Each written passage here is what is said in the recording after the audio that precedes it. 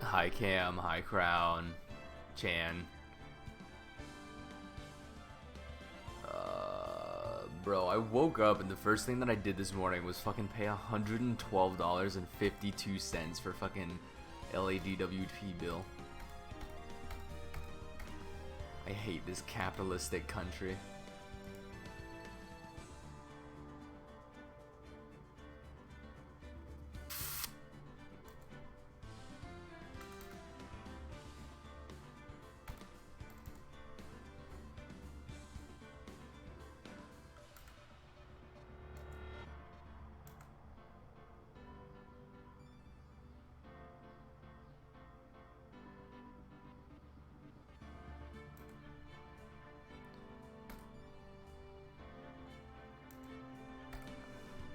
Got so many fucking job-related emails.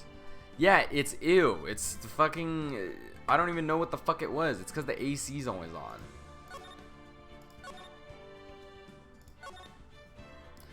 Anyway, Chan, this one's for you. Because this is the sound effect that you wanted for whenever Godot takes a sip. That's for you. Is it Monster? Is it beer? We'll find out. It's Monster. I have 3 cans left. Oh my god, did you guys hear that? It's like he's right behind us. Hey, Nick. Oh, what is it? Is something wrong? Nah, but did you see all the people here? It's crazy. Oh, so check out the mask-to-mask glossy I bought. Stop buying things. Oh! It's kind of ugly. He looks like a Power Ranger. You bought this where? From the little tents in front of the courthouse. They have all sort of things for sale. You know I'm a sucker for this kind of stuff. Fucking... Look, where is it? This is like the exact mask that the enemies in Persona 5 wear. Like when you jump on them and then you like tear off the mask, that's like the exact fucking thing that they wear. Persona 5 ripped off Mask the Mask.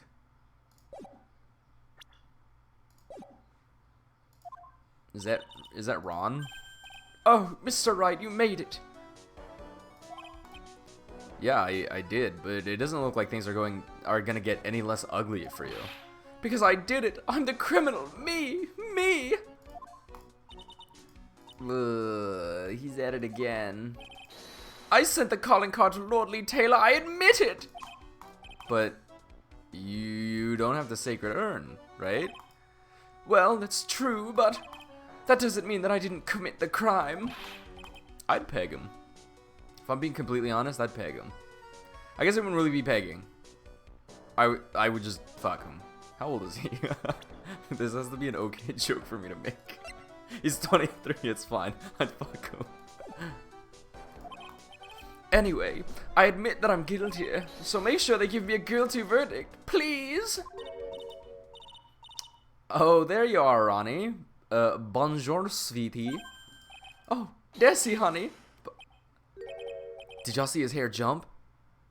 His hair fucking exploded out. I don't really know why I should be speaking French to you at a time like this. Leave it all to me, Ronnie. I swear I'll protect you.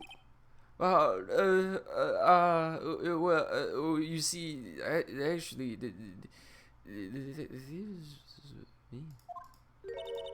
can I tell you something, Nicky boy? I can guarantee that my Ronnie is innocent.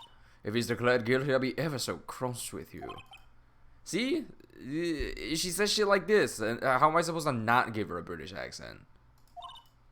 Well, if you'll excuse me, I've got some errands I need to take care of. I'm not gonna stick around and watch my husband get indicted for a crime he did not commit.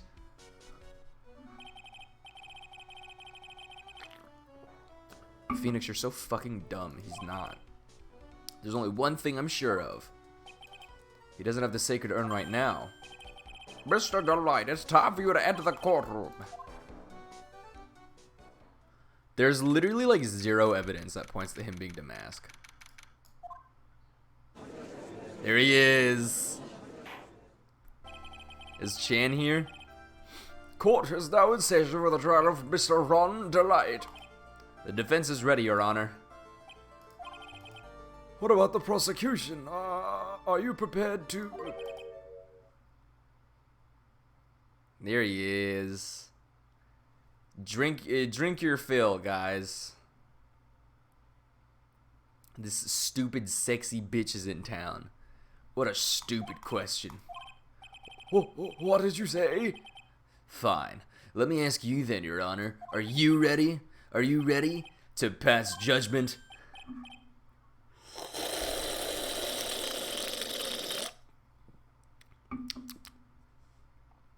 That's my first cup of coffee. Get ready for 16 more. No, I'm not. I will pass judgment after I hear arguments from both sides. Well, if you're not ready yourself, then you shouldn't expect others to be. That's a rule to live by. He doesn't... How do you not know who the fucking prosecutor is? I'm Godot. Legendary prosecutor. I've never lost a case. Oh, I have to give this guy a stupid sexy voice. Cause I'm just gonna crank that over.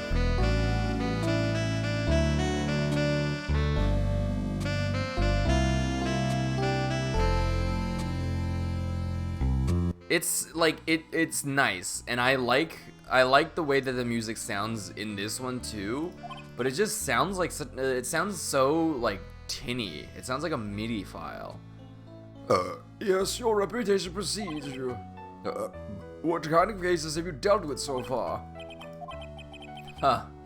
None. What? I've never prosecuted a case before. Never? But you said you've never lost before. Exactly. I've never lost, but I've never won either. Quite arrogant for a beginner, aren't you? Even the mightiest of redwoods begin their lives as mere saplings. Yes, but a mask in a court of law? Don't you know anything? No matter the man, we all wear masks. Either on our faces or over our hearts. I'm gonna kick his ass. So we finally meet, Mr. Phoenix Trite. Nick, is he a friend of yours? No, my name's not even fucking Trite.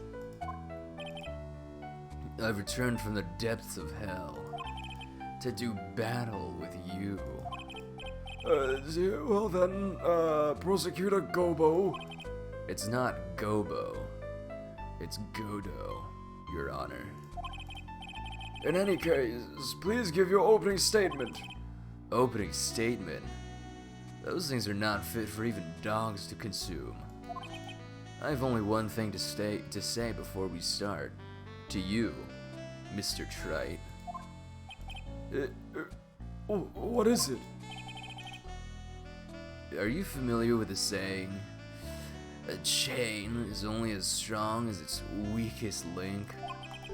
I wonder how much you can withstand before you and your case break in two.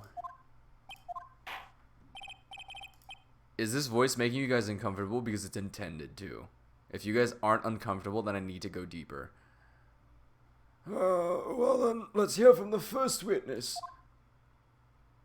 You're good? Fuck. I gotta start adding some moans in and shit. Have you ever heard of the saying, a chain is only as strong as its weakest link? Ah!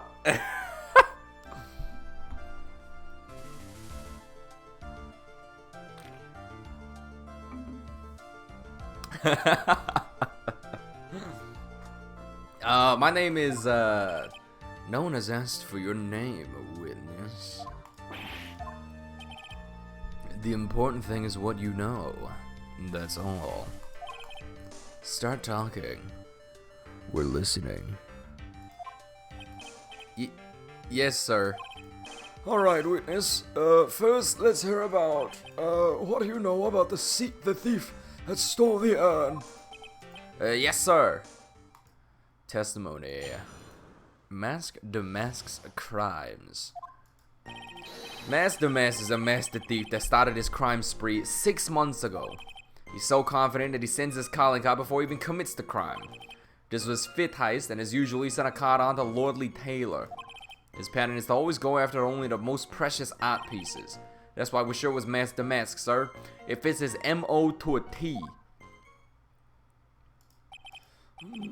So then, the actual identity of this Mask Damask is Mr. Godot. What do you... Oh! Where did that come from?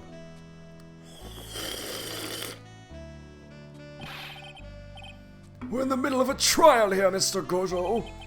Blacker than a moonless night. Hotter and more bitter than hell itself. That is coffee. I'm sure you can grant me at least this much, Your Honor. Oh, please. Proceed. Very well, it's only coffee after all. Proceed with your cross-examination, Mr. Wright. Well, Nick, what are you gonna do?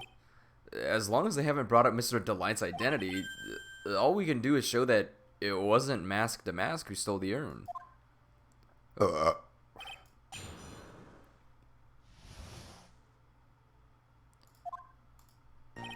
Mask Damask okay, press.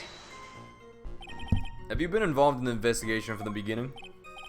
Yup, nobody knows more about a thief than me, pal. It's true, I'm a Zavari, author on thieves. Why did he say Zavari?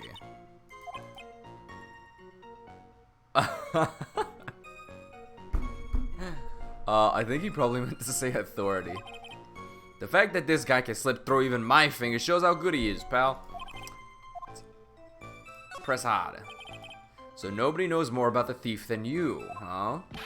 You got it, pal, except maybe for the thief's mom, that is. But isn't there someone who knows even more about him than the police? You don't mean Detective Zavari, do you? Who is this person? Zavari, he sounds German. His name is Look At Me, sir. I guess I shouldn't have made up such a silly name for him. Anyway, it's true that he did manage to retrieve the last item the thief stole. Oh, I see. It seems you're not the expert you claim to be. It looks like the thief is torn with me even now.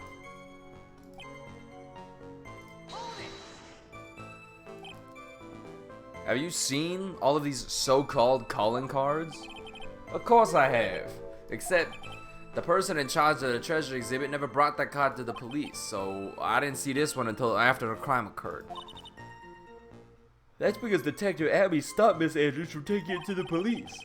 Was the calling card that Lordly Taylor received authentic? Well, all the calling cards have one common identifying feature. But we're not releasing that information to the general public.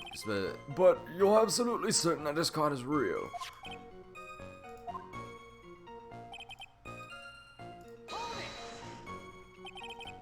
His 5th heist. And your 5th screw up, huh? Leave him alone. Objection, pal. That ain't fair. Maybe you could say I screwed up 4 times. But this last time wasn't my fault. I didn't even know about the calling card this time. I just want everyone here in the courtroom to know something.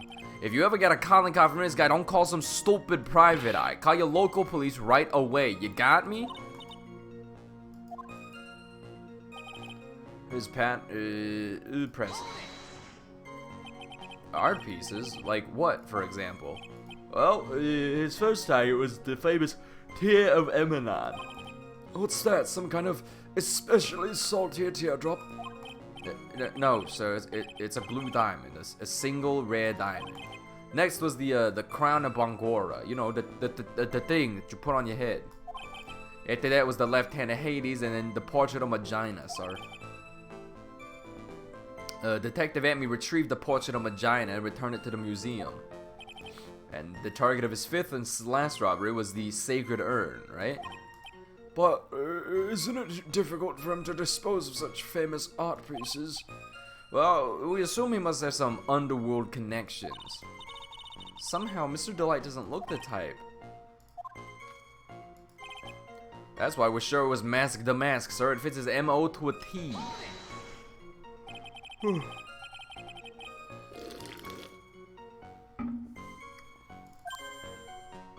I was thinking of asking the same thing myself.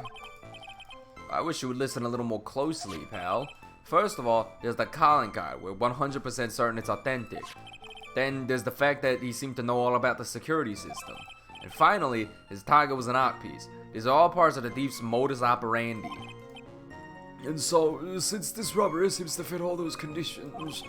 That's right. It means that Mask the Mask is behind it.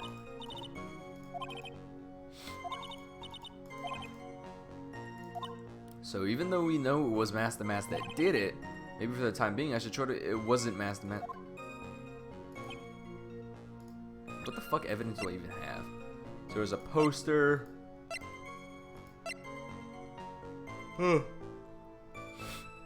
Sent before a heist.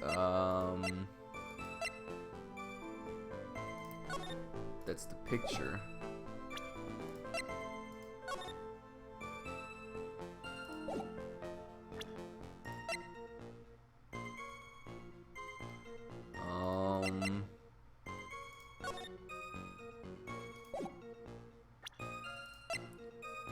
Let me scope this one. Oh, I can't see it. He's also not wearing a ring. Mask the Mask, let's see. I don't really have that much information. A master thief that first started his crime spree 6 months ago. So confident that he sends his calling card before he even commits the crime. This was his 5th heist, and as usual, he sent a card on to Lordly Taylor. His pattern is to always go after only the most precious art pieces. Could I think I can...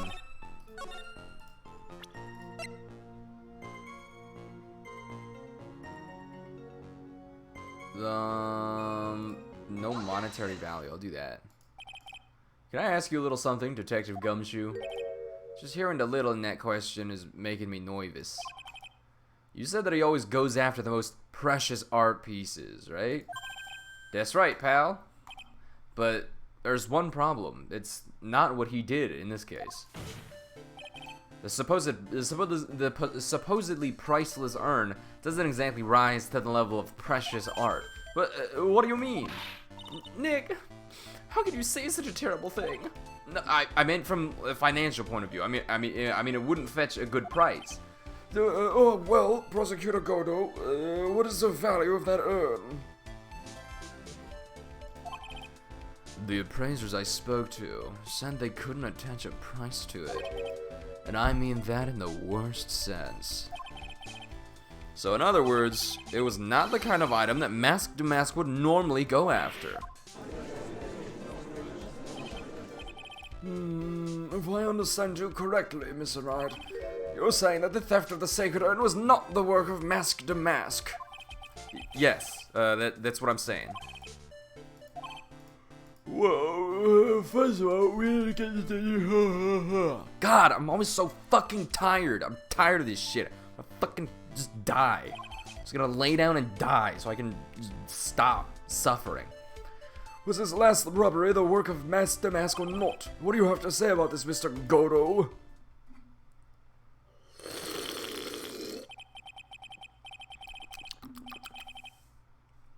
This coffee here, it's my own special blend.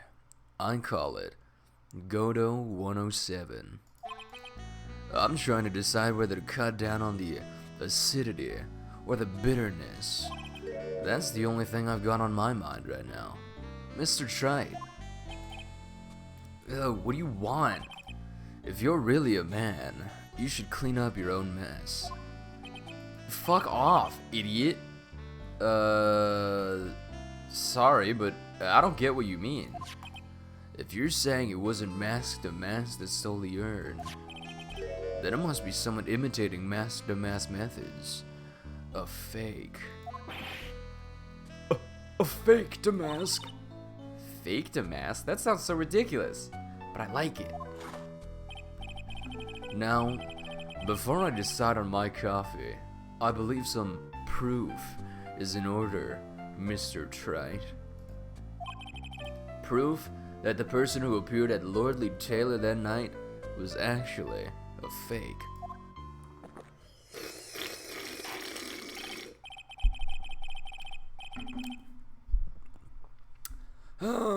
Though I don't approve of Mr. Godot's behavior, his point is valid. Mr. Knight, we're waiting. Looks like I'm gonna have to prove it. I need proof that the person at Lordly Taylor that night was in fact fake Damask.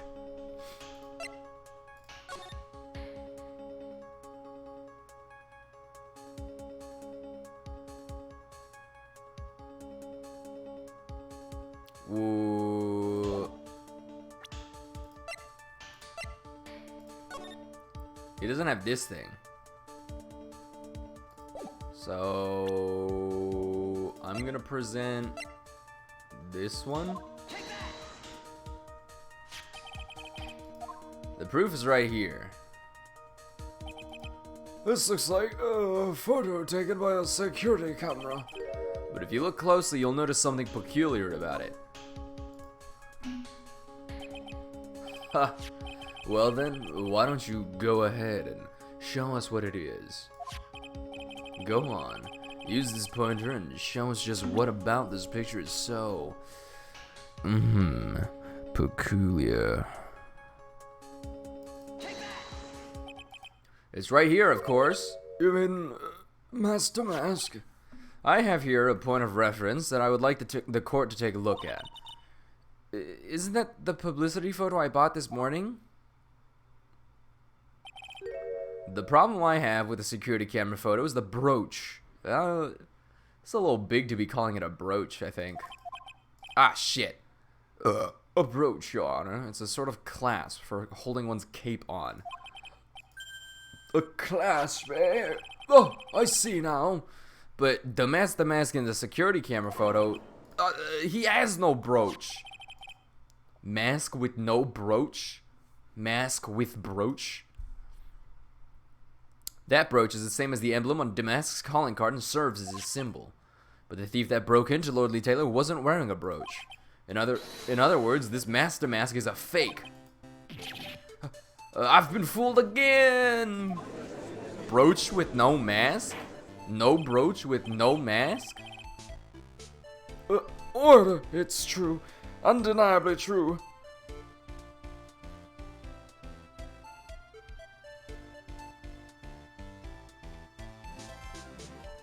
So is he framing Ron? Detective Gumshoe, how could you have overlooked this? I'm sorry, sir. I don't know how I... Fuck! I always think he's gonna take a sip and then he fucking doesn't. He cucks me. Hey now. If you're gonna have a pity party, invite me too.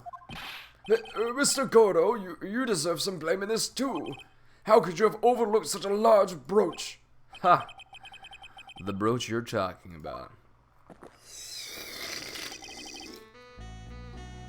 Do you mean this? That's Mask Damask's brooch. Where did you find it? Well, I've always had a good nose for evidence. And I got it at the crime scene. It was hidden in the shadow of a big female Buddha statue. Buddha statue? It must mean the Yami Faye statue. Why didn't you tell me about that, sir? I always put evidence away in my pocket. I think that's literally illegal.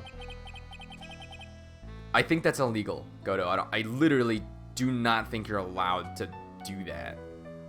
After all, it's the safest place for crucial evidence. Maya. It's a little early to be shaken up, isn't it, little lady? See, he just sniffs it. He just like sniffs it and then doesn't fucking drink it. And I think he's gonna drink it because sometimes he sniffs it and he drinks it. Come on, Godot. I have to be faithful to the source material. That friend of yours left pretty little hickeys on there too. Hickeys? Figuratively speaking, of course. I'm referring to Ron Delight's fingerprints.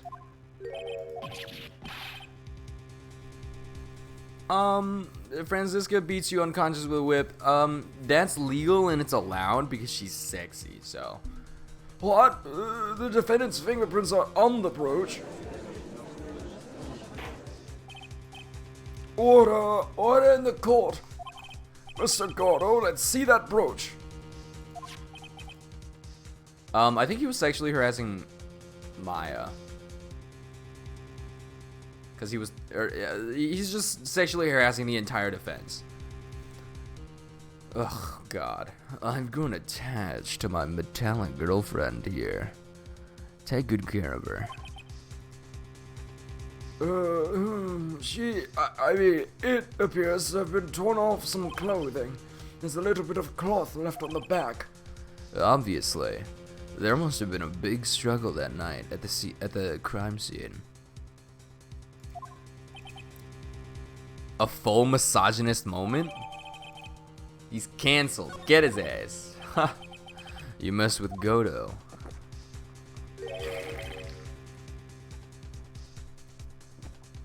And you get burned. Well, Judge, I'm about ready to call my next witness. Huh? You're done with me? But I haven't proved anything yet. You've proven your own incompetence. And that's good enough. That doesn't sound good at all. Bailiff, bring the next witness into the courtroom. Oh no.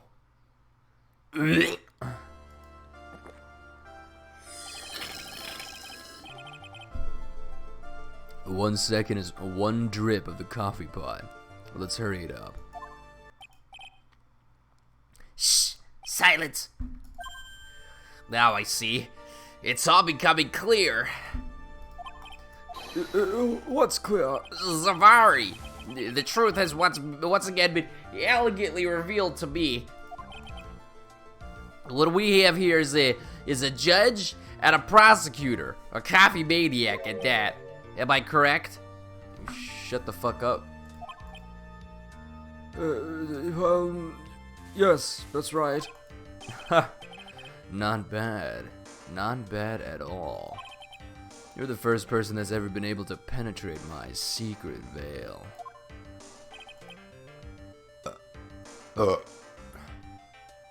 Well, Sir Prosecutor, let me introduce myself. My name is Luke Atme, ace detective and rising star illuminating the heavens.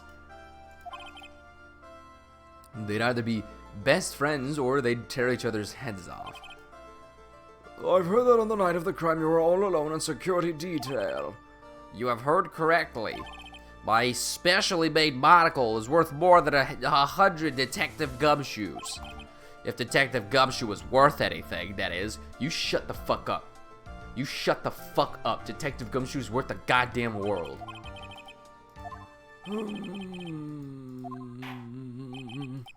Well then, tell us what this special monocle of yours witnessed.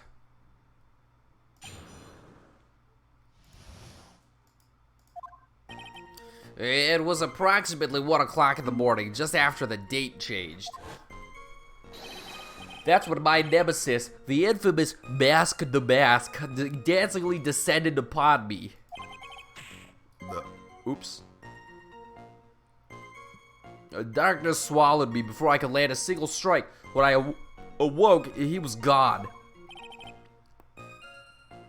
30 minutes later, I used an emergency phone to notify the police. Why the fuck did it take him 30 minutes, dumbass? So, you didn't get a clear look at the criminal? My specially made monocle never misses a thing. However, that is limited to things that fall within my own visual range. But, of course, that's only natural. Oh, God! well, I failed to see why the witness seemed so proud of his performance that evening. Well, Sir Oldtimer, let me explain. We're not speaking of any ordinary thief, but of the king of thieves, the great Mask de Mask, my arch enemy. That is what my instincts and my years of experience tell me. Very well.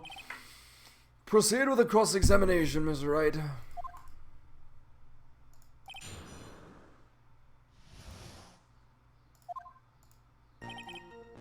It was approximately 1 o'clock in the morning.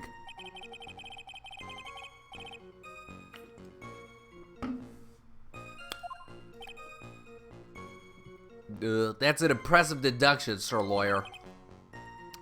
You were on security duty that night. Where exactly were you at the time? A penetrating question.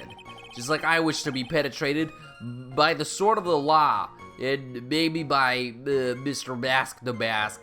I've always been really into the whole enemies to lovers trope that I see sometimes on that AO3 website. It's a pretty good idea, and you know, I figured that since we're arch enemies and arch rivals and everything, I thought it'd be kind of fun for us to become enemies to lovers, just like our favorite ships on AO3. My personal favorite is Naru Sasu, or the Sasu Naru. It's Sasuke Uchiha and the Naruto Uzumaki from the popular anime Naruto. They were definitely enemies at first because they hated each other, and then they became friends in the end because they realized that they were both incredibly powerful people. And honestly, I think that I could see that comparison between me myself and Mr. Mask the Mask. I like that you called him Gilgamesh Type Moon. Well, I knew that by not concealing myself, I'd be putting enough pressure on the thief. In any case,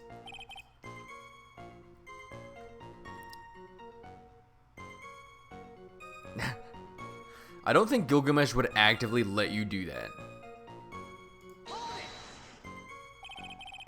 There's only one Gilgamesh, but like the studio that produces like Fate Zero and all the other stuff that has Gilgamesh in it is called Type Moon. Dancingly Descended? From where exactly? well, from the entrance, I suppose. Where else? So in actuality, he neither danced nor descended. Someone please save me. So how is it that you didn't notice the thief? My eyes were looking for the thief's shadow, while my ears listened for his footfalls. But even so, the dastardly criminal managed to sneak up on me. It can only be due to a subtly camouflaged cape and soft-soled shoes.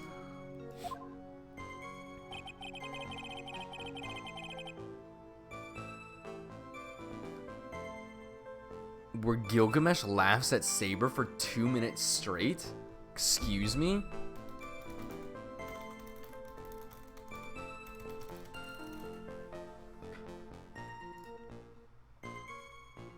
Saber, 確かめておくが、そのブリテンとかいう国が滅んだというのは貴様の時代の話であろう。貴様の知性であったのだろう。そうだ。だからこそ私は許せない。だからこそ悔やむのだ。あの結末を変えたいのだ。他でもない私の席であるがゆえに。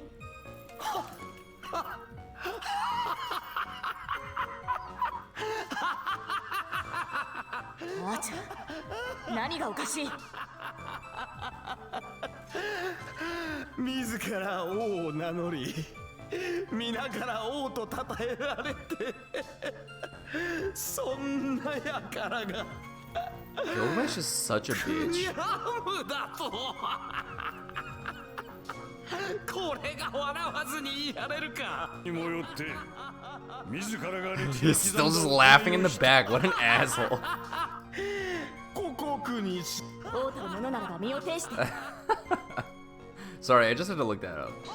I've never heard that before in my life.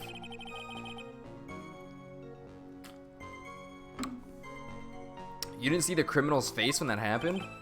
Well, that's the difficult part. How should I put it? I saw his mask.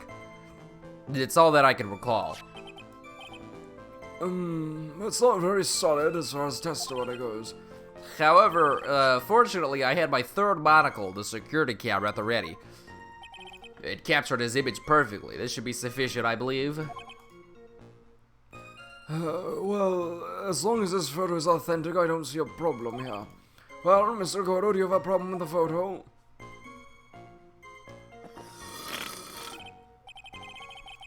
Good. Then let's continue with the testimony.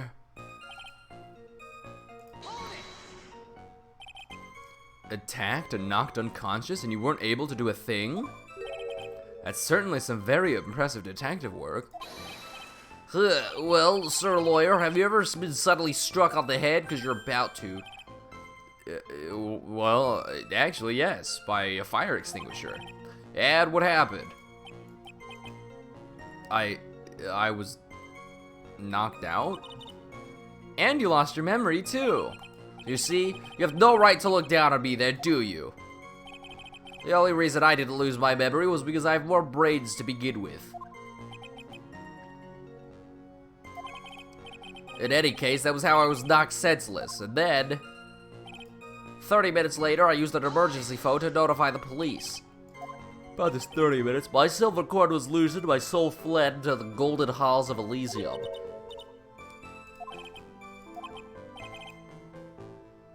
So, what happened during those 30 minutes? No one can say, Your Honor. That span of time has truly vanished into the ether.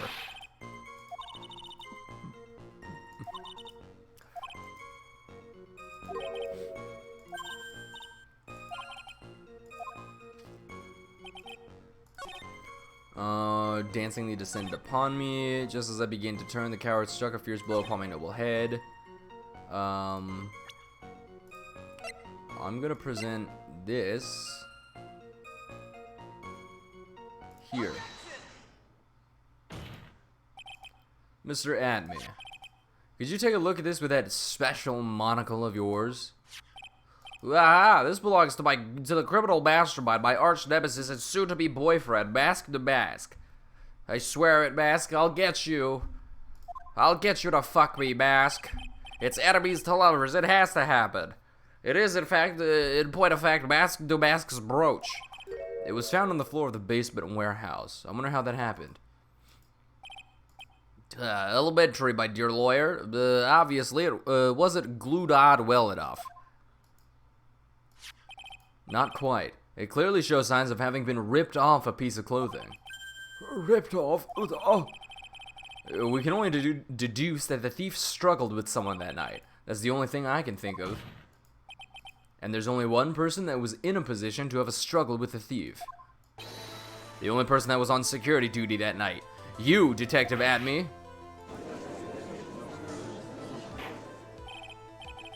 Detective Atme, you must have fought with the thief that night. So, why did you lie in your testimony to the court? witness! Giving false testimony is a serious crime. No, wait just a bit, wait just a moment, Sir Oldtimer. Don't talk to me like I'm living in a nursing home. I live here, in the courtroom. I don't have a home, so the joke's on you, you old bastard. I just remembered, Your Honor. I was just confused because I've been dealing with so many cases lately. The true measure of a man is in the amount of work he does. That's what I always say. Nick, you can only handle one case at a time, isn't that right? You talk too much. Witness! So are you now saying that you and the thief fought? Hold on. That's quite enough, Your Honor. Save the big questions for the testimony. That's one of my rules. Indeed, I understand. I look at me, agree completely.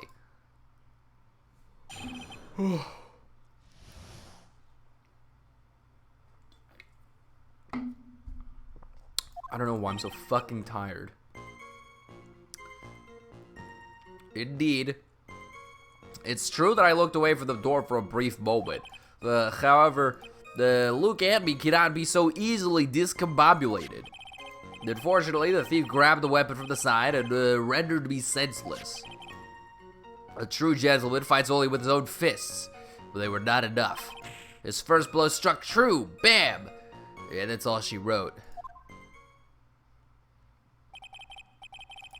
So, in the end, you did catch a glimpse of Mask to Mask. Correct. It was during his third crime that he struck me from behind. It seems that my memory has become a tad jumbled, so to speak. Well, that's certainly understandable. I myself always get confused about which testimony goes with which case.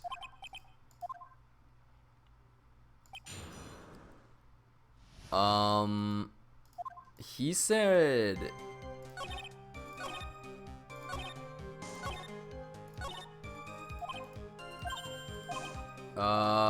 wait.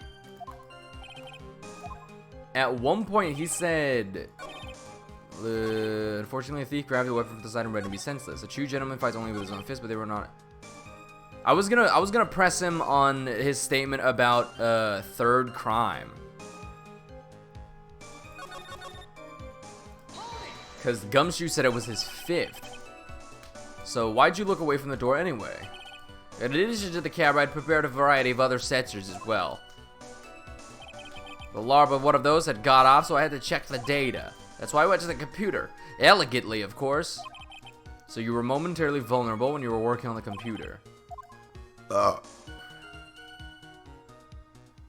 Ask about the sensor, because I don't have any information on that. What kind of sensors are you talking about? There are other places in the basement that someone could enter and exit from. There's air conditioner ducts, sewer pipes, and a cat door as well.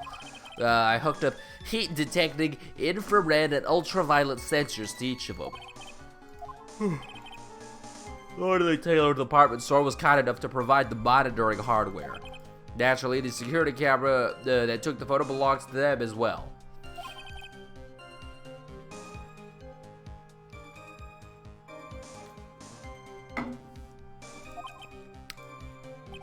Hee. Has that cleared up any doubts you had about me, Sir Lawyer? However, Luke Atney cannot be so easily discombobulated. Clearly you can, though.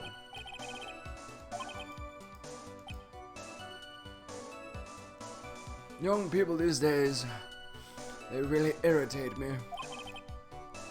They are now perfectly good old words to die until everyone forgets what they mean. Anyway. Now I've forgotten. What was I saying? It's better than old people who forget what they were saying 5 seconds ago. Crown, are you swearing? Well, it looks like we've cleared that up. You can go on with your testimony.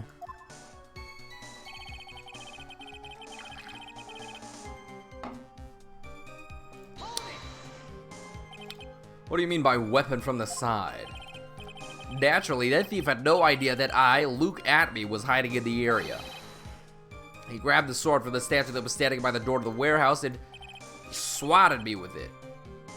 Sword? You mean the sword that was all twisted like a tree branch? Correct. Fortunately for me, the blade was that sharp. Okay, so he is talking about the Shishishito. So the thief armed... himself with a sword. And what about yourself, witness? A true gentleman fights only with his own fists. You had that much faith in your own fighting abilities? But of course. At college, I was the second in charge of the boxing club. My opponent in the ring this time was my arch nemesis, Mask to Mask.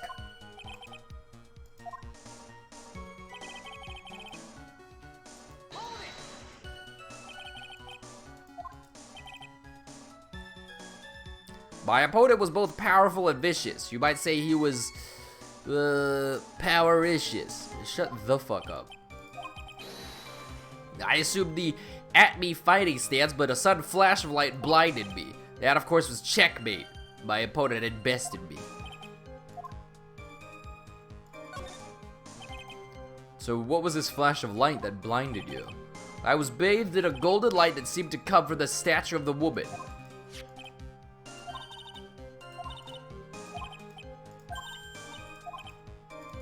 Interesting.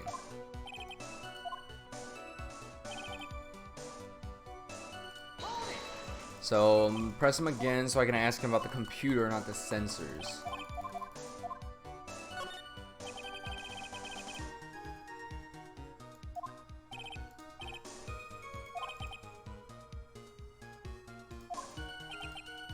In that case, he could have easily manipulated the data. He. What's wrong, sir lawyer?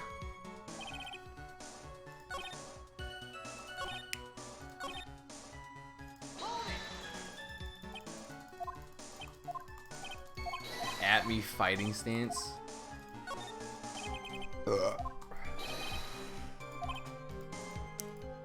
I suppose I can tell you if I absolutely must. The main thing is to put your back to the wall, that way no one can get behind you.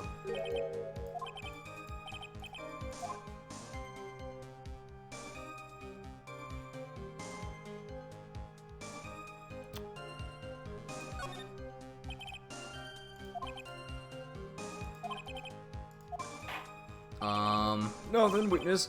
We'll go ahead and add that secret information to your official testimony. On his third eye? What the fuck? It's right between my right and left eyebrows. It's quite invisible to the unlight. You may call it the forehead if you like.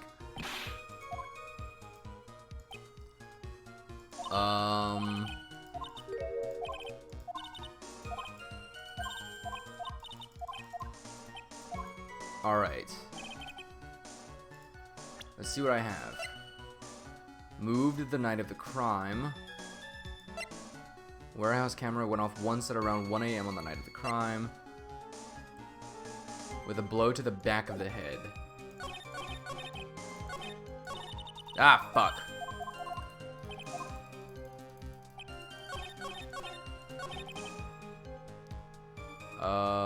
Present the sword.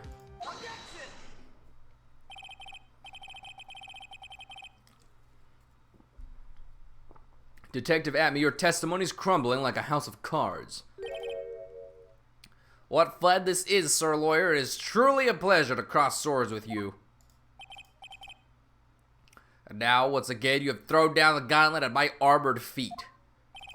I believe this is what you said yesterday. No, the coward must have wormed his way in through somewhere besides the door, then my arch nemesis struck me on the head from behind with this gruesome item here.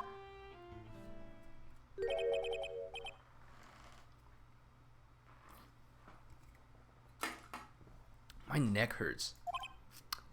I just feel like shit today. But just now you testified that he struck you on the forehead. I hardly think you could forget where you were hit on the head. It seems I've made another mistake. Detective Atme, that's not the only strange part of your testimony. What do you mean by that? For example, the very fact that you hid the calling card from the police itself is strange. It's almost as if you were afraid to something. JD and such as myself have always been misunderstood. How sad. That's wrong. Oh, whoa. Godot's voice is deep. Or he sounds like a demon, kind of. To err is human. To forgive, divine. Humans aren't machines. They've got souls, feelings. They live, they die, they love, they hate. And yes, they even make mistakes. Hey, hold on. It's not as pretty as all that. Oh. Really? What's it like then? Always chase a riddle down to the end. That's one of my rules. Let's see. Now I gotta turn shit around, I guess. Mr. Wright, what exactly is it that you're asserting?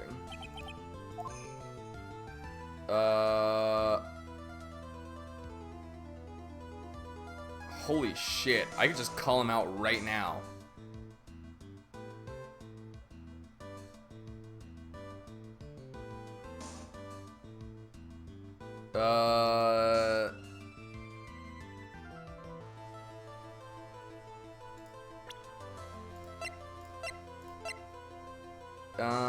So he didn't hide that.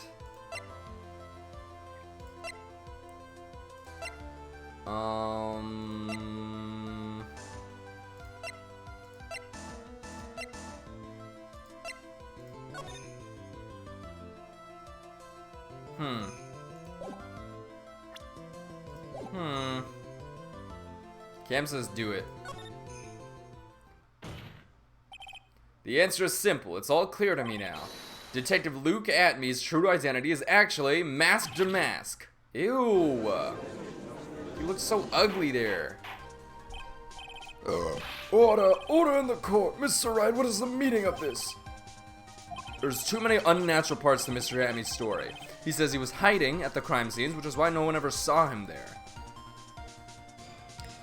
I was literally just about to ask that, Cam. There's no fucking way. His shit gets just smushed up. And then, in his last case, he manages to outperform Detective Gumshoe and the entire police force to miraculously retrieve the stolen treasure. That's because I analyzed the crime scene data and made an exquisitely elegant deduction. I picked up clues that the police overlooked in order to arrive at a, Oh, please. The explanation is far simpler than that, Detective Atmey. The truth is that you are, in fact, Mask to Mask. But Mr. Wright, this photo, it clearly shows Mask to Mask. This security camera belongs to Lordly Taylor department store. He shouldn't have been able to manipulate it. He didn't need to manipulate it. He gained access to the warehouse under the pretense of providing security. Then he simply dressed up as the thief and stole the urn. So, the ace detective is actually an ace thief. Is this true, witness?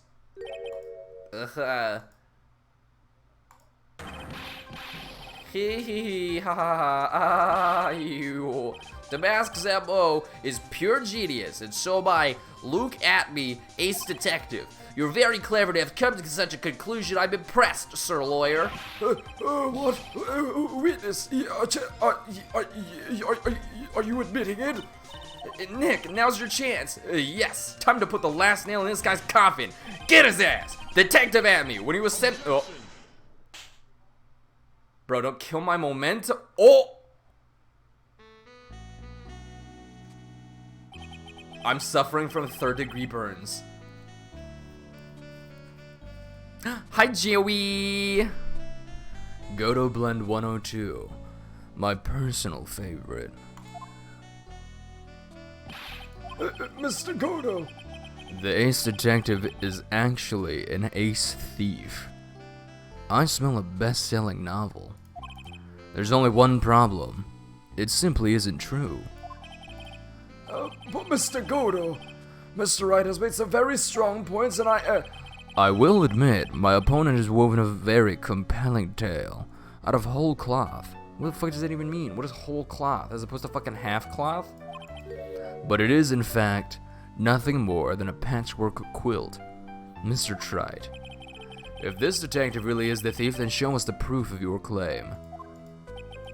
But it better be as hot and as perfect as the coffee dripping down your face. Well, Mr. Wright, don't just stand there. This court would like to see this decisive proof you have, quickly. Where'd it go? It's gone. I drank it. Dodo, your coffee's mediocre at best. Thank you for the subscription, Joey. Whoop. At tier 2, too. Wow. Do you want my OnlyFans? Oh my god, Mr. Godot. You're so funny. Atme looks pretty rattled right now. I'd like to finish this right now if I can, but can I really do it? The decisive evidence that... Oh, fuck. The decisive evidence that proves Mr. Luke Atme is in fact Mask Damask. Ooh.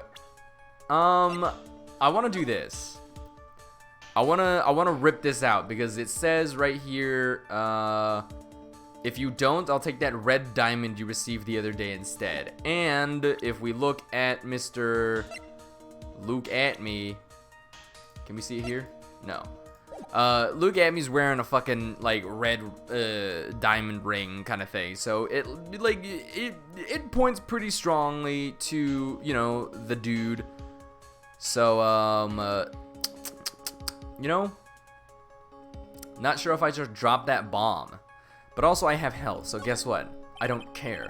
As usual, the defense comes prepared, Your Honor. Very well, then. Let's see what you've got. Please present proof that Mask Damask is actually Mr. Luke Atme.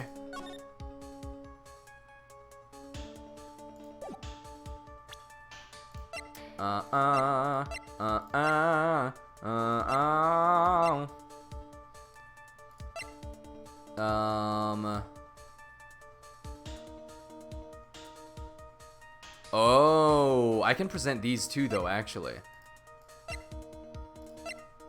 Ron's wallet found in the KB security building at around 1 a.m. the night of the crime. Yeah, I can do this. Because if I present this, then I think that works. Alright, well, this proves that Mask Damask is not Ron.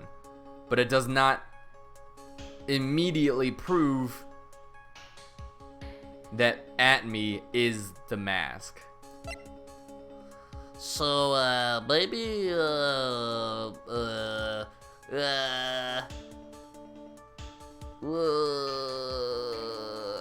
well, you know what? If I can prove that Ron wasn't there, then that means that the only person that was there would have been, Atme. And if I can prove that only Atme was there, then I think that that's a viable solution, right? I'm stuck between the wallet and the blackmail letter.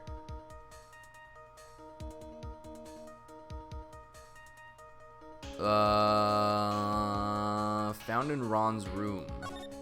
If you don't, I'll take that red diamond you received the other day instead. That's such an incriminating thing. Yeah. I'm gonna present that.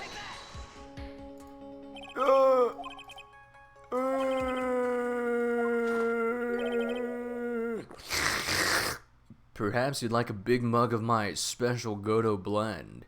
Well, no. fuck. Without some decisive evidence, I could be risking everything.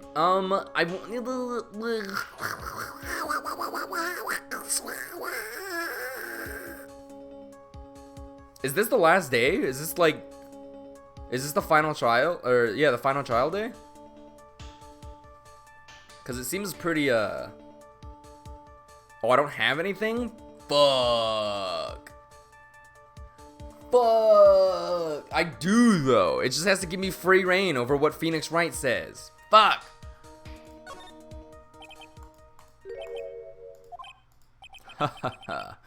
Just what I thought.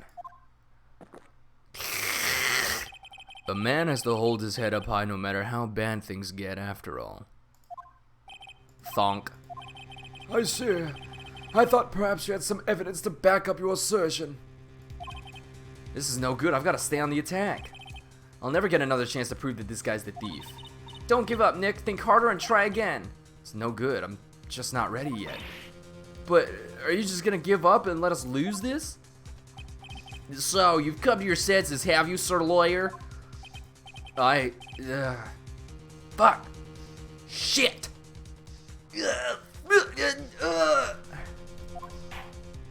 Phoenix Wright in court just fucking making anime noises. Bacana! It seems the cloud of suspicion surrounding this witness has lifted. Mr. Godot, if you have it,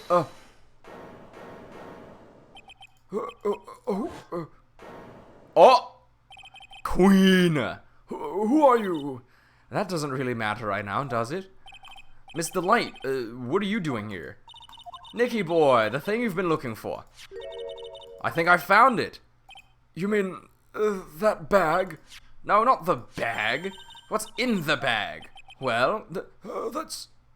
bro, I wish she was my wife too. The sacred urn. Nick, it's the urn. Oh wait, it got repaired. Somebody repaired it. Order, you, madame. That urn. Where did you find it? You'll never believe it. It was in the office of Mr. Fancy Pants Ace Detective Luke Atmere. Oh, Desi, you're the best. Desi, my queen, I love you. My queen. Well, how do you explain that one, Mr. Atme? Wow, even you're gonna have a hard time weaseling out of this one. Objection. Ha! Pathetic. Mr. Godot, do you have something to wish to say? Yes, Your Honor. It simply amazes me how quickly times change. In the old days, a man was to be taken at his word. It's truly sad. You're still denying that Mr. Atme was involved? Before casting aspersions at Detective Atme, consider the young lady here. Your name's Desiree. Desiree Delight. Is that correct? Yes. What about it? Ha! How charming. The lengths that a woman is willing to go to save her husband is truly inspiring. What are you insinuating? As the wife of the criminal, you could have discovered that stolen urn anywhere. The judge is slinging coffee. Including the office of the good detective here. So you found the urn. What does that prove? It certainly doesn't prove where the urn was before you found it. What? I just brought it here from the detective's office. Please, madame. This town is already filled to the brim with lies. Any more could only compound the tragedy we've been witness to. You're wrong. I would never do such a thing. Miss Delight. Please, Nicky boy, you've got to help me talk some sense into these people.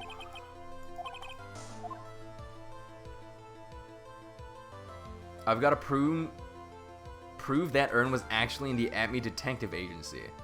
I can testify about what I saw, but then that doesn't really matter. I don't have any solid evidence of testifying about it, but if I show fingerprints on the urn, then my fingerprints are gonna be on it.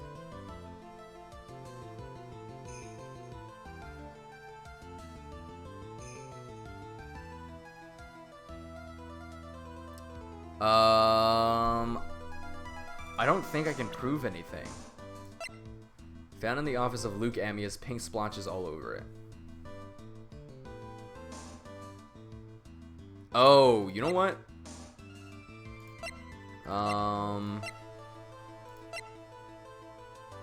I might be able to pull this up because of this. The paint. That might be the move. But the box isn't in the paint, so that's why it's a little bit weird, I think. And that also doesn't prove that it was in the Atme Detective Agency. Fuck. I guess I'll testify.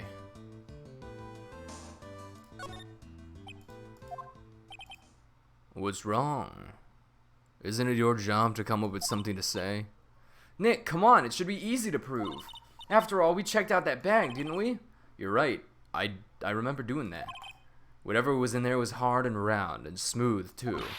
Some bald-ass head in there. Yes, it must have been the urn. It must have. But I never actually saw it with my own eyes. Atme walked in just when I was about to have a look at it. So even if it was the urn in there, I can't testify that it was. Fuck! It looks like I was wrong about you, Mr. Trite. In this town overflowing with lies, there's still a single flickering candle of truth. Nicky boy. But maybe I can still testify about it from another angle. What about it, Mr. Ryan? Have you given up yet? There must be some way. I've got to prove. Show fingerprints?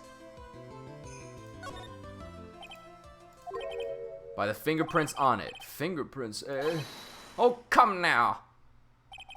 Now you're really making me laugh, Sir Lawyer. Fingerprints indeed. May I go on? Good. Let Maya say fuck, please. Let Phoenix say fuck.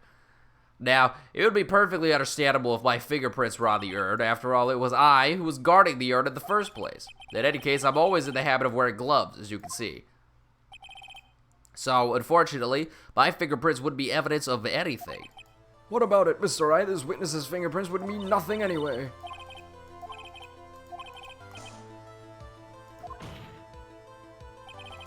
The defense proposes that the fingerprints of this person should be on the urn. What?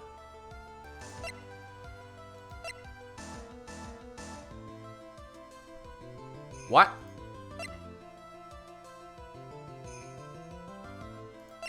What? The defense proposes that the fingerprints of this person should be on the urn. Atme's not fucking related to anybody, though. It's Mia, yeah. Mia's dead-ass body. So if he brought it back to...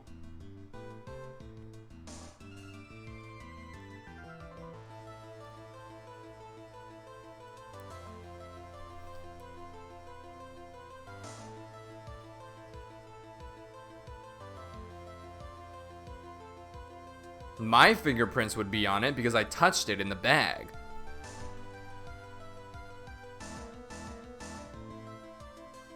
Yeah, this is my first time playing through this one. I've burned through like all of the Ace Attorney games, and then this is the last one out of the trilogy.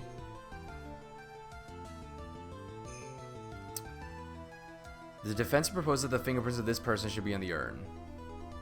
Backseat gaming is allowed. All I ask is that hints are given at first, and then whenever you're fed up with my inability to follow said hints, then you can just tell me. But I always try to like walk through my thought process with everyone while I'm like thinking about it.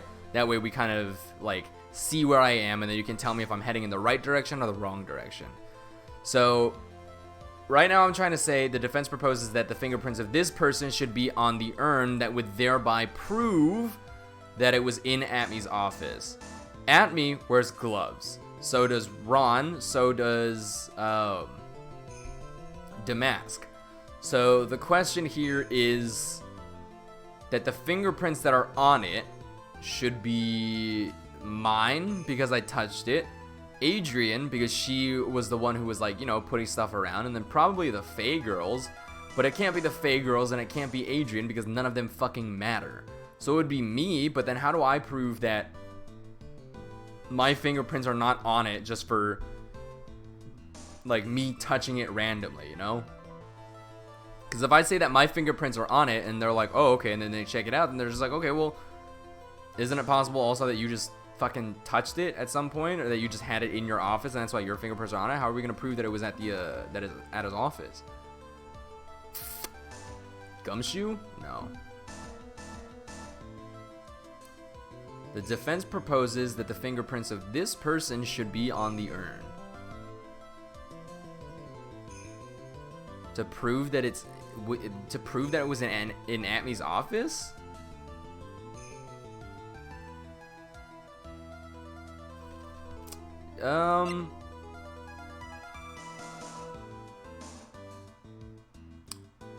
Yeah, let's try that. So, what is all this fuss about fingerprints anyway? Mr. Atme, oh, okay, I think I did the right thing. Fuck yeah, dude. Mr. Atme, do you recall the events of yesterday? Hey, Nick, come on, open it up. Hey, wait a minute. We can't just open his private property. Don't be such a fuddy-duddy. This is an important investigation. Well, what's in there? Hang on a sec. I'm taking it out now. Whatever it is, it feels kind of hard and smooth. Well, hello there. It's true that I didn't get a chance to look in the bag at that time, but I did touch what was inside. You touched it. And I remember it very well. It was smooth and hard. That was just the egg. Your Honor, I'd like the court to examine the fingerprints on that urn. If my fingerprints are on there, then it proves that the urn was in Detective Atmey's office. Objection. Sir, your coffee. Well, even if your fingerprints are on the urn, it still doesn't prove when they were put there, does it? Of course it does. What did you say? It's hard to make that sexy. It's not what I say, but what Adrian Andrews, the person in charge of the exhibition, said. I polished it until it was just about glowing. I thought maybe I could make it look more valuable. If she polished it that much, she must have removed any and all fingerprints on it. And the only chance I had to get my fingerprints on it after that was yesterday at the Atmey Detective Agency. This blend. Godot Blend 107. I've decided. It's a little too bitter after all. Order, order. I accept the defense's request. Bailiff, take this urn and... Wait. Wait a moment, Your Honor. There's no need for that. No need, you say? Precisely. I already know Mr. Wright's fingerprints are on the urn. What are you saying?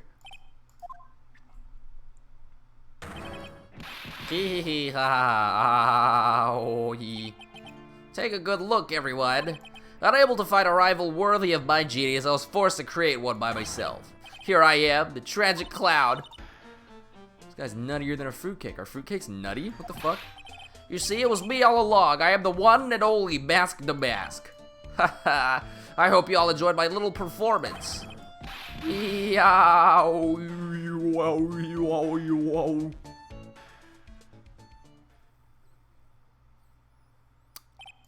Well, Mr. Godot, what's Mr. Atmey's condition? He's still in the lobby laughing insanely, Your Honor. I wish I could enjoy the joke as much as he seems to be. Well, it looks like the matter has been settled. I came perilously close to besmirching the record of an innocent young man. Besmirching him with the title of... thief. Nick, you were right after all. Ow. Yeah, I guess Mr. Delight really wasn't... I guess Mr. Delight really wasn't the thief. The court finds the defendant, Mr. Ron Delight.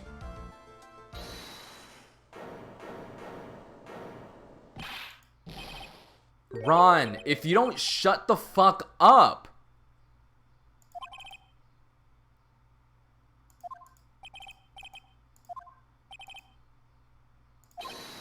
Ron, I'm gonna beat your ass! Ron, I'm going to fucking strangle you. Would it, you, I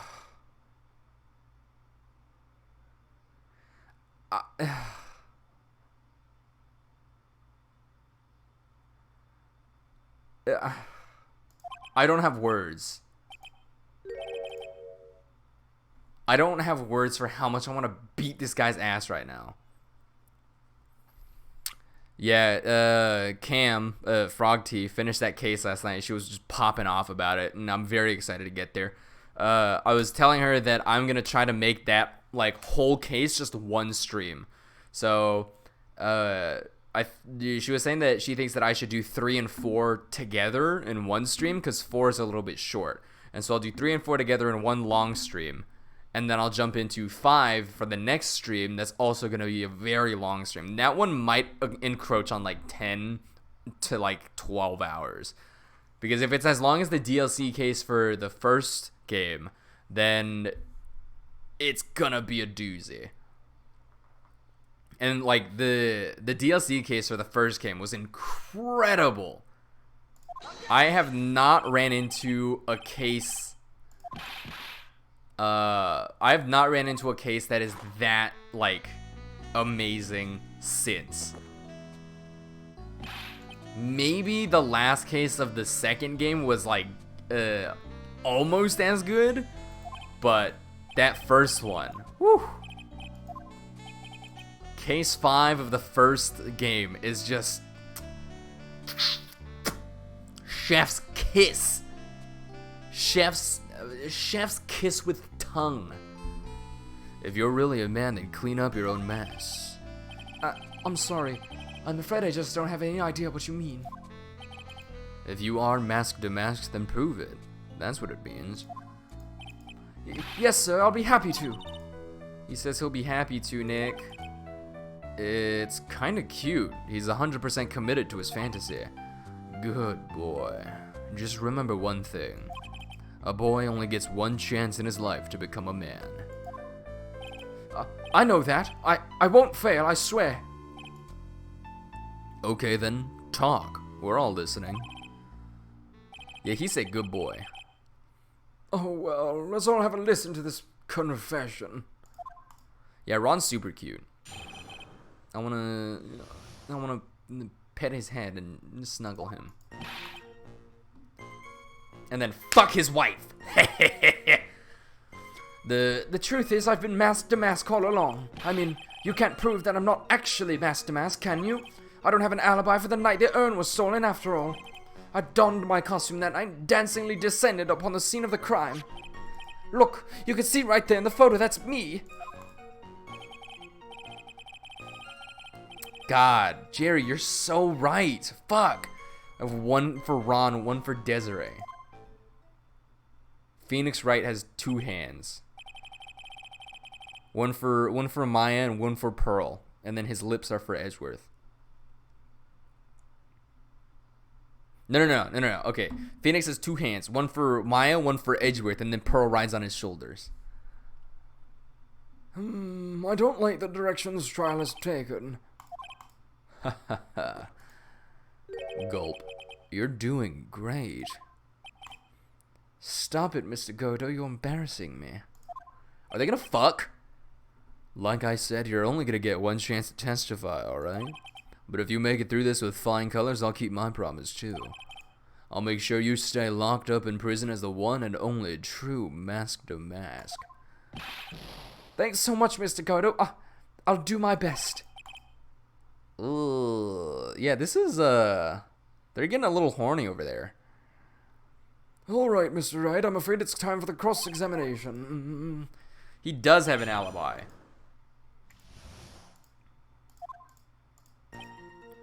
Ron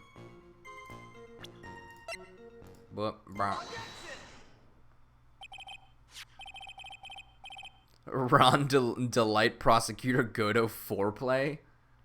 I don't know if this is foreplay. This is just aggressive, like, verbal fucking. Mr. Delight, this wallet belongs to you, correct? Yes, it does. I had lost it somewhere. Mr. Wright, when you find a wallet, you should report it to the police right away. No, shut the fuck up. Shut the fuck up. Evidence. Mr. Delight, when did you first notice that you'd lost your wallet? Let's see. I think it was on the night of the crime. He's so pretty. I just want to give him put Ron Delight in the femboy Hooters. But I know I still had it when Desi and I went out for dinner. This wallet was found at approximately 1 a.m. at KB Security Headquarters. What? Surely you're not serious? Yes, I am serious. This proves that Mr. Delight was in fact at KB Security that night. No!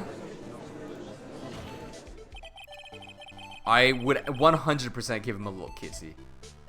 So, if the defendant was at KB Security at 1 o'clock in the morning, then that proves that he has a watertight alibi. No! Something about KB Security, I think. It would have taken 30 minutes to get there by car, according to Larry, anyway. Well, Mr. Godot, do you have anything to say? Hey, stop drinking that coffee. Come on, Mr. Thief. Don't let this guy beat you. Tell him why he's wrong. You're the only one who calls me thief, Mr. Godot. Alright, I'll try. I'll do it. I will. Look, it's just ridiculous. Why would I have dropped my wallet at KB Security? Someone must have planted it there to make it look like I was there, not at the heist. The key card to the security office. That was a pretty good try, Mr. Trite. Unfortunately, you've overlooked one small thing. Why would this thief go to KB Security in the middle of the night anyway? Well, Mr. Wright, it looks like you need some more evidence after all.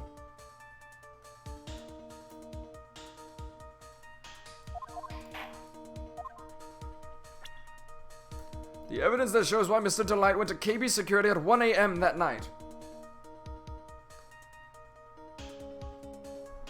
I think it's this. Yeah, easy. Easy! I'm hauling ass through this case. That's... Oh, what is it? A blackmail letter. That's what it looks like, at least, from the contents. But blackmail. Blackmail. Blackmail. Yes. Basically, it says bring $50,000. That's it. At the time of the theft, Mr. Delight was dealing with a blackmailer himself in KB Security's CEO office, a full half an hour away from the scene of the crime. No. No. Oh! I'm just making Hisoka noises. Order! Order! Order! So, fuck. It looks like a perfect case for the defense. You may see it as a perfect case, Judge. But to me, well, let's just say that my Godot Blend 107 impresses me a lot more. What are you trying to say? You say the thief was being blackmailed by the CEO of a security company. But did you actually investigate the CEO at all? Accusing a man of blackmail with no proof? I'm not sure what I think of that. Not sure what I think of that. At least I know what I think of you, bitch. Good point. I'm not sure what I think of it myself. You claim that the defendant entered the CEO's office, but you will need at least one witness to corroborate your claim, Mr. Wright. What do you mean by that, Mr. Trite? There's someone else who can testify.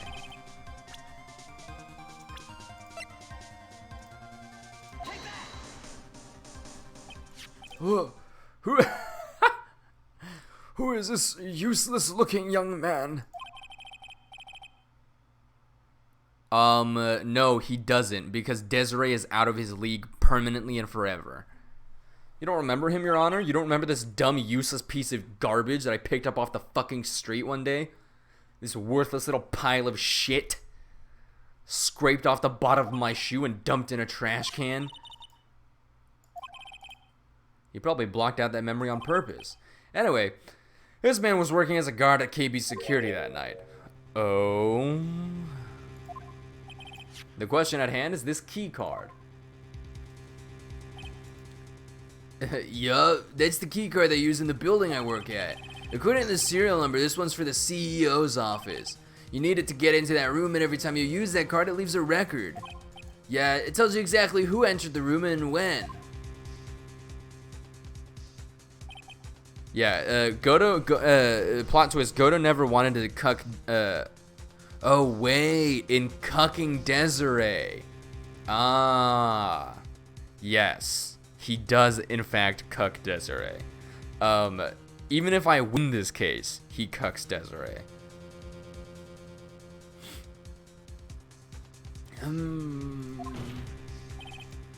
As you can see, there's no need to investigate the CEO of KB Security. We should be able to discover the truth simply by analyzing this keycard's data.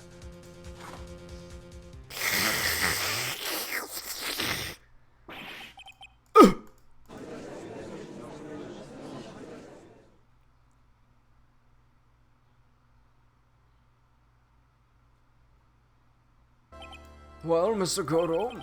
The name of the CEO of KB Security is Kane Bullard. I was unable to contact him directly, but I got the keycard data. Here. So what does it show? Each card has its own serial number and they leave detailed records of their use. According to this data, this card was used at 1 a.m. on the morning of the crime. But that means it can't be Mr. Delight dressed as Mask to Mask in this photo. Ha, it looks like you're right. 2 minutes isn't even enough time to brew a good cup of joe. So then... God damn it. Ron Delight was clearly in the office of KB Security CEO at the time of the crime. The prosecutor's office is ready to admit that fact. Therefore, it's impossible for the defendant to be Mask to Mask. Good job, you did it, Nick. Not... That's enough. I came perilously close to besmirching the record of an innocent young man, besmirching him with the title of thief. I'm ready to pass judgment, but before I do that, do you have any further objections? No, Your Honor. Very well. The court finds the defendant Mr. Ron Delight. I swear to God. Someone says fucking hold on again, I'm gonna lose it.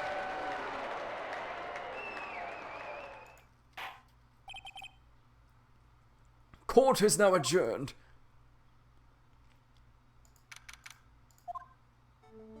Easy. Nick, you did it. You were right after all. Actually, I'm a little bit ashamed of myself. Nicky boy. Oh, Miss Delight. Please fuck me. I knew you could do it. I believed in you all along, Nicky boy. I don't know how I can ever repay you. Ah, shucks. Thanks, Miss Delight. Oh, God. Oh. I want to cuck you and be cucked by you, please. Miss Desiree Delight. Oh. I just know I'm blushing. Congratulations, Mr. Nick. Oh, Pearls. I've got a bad feeling about this. Who is this woman? Oh, she's nobody. She's just, You're blushing. How dare you do this in front of Mystic Maya? You should be ashamed of yourself. Pearly. This woman is Miss Desiree Delight. She's our client's wife. Mr. Nick. Wait. Mr. Nick. Yes? You're even worse than I thought. Going behind the back of your own client. No, you've got it all wrong. Oh, I'll never forgive you. Well, anyway, all's well that ends well, right? We got the sacred urn back and the thief has been caught. You're so right, and it's all thanks to Nicky boy here. But actually, it was you, Miss Delight, that brought us our urn back. Thank you from the bottom of my heart. Oh, please, you're embarrassing me. If we won the case, then why does this guy still look so glum?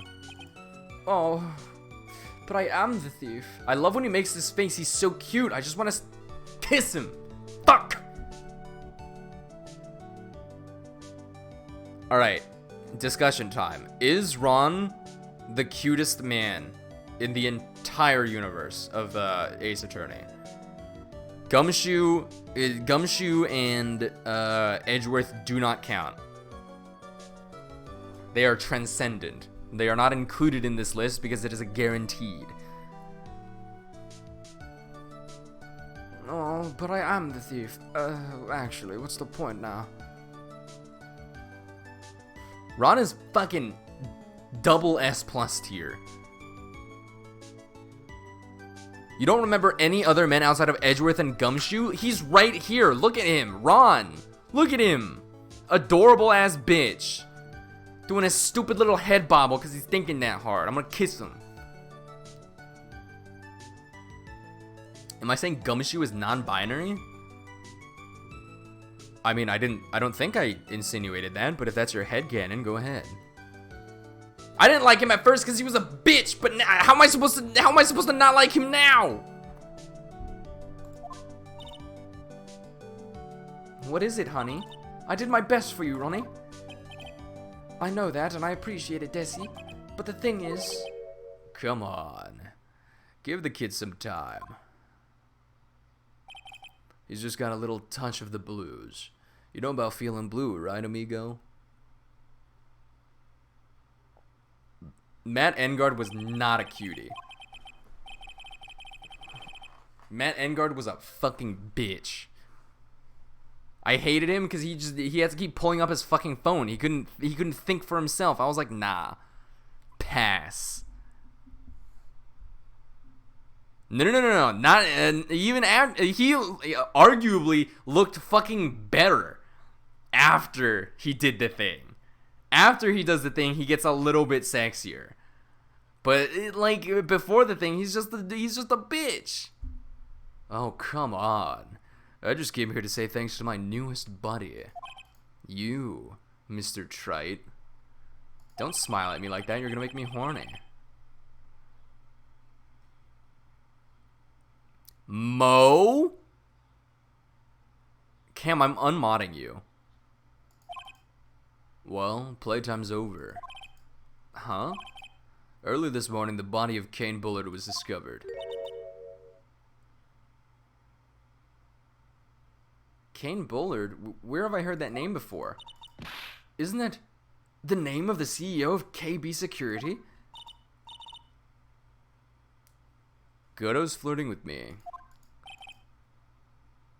What the fuck?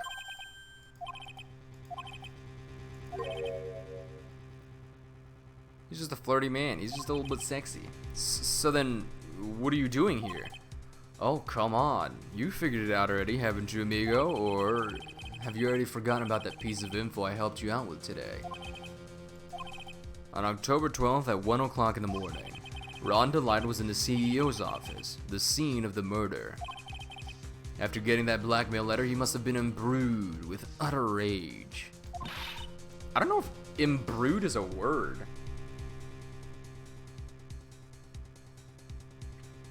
Isn't it imbue? Oh fuck. Imbue means to stain. It's archaic. It's not a coffee pun. I thought it was gonna be a coffee pun, but then Maya said it, and I was like, wait, hold on, I don't think that's a word. But it is. It's just archaic. It's old as shit.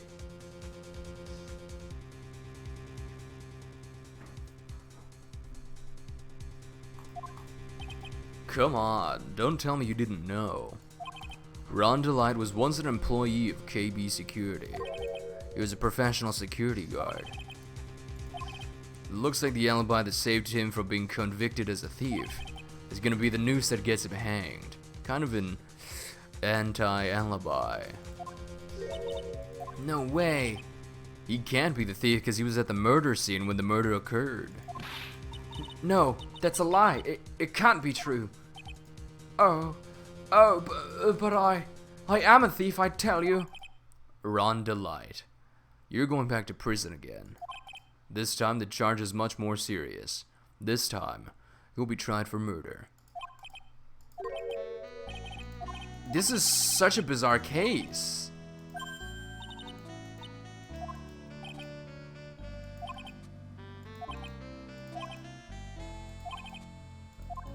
This is so weird. Why is this 2 cases in one? Nick, how could this be happening? Right in front of our eyes, our client has been arrested for murder. And the one who established his presence at the scene was me. Ronnie! It's okay, Desiree. I'll lay the pipe while he's gone.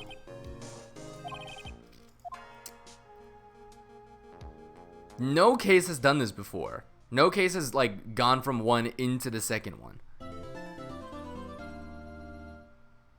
The first 2 case in one, is it not? I don't remember any other ones.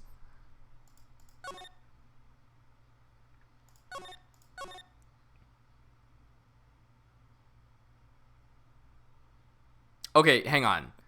The DL6, yes. But that one was like... That was like solving one case to also get to the end of the overall case. So it's like a case within a case. This is the first one where I win one trial and then it pulls me directly into another one. Like, these two are not like directly related to each other. It just so happened that, like, you know, it fell like that. So I think it's a little bit different. This one literally feels like two different cases stitched together. The DL6 stuff was like, oh, you need to solve the DL6 stuff.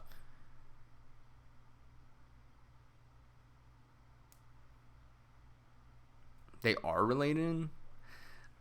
Listen, the point I'm trying to make is just that I finished the first trial and then everything was fine and now it's no longer fine, okay? Can you let me live, please?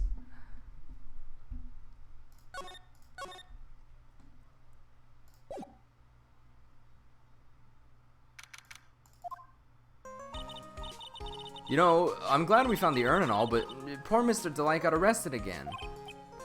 Well, supposedly Mr. Delight was at the CEO's office when the murder occurred. No way, Jose, I don't buy it. But the one who proved that Mr. Delight was there was Mr. Nick himself, at least from what I can understand. Looks like you did too good of a job this time, Nick. Well, how about we get started looking into the KB security murder? I think I'm gonna head back to Korean Village for a little while, if that's alright. Sure, but why? I'm gonna bring the sacred urn back and have some people take a look at it. No, Mystic Maya, you should stay here. I want you two to spend some special quality time together full of love and happiness. Now remember, no fighting, okay? She's gone. Okay, Nick, time to get going on this murder investigation. So, what do we do now? Isn't it obvious? We should get out there and investigate the murder. Well, first, we need to find out exactly where KB Security is located. Hey, why don't we ask Miss Delight? She should know. Besides, I want to ask her some stuff about motorcycles. Maya, I don't think you're old enough to drive a motorcycle. 19? I don't think so. Speaking of asking around, I've got a few questions of my own for Mr. Delight. Okay, well, let's make sure to go to the detention center, too. Must be relieved we got the sacred urn back, huh? You bet. And there's something a little different about it. Don't at me. It's pretty obvious, isn't it? I mean, take a look at this. It clearly says I am on the urn in the poster. Oh yeah. Big stretch. Maya's trying to steal Ron Delight's wife at the same time that Godot is trying to steal Desiree Delight's husband. They should team up. They should work together. Teamwork makes the dream work. You can get a motorcycle permit when you get your license? Can you? I think you need your license for a little bit first, no? But the urn we got back says Ami like it always used to. Oh yeah, you're right. Plus, the vase has pink splotches on it now. I'm sure they weren't there before. It's blood. It's Danganronpa blood. Maya doesn't know, but 1 year ago when the urn was broken, the repairer accidentally turned Mystic Ami's name into I Am. And that repairer was one mechanically unskilled little Pearls. But still, I don't remember ever seeing pink splotches on it. Is it possible that urn is a fake? I'm sure Pearls will... That's a weird fucking thing. Pearls will find out about that once she gets back to Korean Village. Yeah, I suppose. Now that I think about it, Maya hasn't been back to Korean Village in a long time. So, I guess people still go to Korean Village to do their training, right? Yep. If you want to become a spirit medium, you need to undergo severe training. So, why haven't you been training lately, Maya? Well, lately I've been thinking of heading to a channeling dojo to do just that. A channeling dojo, huh? Sounds pretty serious, whatever that is. If you're gonna train, you have to be serious. Otherwise, real tragedies can happen. Is what happened last year still bothering you? That murder in our village. It happened because the power of channeling was misused. When a medium uses the Korean technique, she temporarily loses her own will. So when an especially strong spirit is summoned, the spirit medium can get taken over and even forced to commit terrible crimes. What's worse, in those cases, the spirit medium has no memory of what happened. Jesus Christ. In order to obtain a motorcycle license in the state of California, you must be 16 years of age and have not only completed a driver's education and training course, but also have completed a motorcycle rider training course. Oh. Yeah, motorcycles are cool and everything, and like the only reason that I want one is because it would like super lend a hand if I'm going somewhere where like there's usually a lot of traffic on the way, because I can just like weave through traffic and shit. But I've seen a lot of scary fucking motorcycle videos where people like get hit and like seeing the body like fly through the air is just oof, awful. Also, how am I supposed to listen to music while I'm driving? You know? What am I gonna do? Put on fucking headphones? No. I don't think that's legal.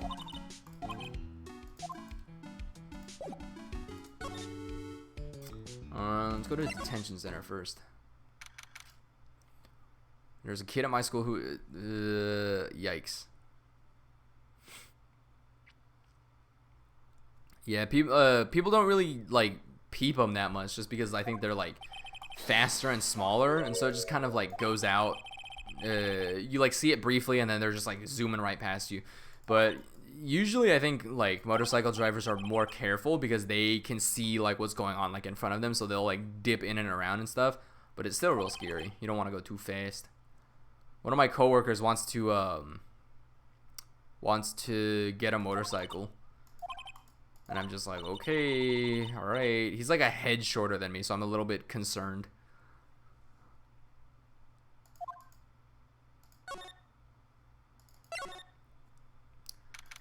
Yeah, he's like a head shorter than me, so I'm just like, I don't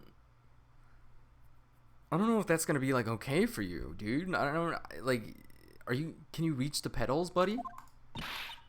Oh, Nicky boy, Maya. Mr. Light. All I wanted to do was help my dear Ronnie. Yeah, but I guess it ended up hurting his case. Don't say that, Nick. She doesn't need your help beating herself up. Hey, Nicky boy, please. Please help Ronnie. He's not a killer, I swear. My Ronnie wouldn't hurt a fly. Your dad bought a motorcycle and he's just doing a fucking cross country? When is he gonna? How long has he been gone / will be gone?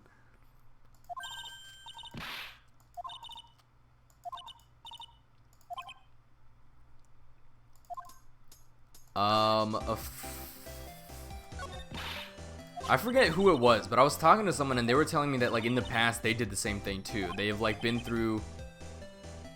Oh, I remember who it was. It was my shitty fucking racist old landlady. Never mind, we're not telling the story. It's not that hard to imagine him just snapping and screaming, "Please die!" He would never say that. Anyway, Mr. Light, he might not be a killer, but he's still going around saying that he's a thief. I already told you, that's just a fantasy for him. Mr. Light, I hate to say it, but you're the one living in a fantasy world.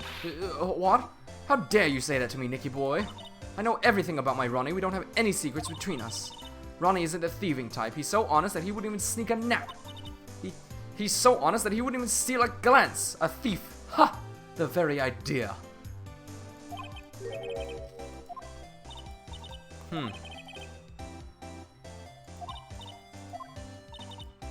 Come on now, Nicky boy. It's not that mysterious, is it? It was love at first sight. For me, anyway. I hate these kinds of people more than anything. You mean ace detectives? No, I'm fine with ace detectives. Oh, so then you must mean thieves. No, they're alright too. I just hate thieves that pretend to be ace detectives. There's nothing I hate more than cowardly men. Well, it's a good thing I'm brave as fuck. Sit on my face. By the way, why'd you go to Detective Amy's office anyway? Well, as the trial went on, I started to get more and more anxious. I went there to try to find out more about the real criminal. Yes, obviously, the real Mask to Mask is not my Ronnie, correct? Yeah? And Detective Admin knew more about Mask to Mask than anyone else. They mentioned him on the Great People Around Town segment on TV, so then You went there to ask him some questions? That's right. I'll do whatever it takes to save my man. His secretary said the ace detective isn't in right now. But I forced my way past her and into his hideout. That bag was sitting right there on top of the table. Oh yeah, we saw that bag there yesterday too. There's nothing lower than someone who would try to pin a crime on someone else. Mr. Light, do you know about KB Security? Don't be silly, of course I do. That's where my Ronnie works. And yet, according to what we heard today, he's no longer an employee there? Was. Ron quit. He doesn't work there anymore. Looks like Mr. Light doesn't know. KB Security is only about 20 minutes away by motorcycle, that is. They already told me it takes 30 minutes by car. Well, I have to admit I tend to fly pretty fast on my bike. Oh god, why don't I give you a ride sometime? Or better yet, how about now? No, I'll pass. Thanks. Coward.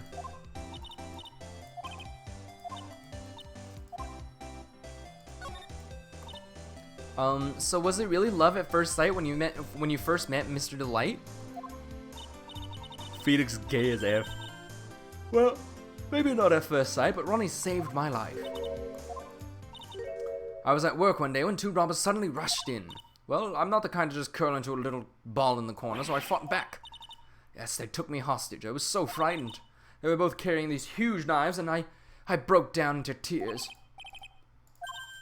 Oh, I think I get it. Did Mr. Delight come running to save you? Yes, exactly. I remember he looked so handsome in that guard uniform of his. He went right up to those two knife-wielding robbers and screamed in their faces. Oh, she's so cute here. Look at her. She's beautiful in whatever outfit that is. Please stop it, he screamed. I could see the robbers' faces turn pale. Then, crying and swinging his arms like crazy, he attacked the two robbers. All by himself. He came to save me, a total stranger, all by himself. He was so scared that he was crying and shaking, but he still risked his life for me. Yes, he may not look it, but in a tough situation, there's no one better. That's why I fell in love with him like I did. That's so romantic. I'd fall in love too, I guess.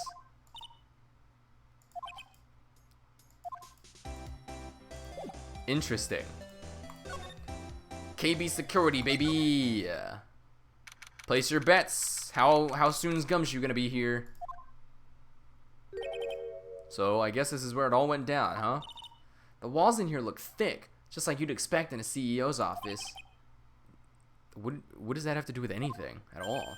Yeah, there he is. Hey, it's you guys. Oh, it's Detective Gumshoe. Today was a real train wreck for you guys, huh? Sure was, pal. That prosecutor made real fools out of us. Yeah, I feel for you.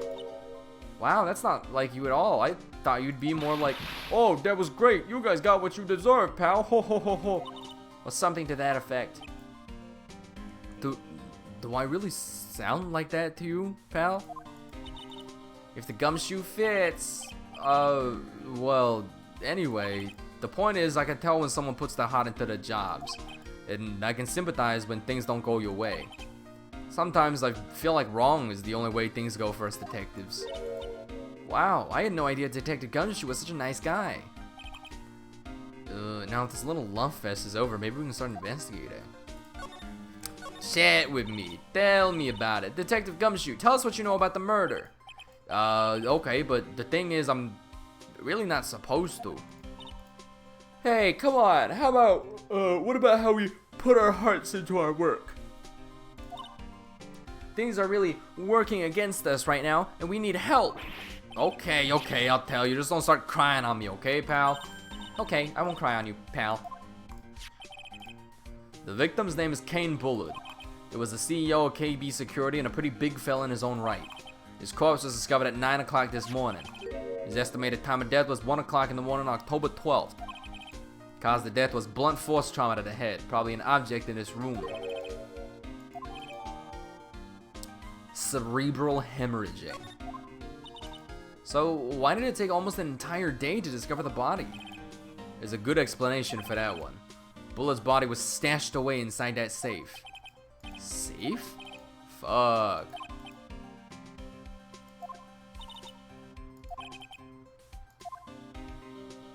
Oh shit. That's so incriminating. Fuck. He's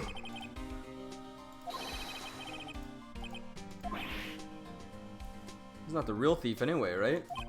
Oh, you mean that detective at me? Oh, that was great. That guy got what he deserved. Think about it. Edme was always around when a calling card showed up, but he always mysteriously disappeared when the heist took place. I was hiding at the crime scene. Hey, yeah, right. That's the lamest thing I've ever heard. That's how you just knew he was the thief. That would explain how he was able to retrieve the stolen item he keeps bragging about. Yeah, he just did that to make himself look like a great detective, that's all. But there's this one thing I can't figure out about his first heist. His first heist? Yeah, the Tear of Emanon case. There was a witness on that one. Yeah, I saved the newspaper clipping. Since the thief is already under arrest, you guys can keep it.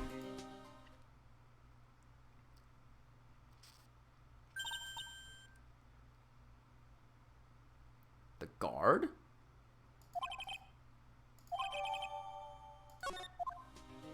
Who the fuck is the guard? Oh, that prosecutor. I really don't like that guy. The way he used our own evidence to do that to Mr. Delight. Yeah, I think he did it that way just because he knew it hurt more. That's what my gut tells me anyway. So, who is that Java-addicted masked maniac anyway? Prosecutor Godot? He's quite the enigma, huh? Why are you laughing, Cam? Is that Larry?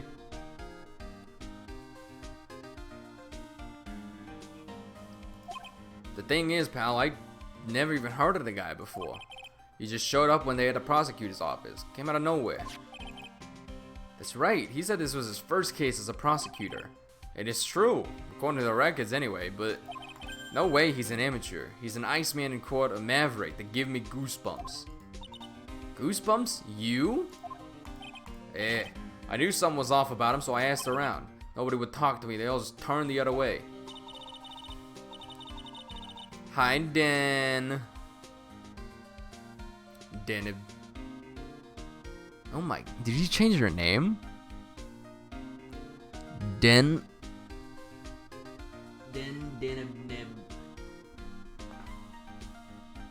I could have sworn your name was like Denib before. Well, maybe I was just fucking not reading it right this entire time. Yeah, no, the game is not voiced, unfortunately. But I do my best to, yeah, I'm just hella dyslexic. I do my best to provide voices for the people. Poor Detective Gumshoe, I had no idea you were so unpopular. No, that's not what I meant. That Goto guy acts like he knows me and has a grudge against me. I get the feeling he's hiding some kind of dark secret. It's because I stole his girl.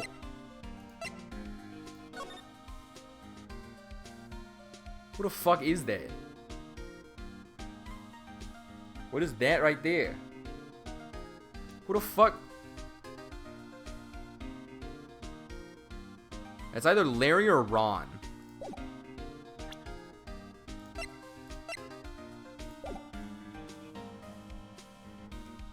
Anti-power stance? I don't know how my hair looks, or else I'd put on the camera and I would do the anti-power stance.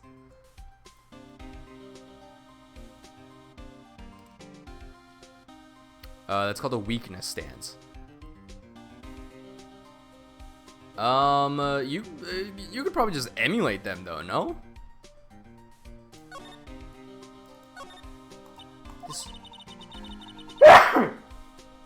Think it fell out of the safe when it was opened? I don't think so. So, you mean, yeah. I think this screening shows where and how the corpse was lying. Hi, Eve. Thank you to Eve and also Diane for the sneezing, for the blessing of the sneeze. Citrus? Isn't it Citra? Not an emu. Emu stands for emulator. Yeah, I think this string shows where and how the corpse was lying. You mean the victim? He was killed by being crushed by the safe door? We literally just talked about this, Maya. How did you fucking forget? Ew, think about it. A dead guy was lying in here all night.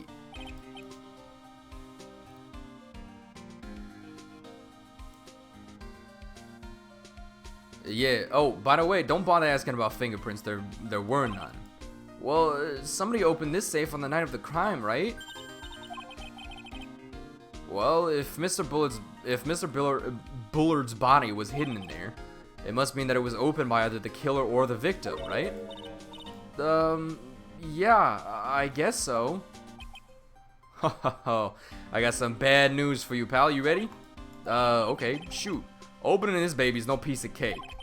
There's only a few people who know how to open his safe, pal. Yeah, and? Everyone that knows how to open the safe had airtight alibis. I checked. Everyone except one, that is. I'm almost afraid to ask. Former security chief, goddamn, Ron DeLight. Ron? So he knew how to open the safe, huh? Yeah, sorry for raining on your parade there, pal.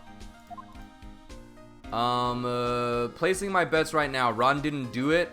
He was already in there when Ron showed up, so Ron showed up and then left. Wow, look at that huge framed photo. Tall mountains rising majestically against a dark and cloudy sky. There's a title written at the bottom of the photo. The greatest sunrise of my life. This is it? This was his best sunrise? Either this guy didn't get out enough, or he had really rotten luck with the weather. Maybe if he had lived a little longer, he would have seen some better days. Leave him the fuck alone, he's dead. What? Damn, he's dead. It sure would have been nice if he was still fucking alive. What? Fuck off, Maya.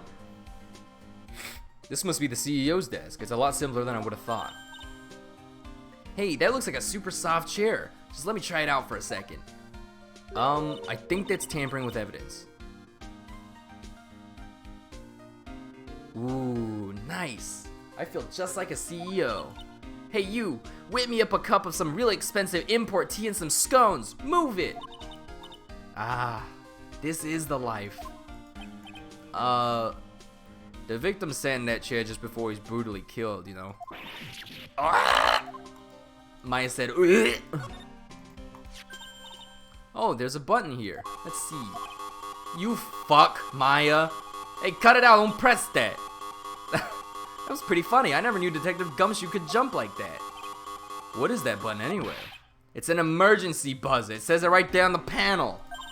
Oops, you're right. It's written right there. Nick, how many times have I told you to read the instructions first? Maya, I'm going to excise you from the community. This alarm's connected to the basement guard room. It's used to summon security up here.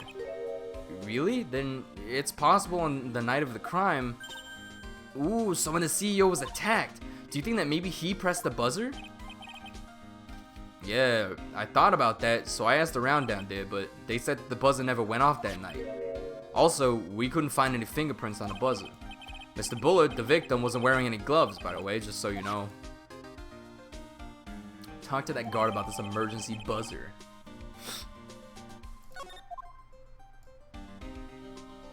I think he probably fucking accidentally killed himself. He opened it, bonked his head as he was going down to look for something, and then fell in and died.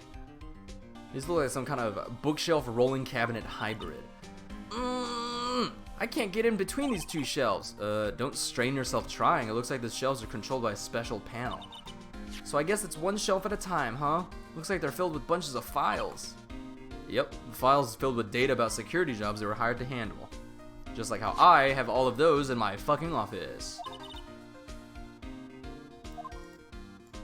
What else? This?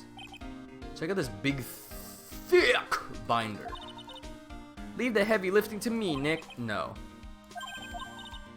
What did you find out, Nick? This file. It's not about any sort of security operations or anything. This huge file is all about mask to mask. It's filled with info on him. What? What kind of info? It's filled with incredibly detailed information about his methods in the crime scenes. Hey Nick, look at the last page. It's a list. Let's see. Tier of Eminon, $100,000. This looks like a list of all the treasures that Mask to Mask stole. So then, $100,000 is the value of the stolen item? Well, I don't know. That number sounds kind of low to me. Kane's list. Interesting. That looks to be it. And security room. That's a big fucking juice box, bro. What the fuck? Guess who? Wow. This is really something else. For security guard office, it sure doesn't feel very secure. KB security guard. Uh-oh. I just remembered. Larry might be... Hey, Nick. What's up? This dumb fuck. Yo, how's it hanging, dude? You got my sweet little Maya with you too. Fuck off. Hi, Larry. Here I was working my fingers to the bone, and in walks an angel. She's too fucking young. She is 19. You are 25. Back up. Back up, weirdo. I've got no problems with a daytime date. It's all good. No. Not what we're here for. Also, that's my fucking daughter. I'm gonna kill you. We're investigating the Bullard murder case. Huh? Oh yeah, that's right. You're a lawyer, aren't you? Fucking... Well, if it's about the murder case, boy, have I got some good info for you. Really? What is it? Well, I guess I don't mind sharing with my sweet little Maya.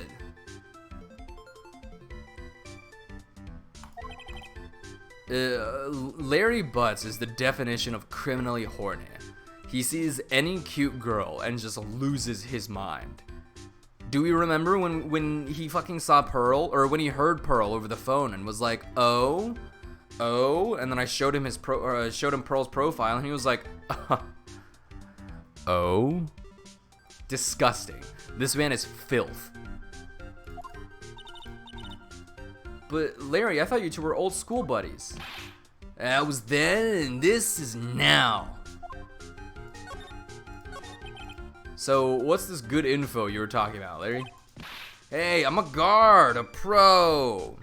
I just can't give any information away for free.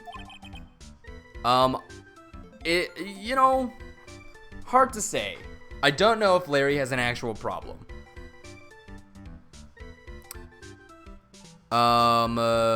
Phoenix's significant other in this case would be the good man Miles Edgeworth.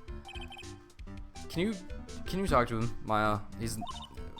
Larry, tell us already. What's the good info? Hey, I like that. This kitten's got some claws. Okay, you really want to know? Yes, so tell me. Ugh. So, the thing is, Ron Delight was an employee here. And naturally, since I'm a pro, I looked into his background. Follow me? Yeah, you're a pro. I follow you. Go on. Well, 1 year ago, Ron Delight was fired. And there was no warning at all. It just happened, all of a sudden. I know this is a small company, but I think that's pretty awful. I guess he must have done something bad to have gotten fired like that. Like, maybe skipping out of work to go pick up hot chicks or something. No. Yeah, no, that's just you. So, what is it like to be a part-time security guard? Oh, let me tell you, it's tough. Well, you know me, I get by alright, I guess. First, I gotta keep my eye on those monitors all the time. Monitors? There's security cameras set in each room around the building. It's really hard. Sometimes I feel like my eyes are gonna fall out. Oh. And if I see something suspicious, I have to contact one of the teams. What teams? The security teams for this company. They're supposedly the best in the business. But I'm no amateur either, so if it's something small, I don't bother calling them. You were in this office when the murder took place, weren't you? Why do you say that? This is just a part-time job for me and I can't operate the equipment and I'm dumb. As long as he knows. As long as he's fully aware of his complete mental deficiencies. Even if it is part-time and you are dumb, you're still in charge of security here. Hey, give me a break. Don't try to pin the whole thing on me. It's not fair, Nick. I don't think you can expect someone like him to take any responsibility. Anyway, the point is that you were here that night, right? You piece of shit, Larry. You absolute fucking moron.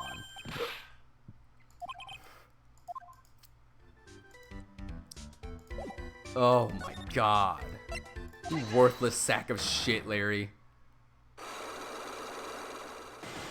Can you or do you ever do anything right? On the night of the crime, were you working hard like you were supposed to? What? Huh? Of course I was. Why wouldn't I have been? But didn't you sneak out of work yesterday? Literally yesterday, to just go see Miss Delight? But that was that. This is this. Is there any chance that you snuck out of work last night too? Never. I didn't sneak out. I'll tell you what. I'll even bet you $1. $1? Wow. This man's confident in his abilities. What's with that drenched in the rain puppy look on your face? Do you have evidence that I left my position, or are you just pulling my chain? Oh, I don't have anything like that.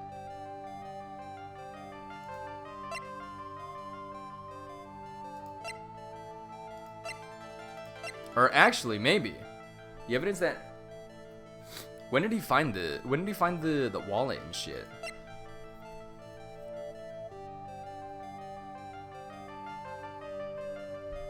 Yeah, it's the wallet. Oh, found it. Okay. This wallet. You know about this, right? I've never seen it before. Liar. You hand-delivered this wallet to Miss Delight just yesterday. Give me a break. You can't expect me to remember every little thing that happens. Well, I do, actually, and I do expect you to remember something that happened just yesterday. What time was it when you found this wallet? I guess it was around 1 in the morning on the first floor of our company building. 1 o'clock in the morning? That's right. In other words, Larry, at the time of the murder, you were away from the security guard office. Oh, shit. Yeah, but there's something you didn't think about. What's that? My shift that day didn't start until the 10 p.m. The murderer might have snuck in before then. What kind of a fucking argument is that, you fat-thumbed bitch? If the murderer had snuck in before 10 p.m., then it wasn't my fault. It was the fault of the guy whose shift was before mine. Listen up, Larry. We know beyond a shadow of a doubt that the killer snuck into the CEO's office after 10 p.m. during your shift. Oh, fuck.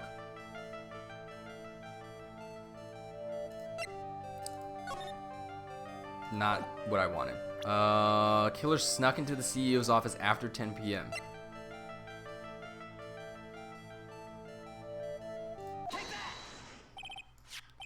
Larry, when you use this key card, does it leave a record? Yeah, it does, but I can't show the record to just anyone, you know? That key card data was already made public in the trial today. What? I didn't know that. Any kind of request for info like that's supposed to go through me. Anyway, according to the data, the door to the CEO's office was open with this card. Furthermore, it was most definitely used at 1 a.m., the time of the murder. No way! Yes, someone used this to get into the CEO's office. That happened at 1 a.m. on the night of the crime, right in the middle of your shift. Oh. Fuck. Larry, you can't duck your responsibility this time. No! Yeah, be fucking honest, dipshit.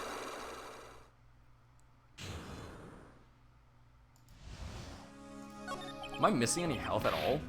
Oh, I knew it. It's all my fault. It's my fault that the boss was killed. It's my fault.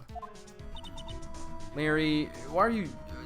so painfully fucking dumb. There was nothing I could do. I have important issues to deal with too, man. What happened that night anyway? My Donna happened. Huh? Your Donna? I got a bad feeling about this.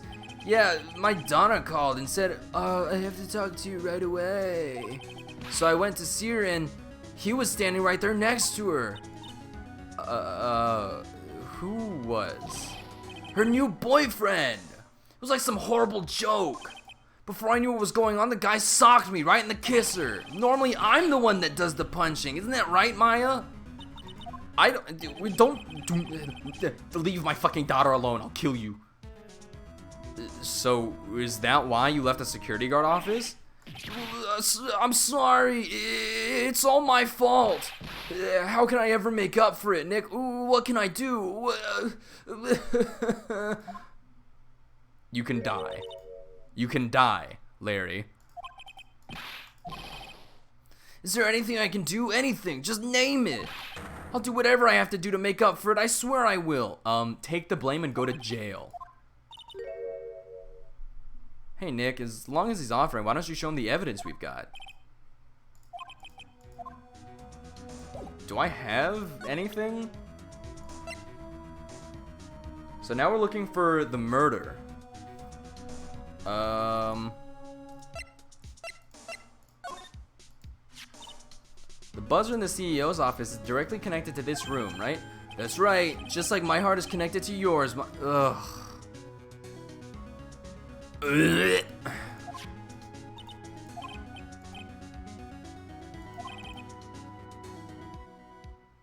I will cut you down where you stand.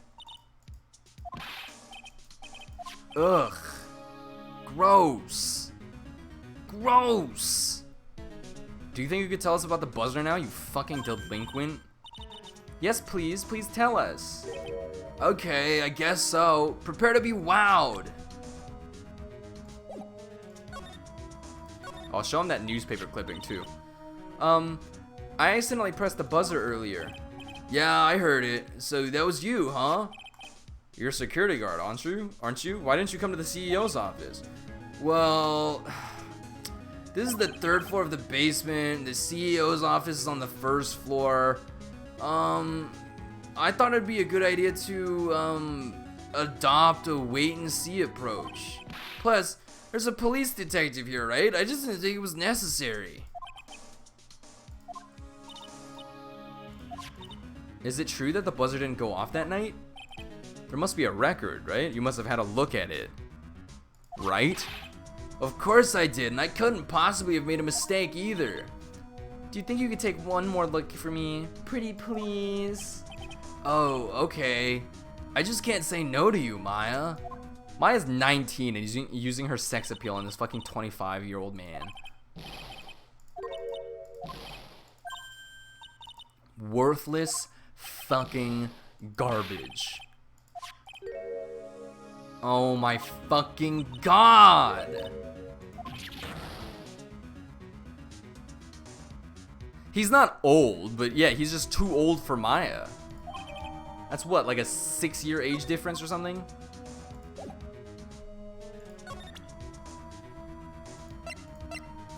Let me see if he can tell me anything about this. Fuck.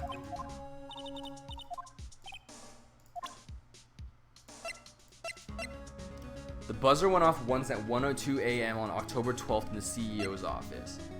Time of death 10:12 at 1 a.m. Cerebral hemorrhaging from blunt trauma to the head.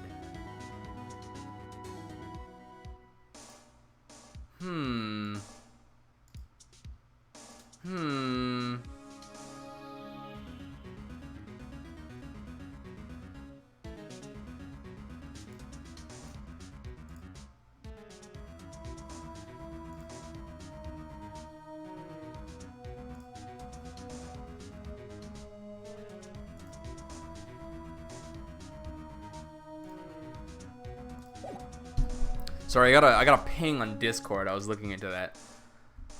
So So that's the emergency buzzer, and now I have the record, but I don't think there's anything else that I need to show him. So was this the card that was used by the culprit that night? Well, going off the serial number, then yeah. This card was used to open the CEO's office door at 1 in the morning. Your client had this card, right? Then it's a no-brainer. He's the killer, man.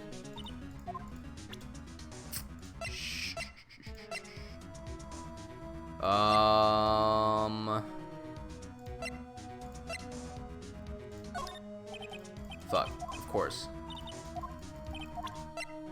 Buzzer went off. Can you tell me anything else? You guys have really made me reflect on the way I've been living. But the only problem is, with all this reflecting, where's the time for love? Frankly, I think reflecting is a bit overrated, you know? What the fuck are you talking about?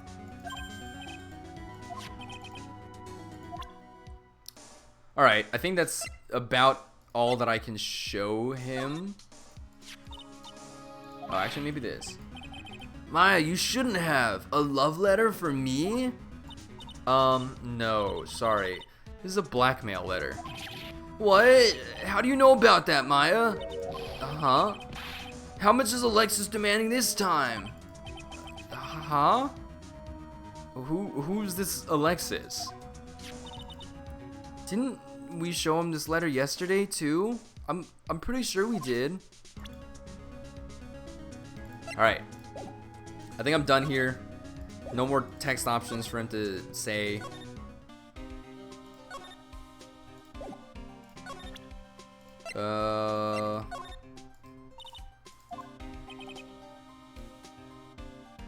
It's hard to believe, but there's a limit to how much my brain can hold. It's not hard to believe at all, actually. You are the sweetest human being in the world, but it is absolutely not a surprise that your brain has a small limit. I got 2 ears and 2 eyes, but I only got 1 brain. But the jury is still out on the brain thing. See? Same, Phoenix Wright and I are the same. Hey Nick, if you have something to say, just come out and say it. I guess I'll try the detention center. Fuck.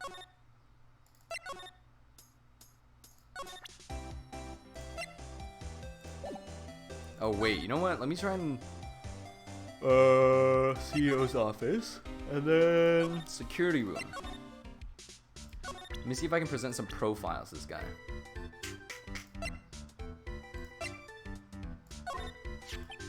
The CEO of our company. He was a pretty good guy. Huh? Really? Yeah, you bet. You know I'm not very good about working hard, right? Yeah, I kind of noticed. Well, guess what the boss said to me about that?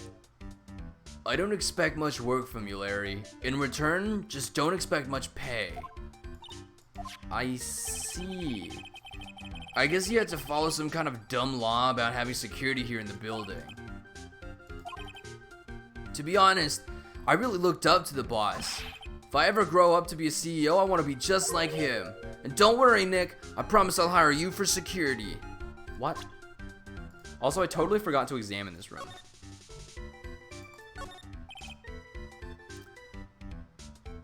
Something's written on this poster in fine print. A guard's 5 commandments. Wow, this sounds serious. Let's see what it says. Number 1, obey thy superior. Number 2, respect thy superior. Number 3, smile at thy superior. Number 4, salute thy superior. And number 5, buy donuts for thy superior upon command. It's signed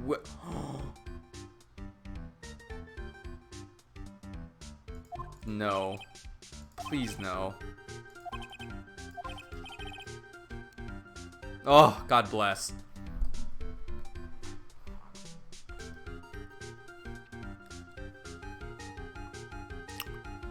Hi, Jose. Scan the chair in the corner. I am not even like done examining the rest of the things yet, Cam. That's my partner's seat. Your partner? Well, that's what I call her. She's my superior, actually. Kind of a weird old lady. Oh, don't worry about it. Just the other day I spilled some chocolate milk on mine. It still works fine, more or less. They really know how to build them, I guess. Why are you the most useless fucking garbage, Larry? You're the fucking worst.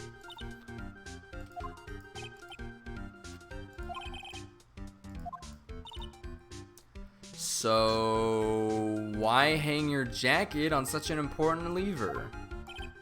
Cause it got me curious.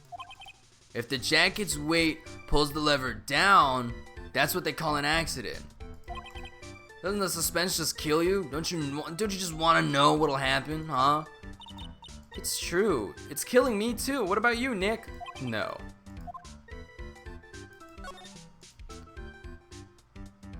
Wow, take a look at these things here. Hey, Larry, what are they? Hey man, it's not like I have to know what they are to do my job. I always thought they were just some kind of decoration or something. Oh boy.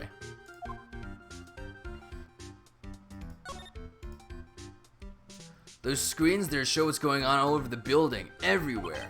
And it's my job to keep a steady eye on them, all of them. Well, I wouldn't sound so smug if I were you. I'm like looking for the CEO's office. I can't find it. Can you watch regular TV on these too? Hey Maya, I'm a pro, okay? Besides, you can't get regular TV on it. And how do you know that, Larry? Cause that was my first bit of investigation, if you know what I mean. I know what you're thinking. It was a professional investigation, alright?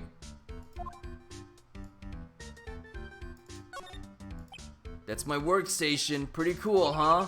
I keep a steady eye on the monitors and use that mic for communicating.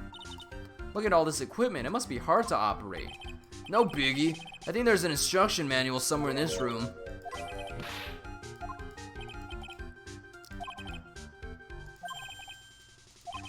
Oh my god. Smells like old bag? Ew. Did you, Cam, did you just want me to examine that for the achievement, or what?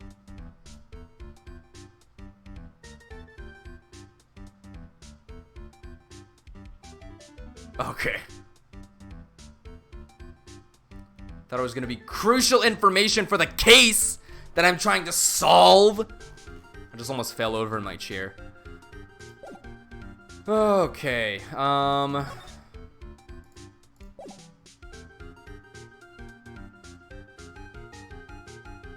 why do I know what old bag smells like? It says smells like old bag. Why do I know what she smells like? I'm disturbed.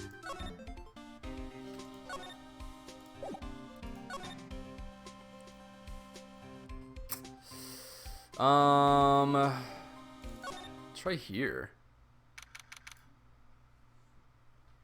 Old people smell like formaldehyde.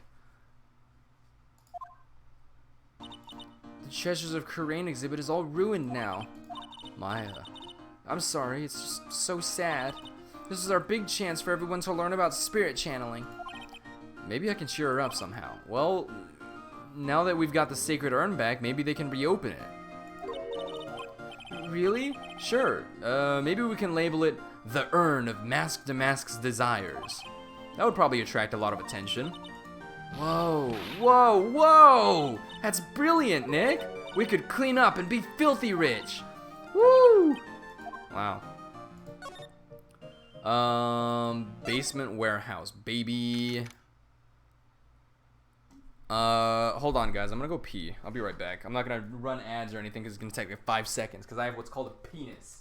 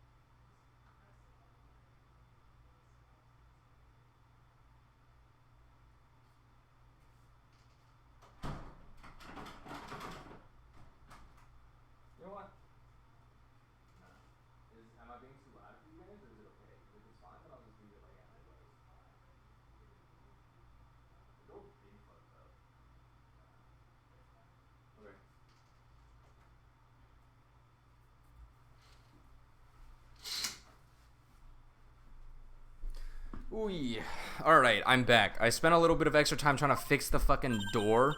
Our door's weird. Our door is, it, like, when you, like, push it closed, you know how the little, like, latch is supposed to sit in the thing, and that's what keeps the door, like, closed and secure? It, like, just doesn't. It just pops out. And, like, normally it's okay, like, if you just push it in a little bit, it, like, sits and then it's fine. But, like, just now I tried to close it as I normally close it, and then it just, like, kept popping the fuck out. So, we're gonna have to look into fixing that door, I think. Anyway, here's my fucking queen, Adrian Andrews. I clicked by too fast. Mr. Wright had nothing to do with it. It was Mask wife that found it. Well, anyway, I'm so relieved. She and Ron just have the same voice. I just heard all about it on the news. So that detective was actually the thief all along. It looks that way right now. It's my fault. I'm the one who ended up hiring Damask to guard the treasures. Don't blame yourself. You were just doing your job. Hey Nick, if she wants to apologize, you should let her. So, when was it that you hired Detective Atme again? About 20 days ago. And when was it that Mask to Mask calling card arrived? That was about 10 days ago. So, he sent a calling card to the very place he was hired to guard. I guess that's it then. Detective Atme must have really wanted the Sacred Urn after all. What? So Mask to Mask murdered someone as well? Why are you so fucking scared about it? You literally stuck a knife into a dead person's body. Well, that's how things look right now. Yes, but I thought that he was here stealing the urn at that time. Well, we're talking about a criminal mastermind, so I think anything is possible. Nick, let's get down to business already. On the night of the theft, did you notice anything suspicious about Detective Atme? No, I couldn't have. After all, he was hidden the entire time. I never even caught a glimpse of him. He claims that's the way that he always operates. That's just what he says so he can have an alibi while he commits the thefts himself. Yeah, he was caught in the crime scene photo dressed up as Damask pretty well. But the question remains, like, why was that thing, like, torn off of him? I'm so glad that you got your sacred urn back. Yes, but there's still something that bothers me about it. What is it? I'm not exactly sure, but somehow the urn that came back seems different. Really? You wouldn't know anything about that, would you, Mr. Andrews? No, I don't know anything. Why would I?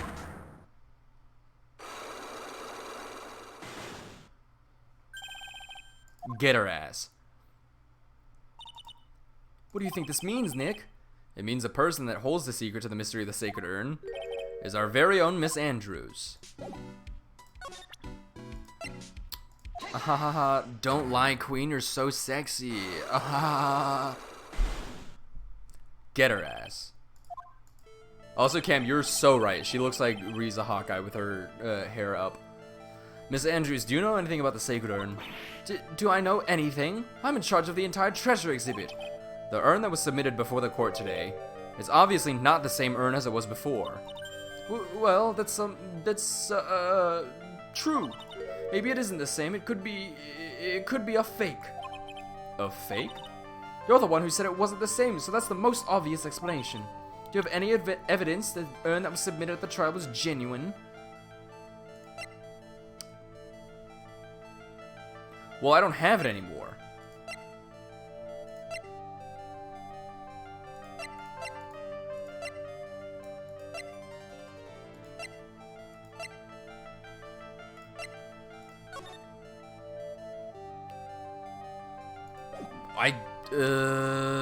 I don't have it anymore because I gave it to Pearl. Do you have any evidence the urn that was submitted at the trial was genuine?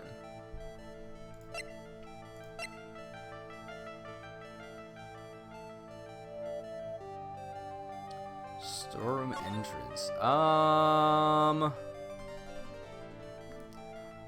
That do be a little bit of a issue, I think.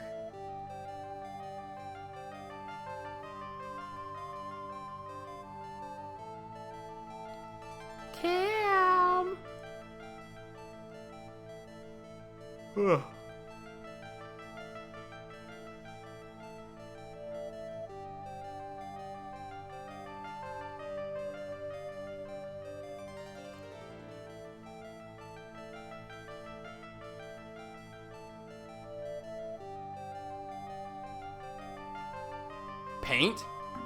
Is it, so this? Do I present this and then point at the paint?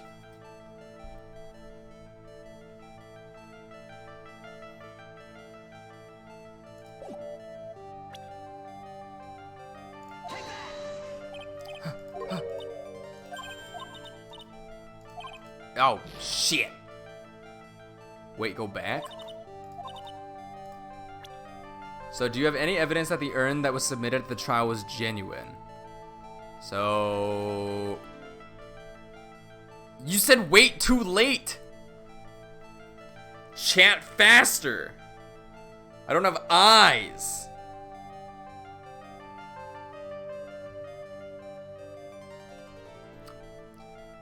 So, while we're all casually waiting for Miss Cameron to help me with my journey, how is everyone doing? I'm doing quite nicely, if I do say so myself. I must text a companion of mine and find out if we're going to the Antelope Valley tomorrow. I don't know if he's still up for it. I have not. There's only 2 locks right now.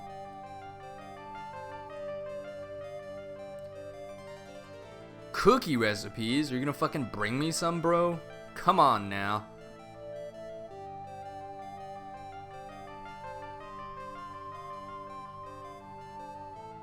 Clearly the least that you can do for making me lose health is bring me a singular cookie. I don't have the urn, is the thing. The urn was taken out of my inventory because Pearl took it back to Kurain.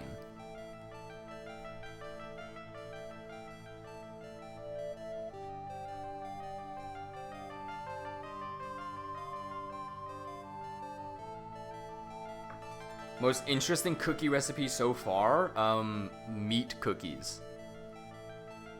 I didn't examine anything yet, no. I just started talking to her.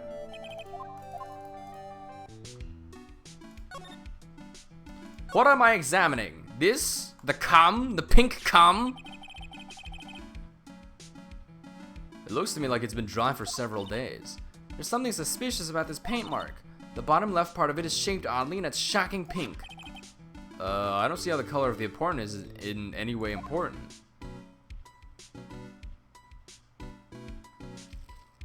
Inside out red velvet cheesecake? Holy shit. Holy shit, wait, what the fuck? Ah, that's the box that had the sacred urn in it. Yeah, it's a piece of shit. You made that poor excuse for a box? You piece of shit, Maya. Can't do fuck all with your hands. What's that supposed to mean? And I was so proud of it. Alright, y'all. Hang on. Let's take a look at this shit. Inside out red velvet cookies. Oh, whoa. That looks actually super sweet. We love a good stuffed cookie, and I'll tell you what, I do enjoy stuffing cookies. And with all things red velvet. Naturally, we had to make a stuffed red velvet cookie, and we're so happy we did. Prep time's only 20 minutes. Total time is an hour and 10. So an hour and 10 minutes total, so it only takes, what, like 50 minutes? Red velvet's fucking tight, bro. It also yields 18, that's really good. Preheat oven to 350 degrees, line cheesecake filling.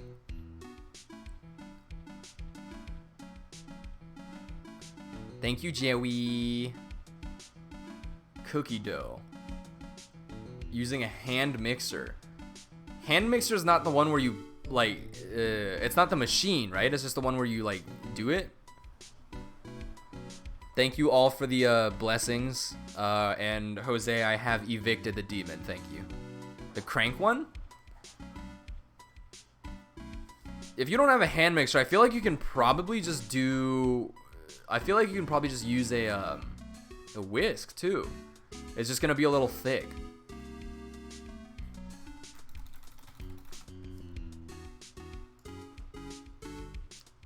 Oh yeah. This is a hand mixer.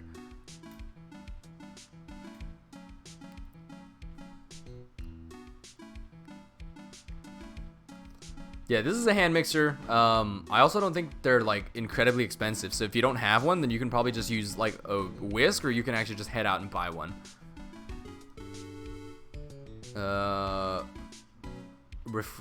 30 minutes in the fucking fridge? Whisk is fine. It's just gonna be thick because it's cream cheese, powdered sugar, and salt. So it's gonna be thick as fuck.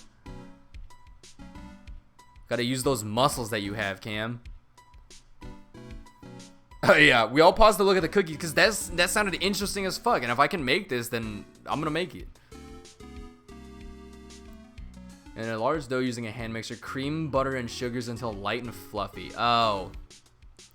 So that'll be the hard part if you're using a whisk, because that's gonna take a while. Beat in egg, food coloring, and vanilla until incorporated. Add flour, cocoa powder, baking powder, and salt. Mix until just combined. A heaping tablespoon of the cookie dough and flatten into a pancake-like circle on the baking sheet. Place about 2 teaspoons of cream cheese filling on top. Bring the edges of the dough around the filling and pinch the edges together to seal, adding more dough if necessary to cover completely. Then roll it into a ball. So what? It's just like a fucking, like a dumpling, basically. Space cookies about 3 inches apart on a prepared baking sheet. Have fun. See you in a bit, Jose.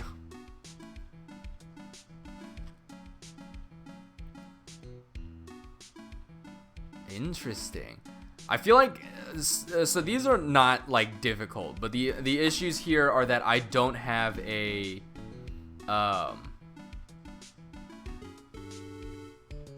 I don't have a thing. Whatever the fuck it's called, hand mixer. I don't have a hand mixer. 1, 2. I don't have large bowls that I can use to like mix all this shit together. And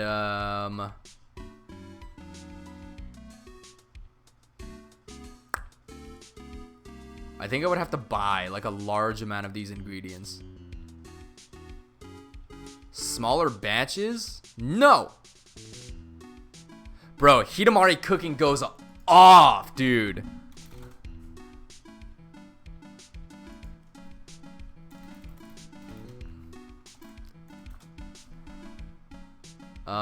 Which one was it that I was looking at? This, bro. So it's like ASMR as fuck, right?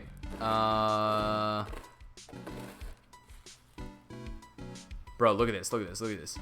So they made like the cheesecake, and then they're like about to pour like this little goopy looking sauce on top. And it is the most incredible thing I have ever seen in my life. Like, look at that. I am sexually attracted to how easily that just fills up the top. That is, I am going to fucking scream, bro. That shit looks so good. You know, there's milk and making a little matcha latte to go along with your little matcha cheesecake. Eggless without oven. My fucking god, bro. Ooh. And a nice little stir. Fucking immaculate. Look at that. It doesn't even spill. Fucking amazing. Ugh. Holy shit, bro.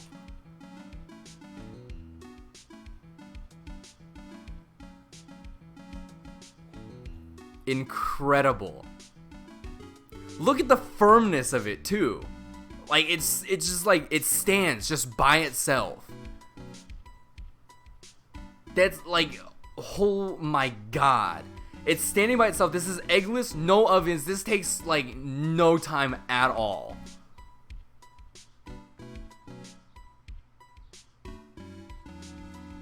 Look at that. Incredible. Fucking incredible.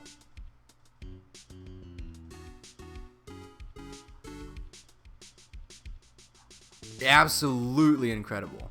Did I miss the part where he chilled it for 5 hours? I did. The last time that I watched this video was a long time ago. But listen, that's not important.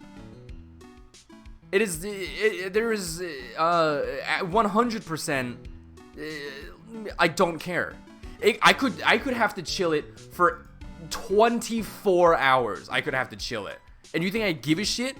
Fuck no. If I got a cheesecake that looks that fucking good and a glaçage or whatever the fuck it's called that drizzles on top that nicely and spreads out perfectly evenly, and then I take off the paper and it doesn't spill off over the sides, I could have to leave that shit in the fridge for 8 years and I would fucking do it.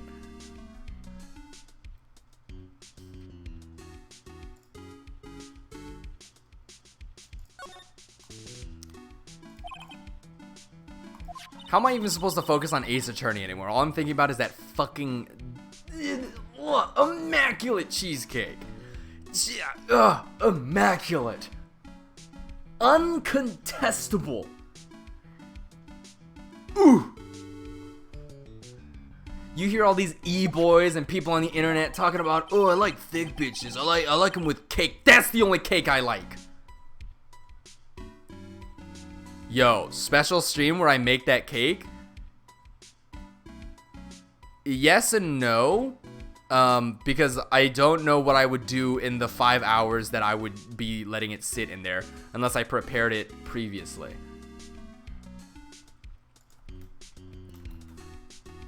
Let's see. So... where's the part where they chill it? What are they chilling in the first place? Not that.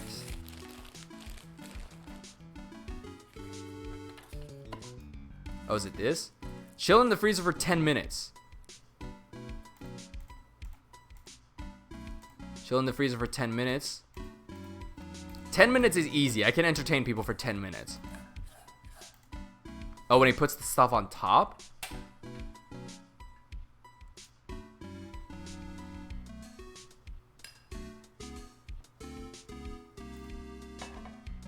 Oh yeah, chill in the fridge for over 5 hours.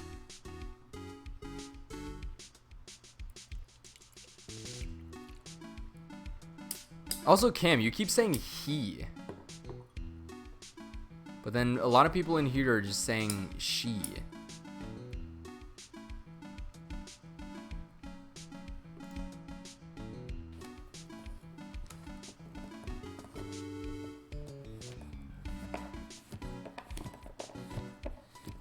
They works.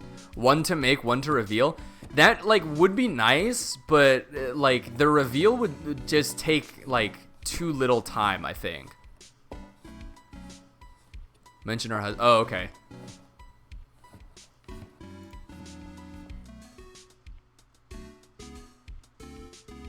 This one, I will introduce myself.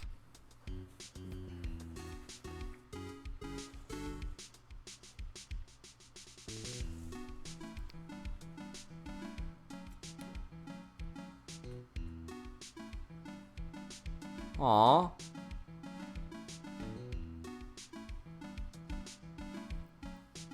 Beads, Lego, origami. This is so cute, and she looks like a older lady.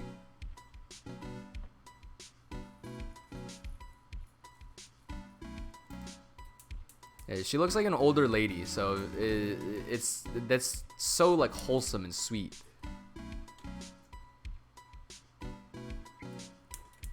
And just a little obasa. Yeah, we're never gonna finish this case. Alright, I gotta focus on the case. Let's finish this, and then if we've got time afterwards, we'll look up more fucking food shit. More recipes that I could potentially make. Because I do like to, I like to cook, I like to bake. I'm just not very good at it, so I don't do it very often. Because, like, I don't know off the top of my head, like, what flavors, like, go together. What kind of, meats or vegetables and that kind of stuff. I don't know what blends together well. So it's like I don't cook that often because I don't want to fuck it up. So that fear of like failure is what like deters me.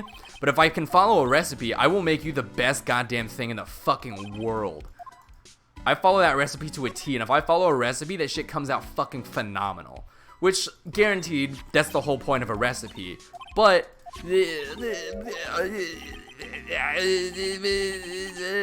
I have no rebuttal. That's the whole point of a recipe. No, I definitely have, like, winged it a few times. I've wung it a few times.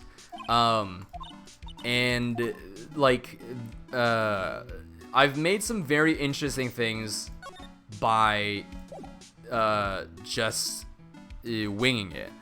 There was one, I think the best thing that I've ever made via winging it is, I had, this was back when I lived in Irvine, and I went to a hot pot place with my roommates at the time, and I made a fuck ton of rice, and I was like, oh shit.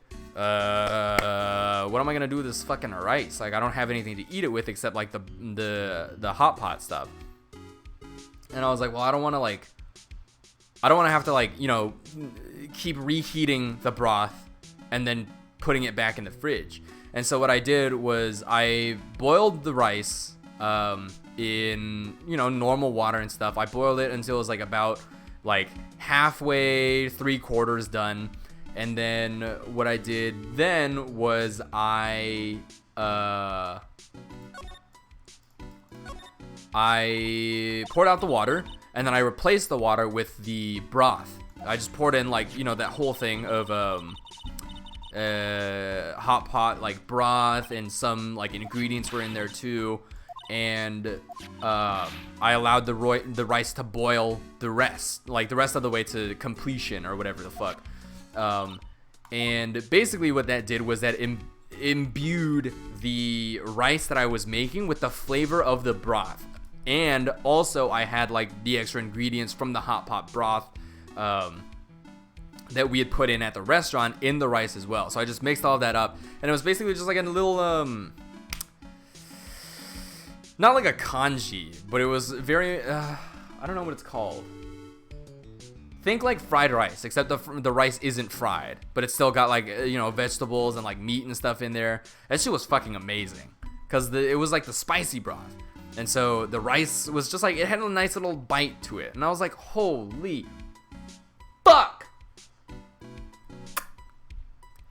Chef Ramsay, on your hands and knees, pay attention. All right, so I've examined everything here. I don't really have anything extra that was added on, so I don't think I can... I don't think I have anything new.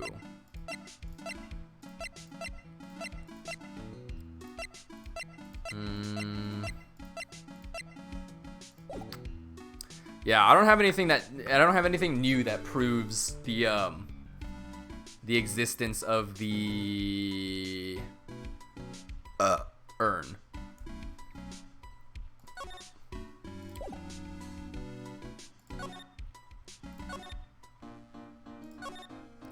Let's see.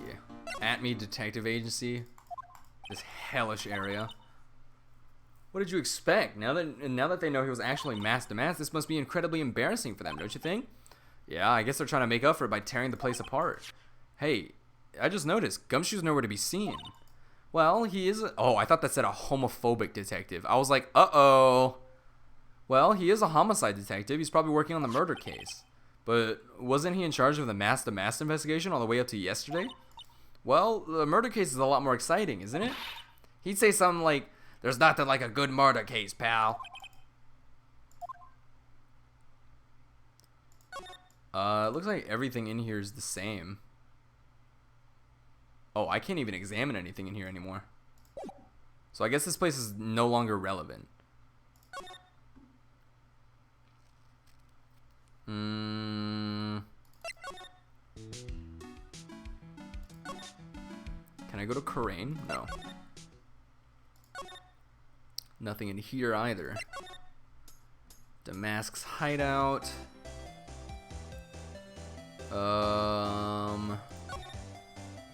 Actually, hang on. Let's go back here and see if he'll give me more information about this.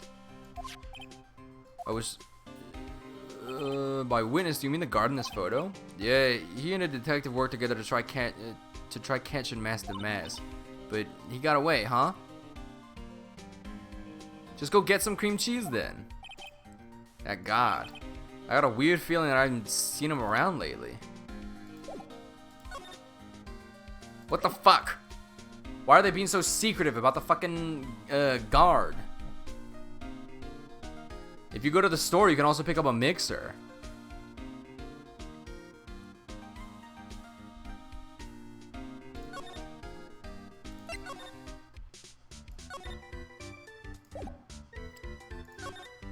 Let's see. It was on. Oh, you have a mixer. I thought you didn't. Was I projecting myself? Because I don't have a mixer. Basement warehouse. I need to wheedle the truth out of this bee. Oh, stand mixers. Stand mixer might actually be better. Urn that was submitted to the court is obviously not the same urn as before. Well, that's... maybe it isn't the same. It could be a fake. A fake? You're the one who said it wasn't the same, so that's the most obvious explanation. Do you have any evidence that the urn that was submitted at the trial was genuine?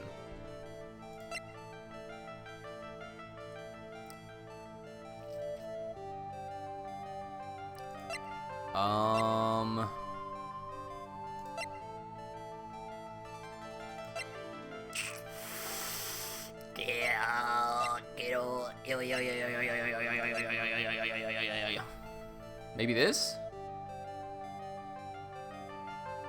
I feel like that's not it. But maybe I'll go against my gut? Fuck. Do you have any evidence that the urn that was submitted at the trial was genuine?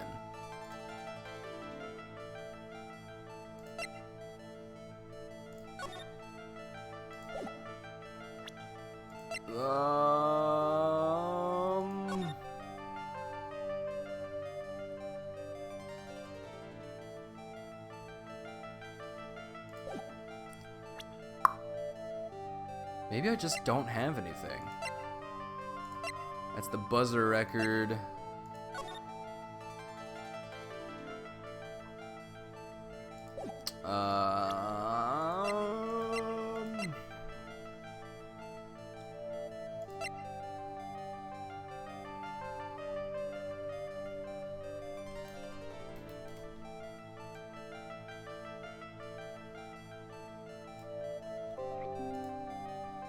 Just figured something out. Hold on.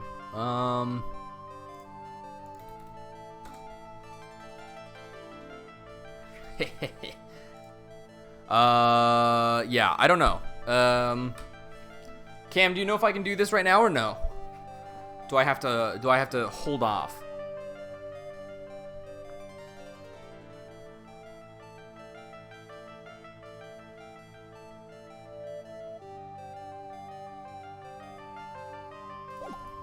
Because it seems like nothing else is going on until I get this. Because I can't do anything anywhere. Nobody's talking to me. Let's see. Trials and Tribulations, Adrian Andrews.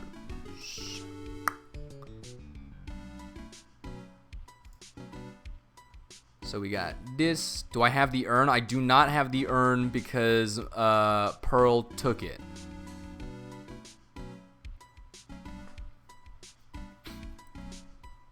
So we go through all of that, and uh-oh, murder.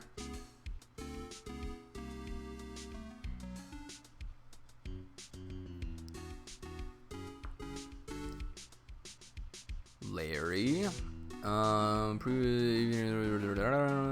Okay, so we did all that.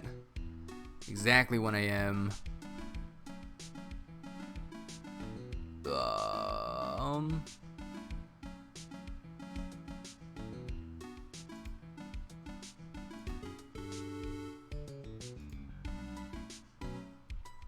Let's see. Larry Cyclock, Andrew Cyclock.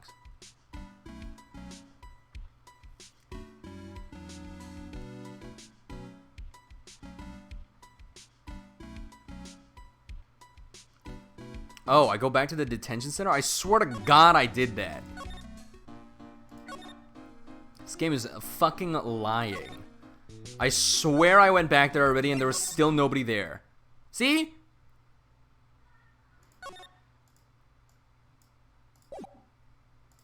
What the fuck? What am I missing?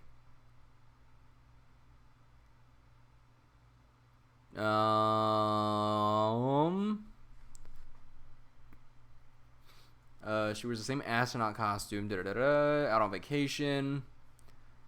Smells like old bag. Move to the exhibition hall accessible from the CEO's office, then move to the basement warehouse.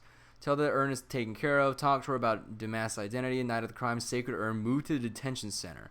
And it says Ron is available now, but he's not.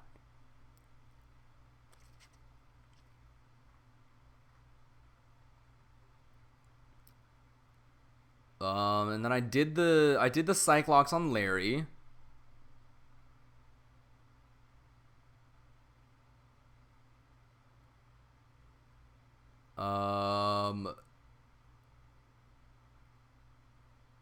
Oh, I think I'm missing this section where I was talking to Gumshoe. So I got Kane's list. CEO office buzzer will be added to the court record. Present the blackmail letter and Kane Bullard's profile. So I have to go talk to Gumshoe first, I guess. Damn, this game is specific sometimes.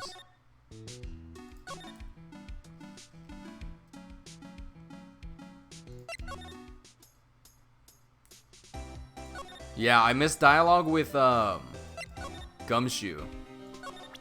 Because I gotta present the Kane Bullard.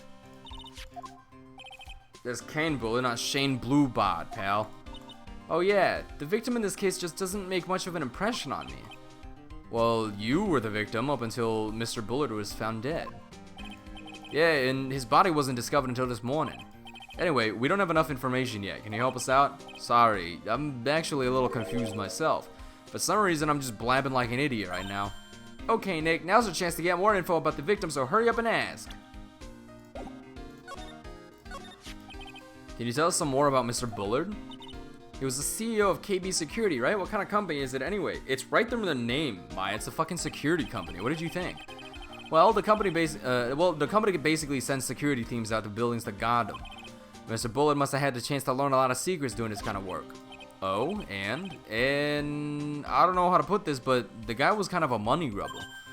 Really? Me too. I just love money. I can't ever get enough. Maya, do you even get paid? Anyway, it looks like he did some pretty shifty stuff to earn his millions. Oh, so that's my problem. I need to be shiftier. Apparently, he was involved in selling trade secrets between rival companies. Oh, that's pretty dirty and underhanded. Yeah. Oh, KB Security used to head security operations against Mask the Mask. What? Really? Yeah, and after screwing up so many times, the company's reputation really took a nosedive. And then I press that, and then I present this. About this blackmail letter. Yeah, I've been thinking a lot about it too, pal. Why would Kane Bullard have been blackmailing Ron Delight anyway? Well, Mr. Delight used to work at KB Security, right? But what was it that made him quit? Nick, that's it. Maybe that's the same reason he's being blackmailed. Well, I'm in the middle of investigating that right now. Oh, alright. Alright, now let's see if I can fuck. Let's see if this bitch is there now. Jesus Christ. Mr. Wright. Mr. Delight, did they finish their interrogation? Yes, but please don't leave me alone anymore. Mr. Delight, you lied to us before, didn't you? You see, on the same night the sacred urn was stolen from Lordly Taylor department store. A blackmail letter you got summoned you to KB Security to hand over some money. And then that's where the CEO, Kane Bullard, was murdered.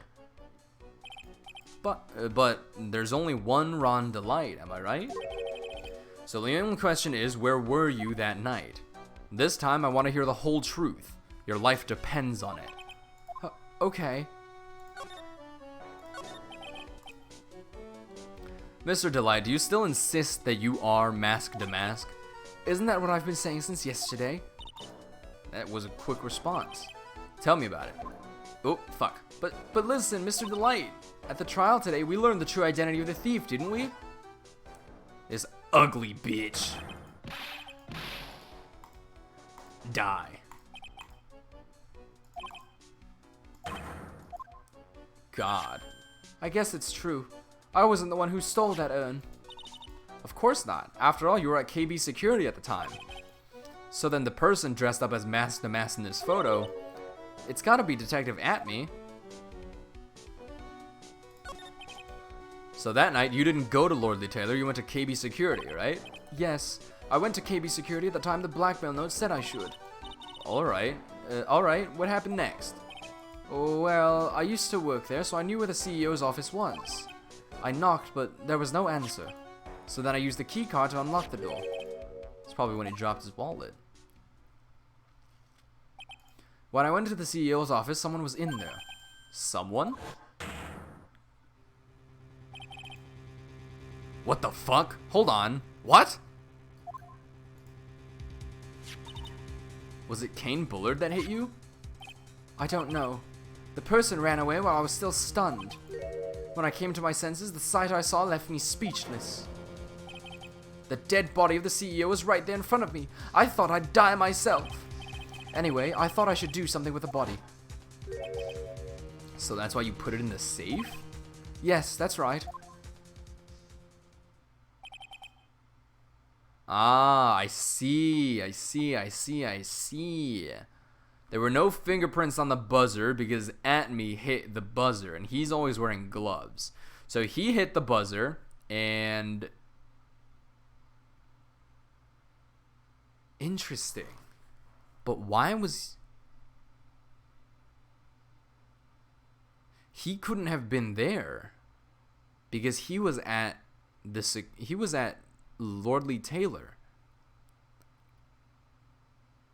So he was struck by somebody wearing gloves, who then pressed the button so that security would come up and see that Ron was there with the dead body of Kane Bullard. And in doing so, that would immediately frame Ron for also being there and still being alive, and everyone would be like, oh, he killed him. But then the question is, who was the one that struck him? Because the silhouette that we just saw was 100% Atme. But Atme was in the basement warehouse of Lordly Taylor.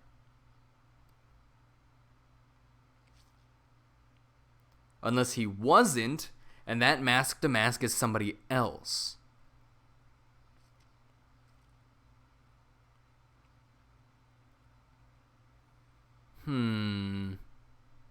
Interesting. These happened at the same time, and they're about 20 to 30 minutes away from each other, so there's no way that, like... I'm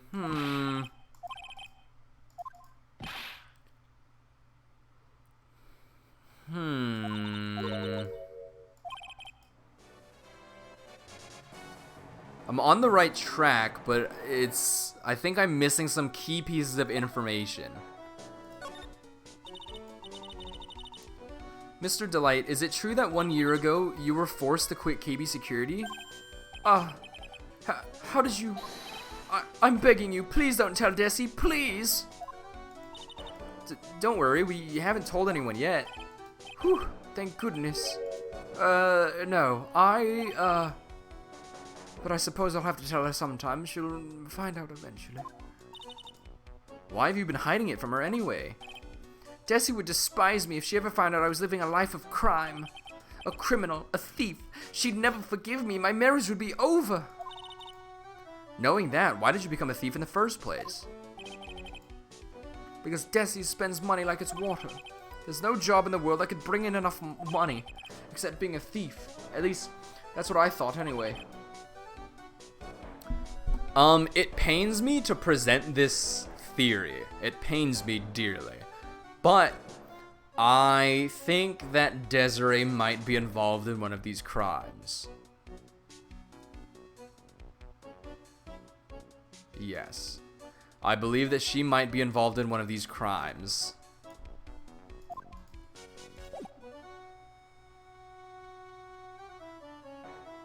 I think she might be the one that stole the urn. Because how else would she know to just go to Atme and find it there?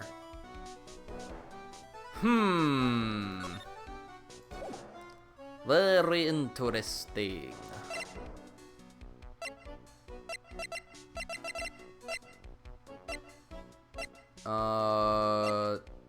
Talking to Ron, present the newspaper clipping. This is an article about my debut heist. Boy, that was a tough one. Before I knew it, they were hot on my trail. But Master Mask, he must have gotten away, right? It says in the article that he disappeared. That's right. I got a sudden burst of inspiration. I hid my mask-to-mask costume in a nearby plastic bucket. Then I quickly changed into my security guard uniform. Pretty clever, eh? Wow, awesome. Hey, hold the phone. The guard in this photo, is this you, Mr. Delight? Hee hee. That's right. Nice trick if I do say so myself. Okay, that's what I thought. He really is just so cute when he does this. I just want to give him a little smoochums. But as you might expect, Detective Atme found the disguise. He truly deserves the title of Ace Detective. I want to see him in an outfit that's not this.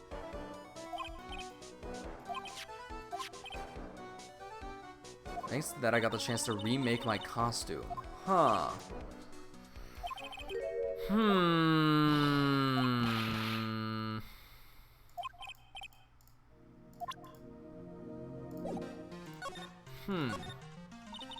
Thinking very hard about what's going on.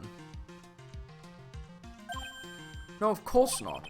But this is the first one that ever called me out into a specific location. So did you start receiving blackmail letters after this incident? Yes. Just a few days after the Tear of Emanon heist, that first letter, it said, I know you did it. So someone found out about your true identity just like that? It's not easy being a master thief, you know? I've got proof that it was you, so give up, it went on to say. So in the end, I had to give up the treasure I went through all that trouble to steal. What do you mean you had to give it up? Oh, don't worry.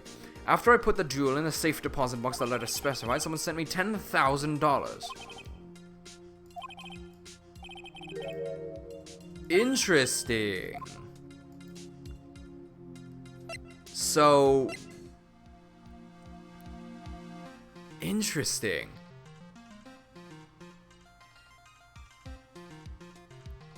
Whoa. Huh. So is he actually Mask to Mask?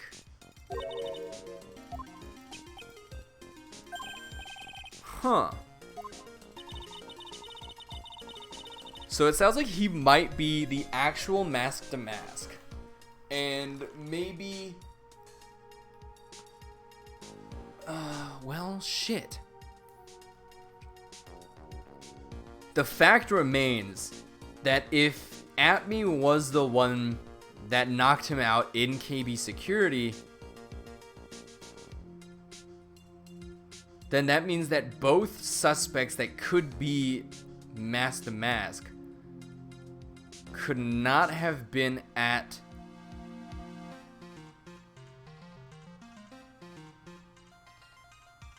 Oh. Unless Atme rigged or manipulated the data in the computer. Because if he did that, then it's possible that they could both have been there at the same time. Ah. Intriguing.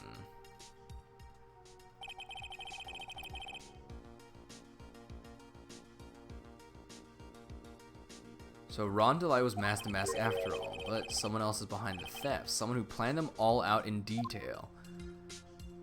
If Atme manipulated the data or the program in the computer, then he could have made it say a different time than it actually was, which would allow him to not only also kill Bullard, but also run back and steal the urn.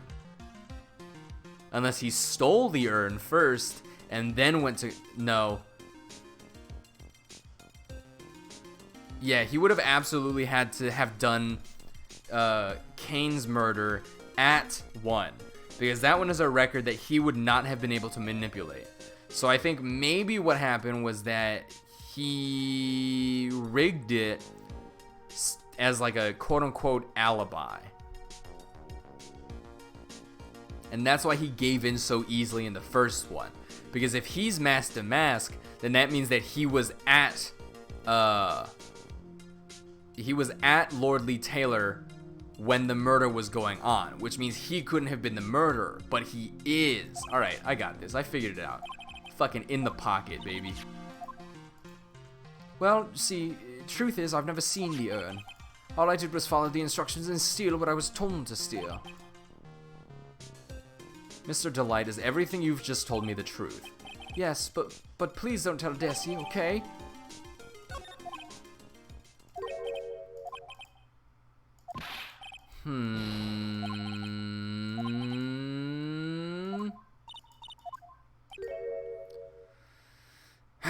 Well, if the judge had ruled that I was guilty of robbery, then I'd have an alibi, right?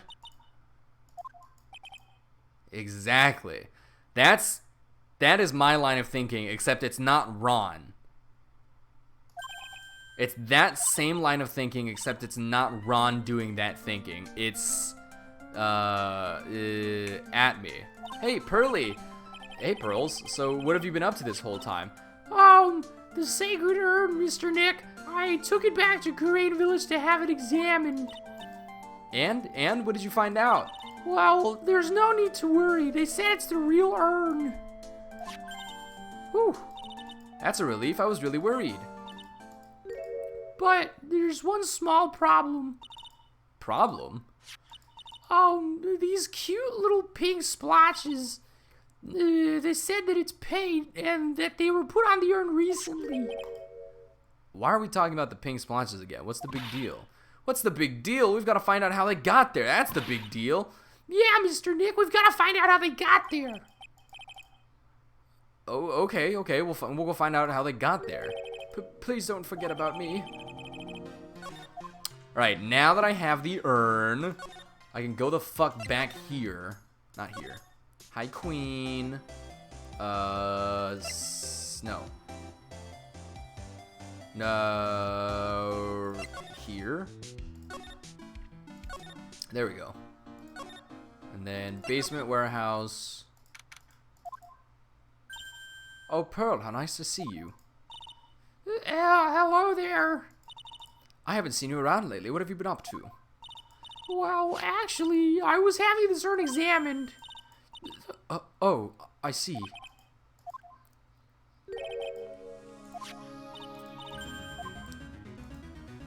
Alright. So I want to examine the box. Why is there paint on it?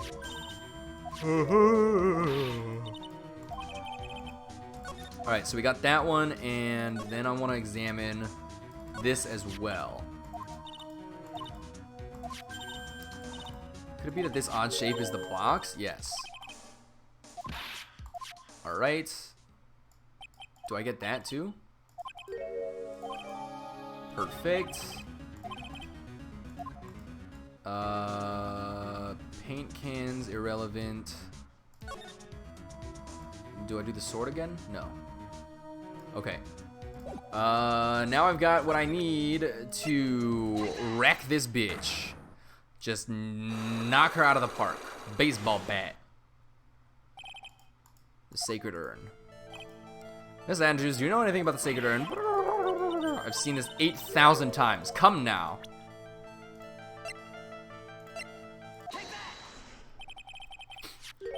Sorry to break it to you, but the urn is the genuine article. Pearls went back to Crane Village and had it examined. Is that right? That's nice, but I don't see how... What she discovered was the urn has been broken again. Did you say again? Yes. It was broken once a year ago, and now it looks like the same thing has happened. And quite recently, too. Recently? Are you saying that this urn was broken recently? Yes, that's exactly what I'm saying. Why do you think it was broken recently? How do you know?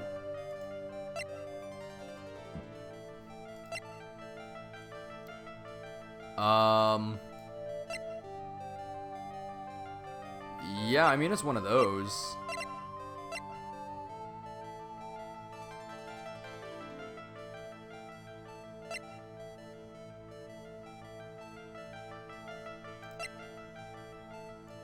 Alright, I'm gonna close this shit, because if I have the walkthrough open, then I'm just gonna keep looking at it. So, I saw that it wants me to present the poster, so I do that, because it says, I am, but now it says Ami. The urn said I am on it, but now for some mysterious reason it says Ami. When the urn was fixed, the letters were transposed. I am? What does that even mean? I don't know anything about that. I wasn't even there when the photo for this poster was taken. That was a mistake. Now, tell the truth. Wait. Four? Even if the urn was broken, I had nothing to do with it. Yes, that's it. It must have been one of those people at the photo shoot. They probably dropped it. I'm sure that's what happened. Do you have any proof that the urn was broken here at Lord Lee Taylor?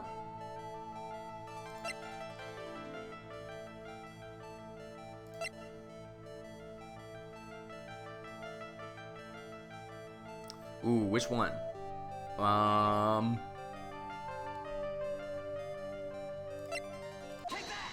We'll do the box. Well, Miss Andrews, what is this supposed to mean? This urn has these pretty little pink paint splotches on it. And there's some on the box the urn was stored in, too. No matter how you look at it, the paint seems to be exactly the same, wouldn't you say? So, what does that prove? That the urn was dropped along with the box. That's when they both got paint on them. Are you with me so far? Yes. The rest of the story is obvious. This box was dropped right here in Lord Lee Taylor's basement warehouse. If I can prove that, it means that the urn was broken here too. So can you prove that? Can you prove that box was dropped right here in the basement warehouse? Got him! There's pink paint splattered on the floor and the walls of this basement warehouse. But there's an odd shape imprinted into a part of the paint stain, am I right? Yes. If you put this box into the impression in the paint, you can see it fits perfectly. Which means this box was dropped right over there. And that is when the urn was broken. Your name does you justice, Mr. Wright. Yeah, give me that health bag. I'm so sorry. I was the one who broke the urn. I'm a terrible person. Not only did I break it, but I tried to hide what I did. Well, that's not so hard to understand, is it, Pearly? No, not at all. I know just how she feels. It happened about 2 weeks ago. Just after the poster photo was taken on the same day the urn arrived here. I thought I'd put it away down here for safekeeping. I was carrying it in the box. And you ate shit. You absolute doofus. Oh yeah. Big stretch. The box I was carrying crashed to the ground.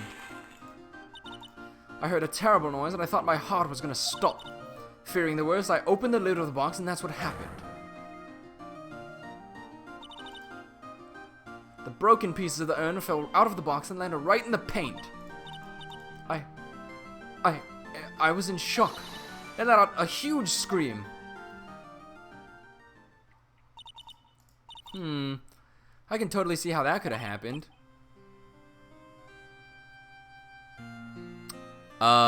Good, because that's exactly what I intend for.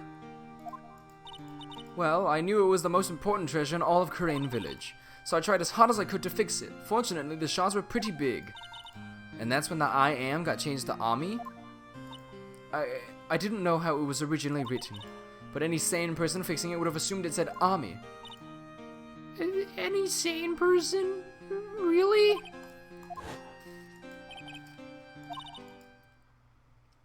Anyway, I put the urn into the storeroom and no one has seen it since then.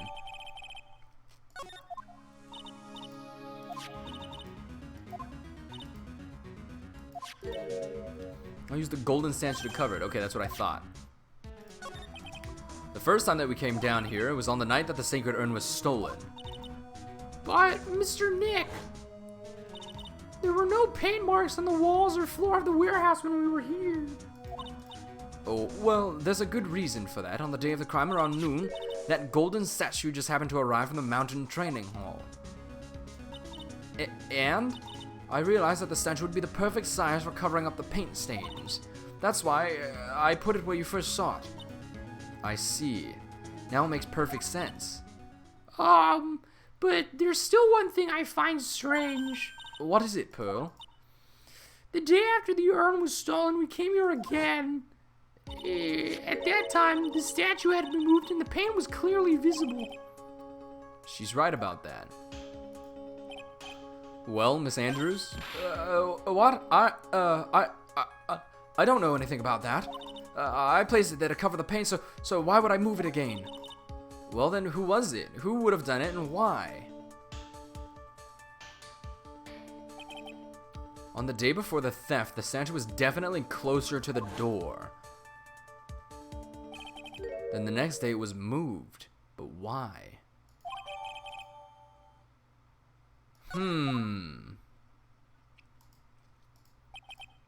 It looks like there's some connection between the sacred urn and the murder case. Why? Why do you think so, Nick? Because that night, the real thief, Ron Delight, was at KB Security. So then why did another masked mask show up here?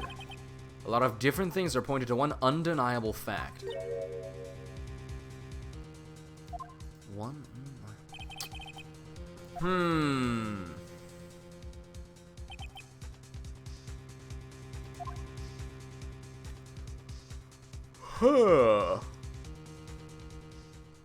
Very intriguing.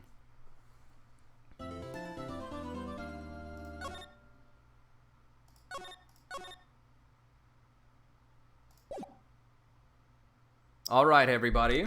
Before we continue with this, hydration reminder.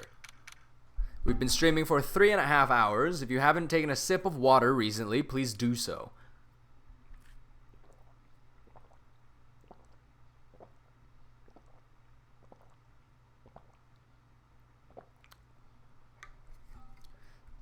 I have eaten nothing but monster and soup today, so I took a big sippy of water and I can feel it coursing through my intestines. Not the most comfortable feeling, if I must say so myself.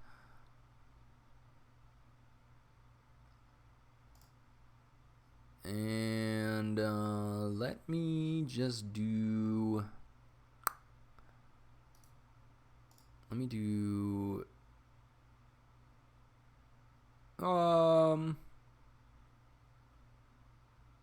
Yeah, we'll just do that.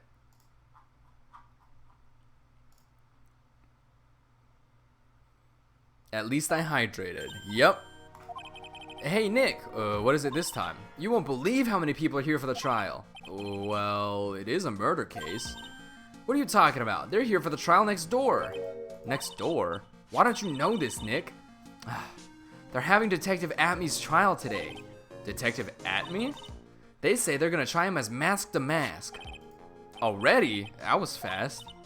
Boy, I sure would love to see Mask to Mask trial. By the way, where's Pearls? Oh, she went back home. She said she can't neglect her training anymore. I know you don't like me. Pearls has really gotten into her training lately, huh? Yeah, ever since that incident last year. Don't ignore me. Oh, Mr. Delight, good morning. No one likes me. No one would notice me even if I killed someone. Come on, don't be silly. Wait a sec. You don't mean you're the murderer? No, I'm just a poor thief.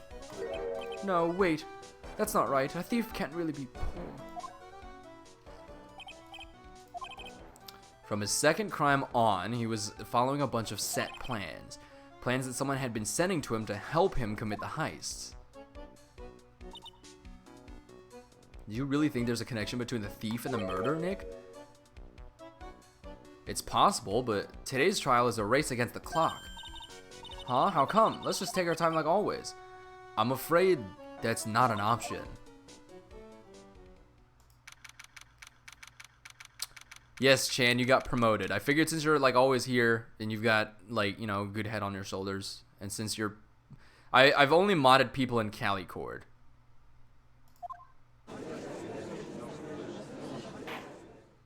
So I figured, you know, why not? Court is now in session for the trial of Mr. Ron Delight. The defense is ready, Your Honor. You're ready? Preparation is the last refuge of the weak. Sword was super effective. Also, hell yeah, Firefox, baby! Okay, settle down, everyone. Let's begin with your opening statement, Mr. Godot. Ron Delight is simply too young to be sent to war. That's all. I'm afraid I have no idea what that means, Mr. Godot. Then you need to get out more, Your Honor. Life is war. But that's exactly why you must be more precise in your wording. Look, I don't know if you guys can tell, like, behind the text box, but his fucking hand is just, like, out, ready for coffee. This guy's a fucking addict. See? That's all my statement means. You understand now, right? Yes. Well then, let me briefly summarize the details of this case. The victim is Kane Bullard, CEO of KB Security. His body was found in a safe at approximately 9 a.m. on the morning of the 13th. However, the time of death was estimated as 1 a.m. of the previous day.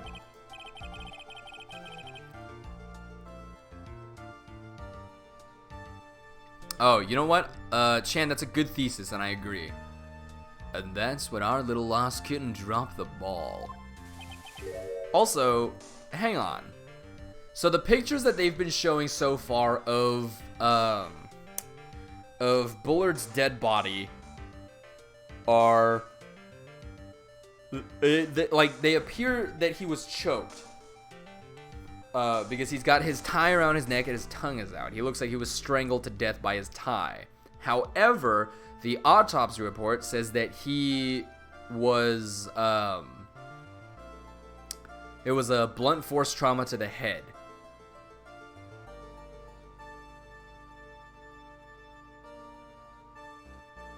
Interesting. Very well then, Mr. Godot, please call your first witness.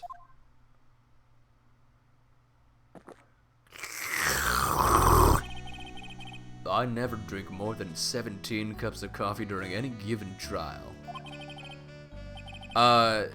New thesis, Chan. So, Godot went into an 18-year coma because he drank 18 cups of coffee one day instead of 17.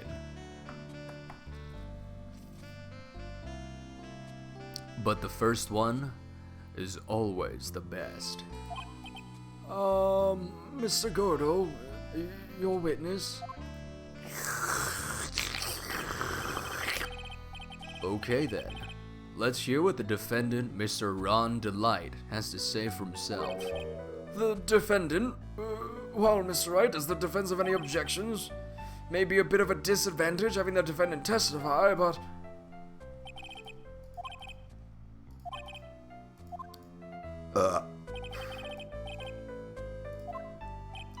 Let's go!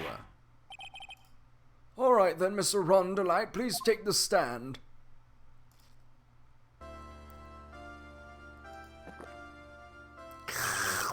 You did it, didn't you? Yes. What? No, that's not true. For a moment there, I thought we'd set the record for the shortest trial ever. Well, Mr. Delight already looks plenty guilty with that face he's making, and once he opens his big mouth, he'll probably put the last nail in his own coffin. Very well. Now then, can you tell me something? If you didn't kill Bullard, why did you go to KB Security?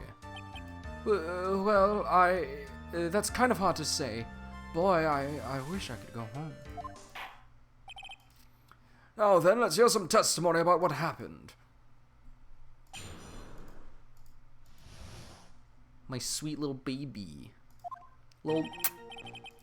That evening, around 1 a.m., I went to see Mr. Bullard in his office at KB Security. The blackmail letter I got had ordered me to go there. I'd been working for KB Security until a year ago, so I knew where his office was. 1 a.m., the exact time the murder took place. The weak get washed away by the tides of fate. The strong drink it up. Ha! It's bitter today, too. Just like my destiny. You'd never know that from the way he's chugging it down. Mr. Wright, your cross-examination, if you please. Yeah, he's extremely chuny, dude. It's like a weird coffee-based chuny. Oops.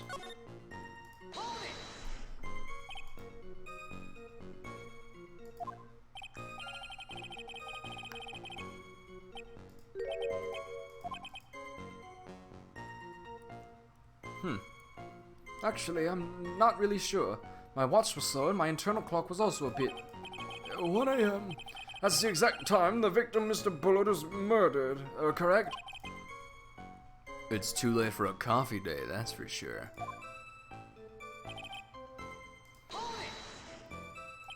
It ordered you there? It was the first time I'd gotten a blackmail letter that ordered me to go somewhere. Does that mean you've gotten other blackmail letters then? Oh, of course.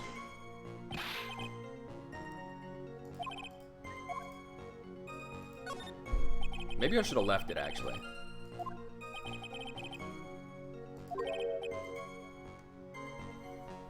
A perfect motive for committing murder. Oh, but wait! I never intended to pay that money anyway. Oh? Is that right? After all, he had nothing to hold over my head. I had nothing to be afraid of. An important piece indeed.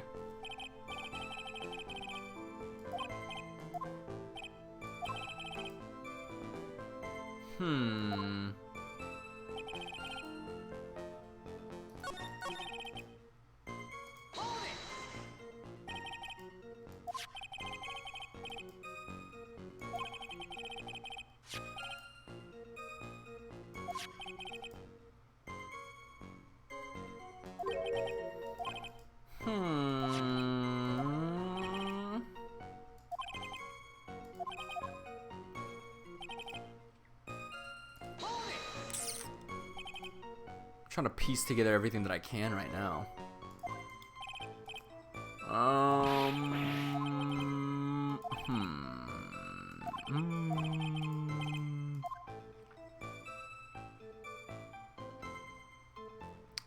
Well, let's see why he was fired.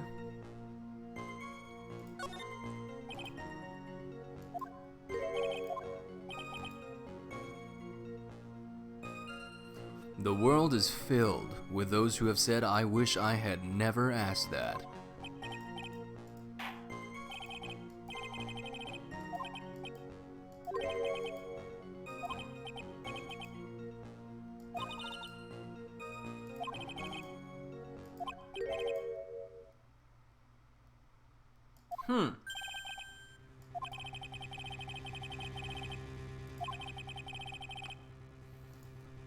This isn't incriminating.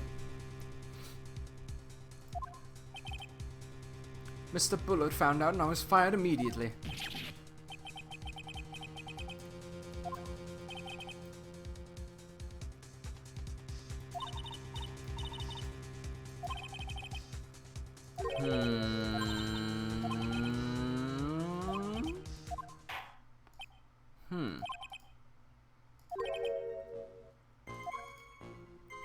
Nah.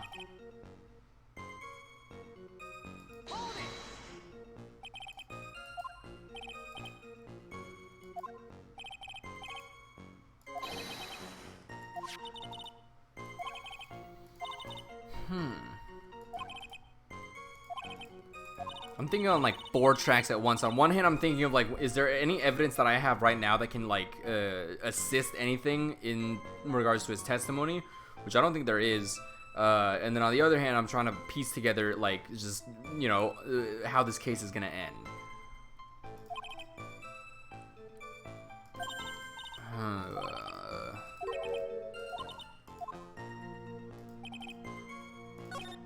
I want to do life after.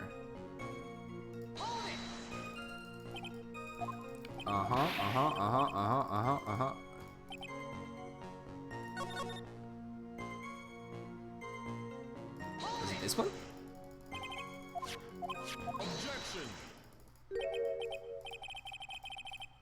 I'm afraid that reason isn't gonna hold up anymore. Also, this is new. The victim had no proof that the defendant was masked to mask. But you were the one who stole company secrets only 1 year earlier. But that was all over with once I was fired. But it is true that the fact I stole secrets was kept under wraps. Even so, there was no reason for me to pay up now, a whole year later. Huh. Is that really true? What is it, Nick?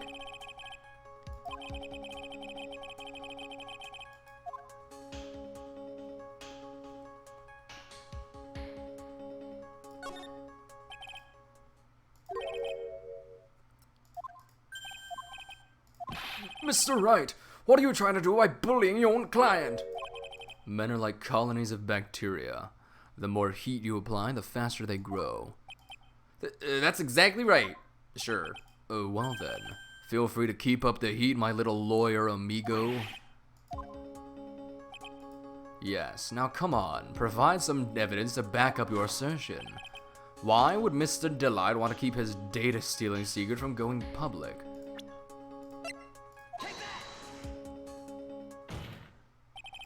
Mr. Delight, what you said just now doesn't match what you told me yesterday.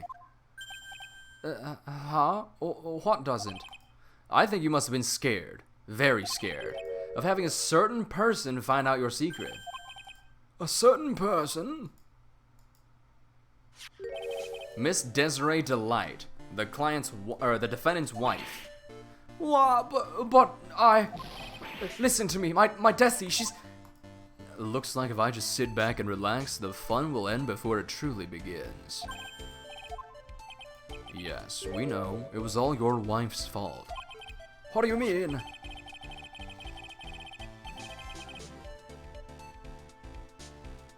Godot just is a sexual harassment lawsuit. Mr. Delight stole company data to pay for his wife's spending habit, for which he was fired. Unable to face his own wife, someone used his dirty little secret to blackmail him. And that is how this murder came about. Don't talk about my Desi like that, or you'll be sorry! Well, it seems that we've learned a great deal of things here so far. What do you think, Nick? I didn't think it was possible to get so thoroughly whipped in just 20 minutes. Clearly, there was sufficient motive for murder. He stole data for his wife and he killed to protect his secret. A family man who cared just a little too much.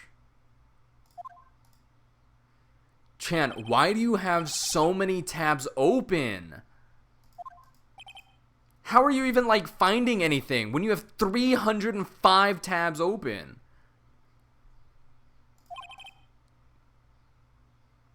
What happened at the crime scene at 1 in the morning, Mr. Delight? Come now, tell us. We're all ears. The brainworms? No, you need to have less tabs. You're gonna burn your computer up. It's gonna do the same shit it did last time, where it just, like, stops showing you things.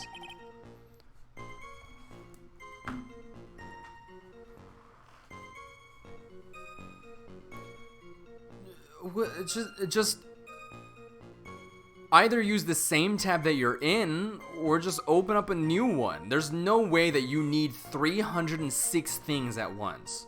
Come now.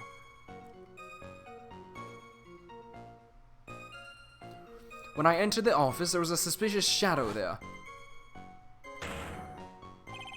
Suddenly, I was hit on the forehead. After that, I remember being a bit dazed.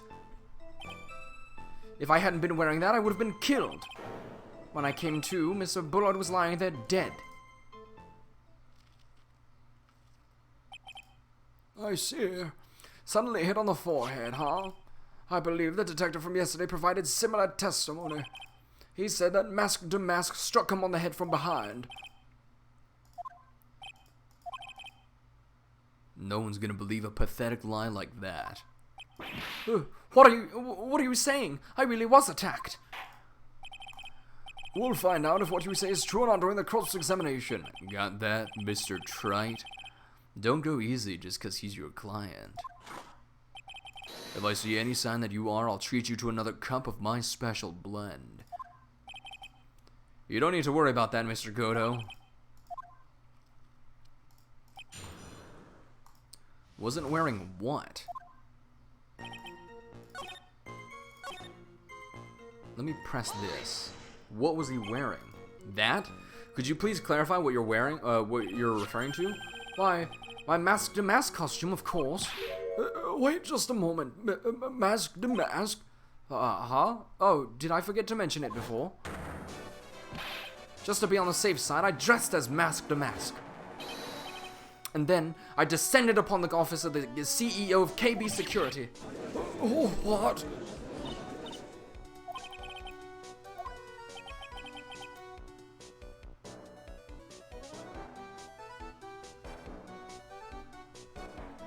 I like that his visor's just like smoking. Like, can he still see? I'm sorry. I just never had a chance to mention it up until now. Wait. That's not right. You know how sometimes things just slip your mind. Ha! My 6th cup of coffee is staring up at me coldly. At any rate, we can't ignore this new piece of information. Witness, please correct your testimony.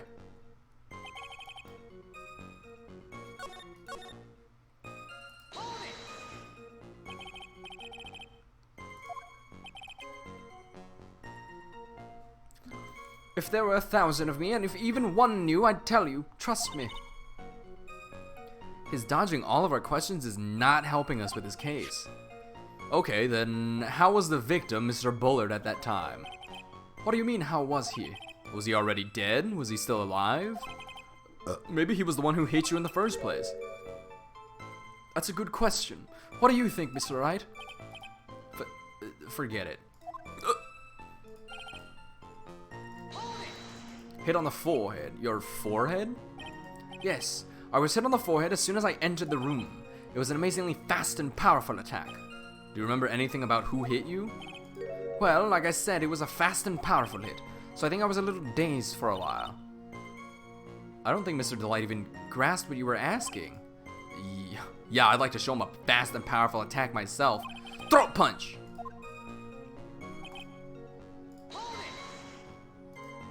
Why were you dressed up as Mask de Mask?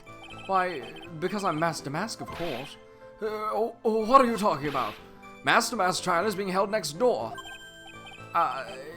Yes, I guess so. Anyway, at that time, I thought I was being blackmailed over the Mask de Mask issue. So I thought I should go as him just to be safe. Oh boy. Let me tell you, it's a real pain to move around with that cape. That's why it took a lot longer than I'd expected. What do you mean by took a lot longer? Oh, opening the safe, of course. My cape got caught on the safe door, you see. This all happened when I was hiding Mr. Bullard's body. What was that? Back up a second. Yes? You were the one that hid the body in the safe? Well, yes. Oh, what cookies did you make? Why? Just why? What reason could you have? What were you thinking? Question. When does someone toss their dirty shorts in the washing machine? What? The answer is simple. When they take them off. As usual, I have no idea what you're saying. Do you mean that Mr. Delight hid the body because he's the murderer? Huh. So you're not as stupid as you look. Butter cookies and butterfly and heart shapes? Wow. That sounds good as fuck. I've got some pistachios in the cabinet. Maybe I'll go munch on those. Why am I the only one not in the loop here? Witness, make sure you add this to the testimony. Yes, sir. Bro, Trader Joe's has pistachios for cheap. Like fucking Whole Foods and shit. Pistachios are literally like $10, $11. And then fucking yesterday I found like a whole bag at Trader Joe's for like $7. Trader Joe's-san. What was it again? Like fucking miso soup or something?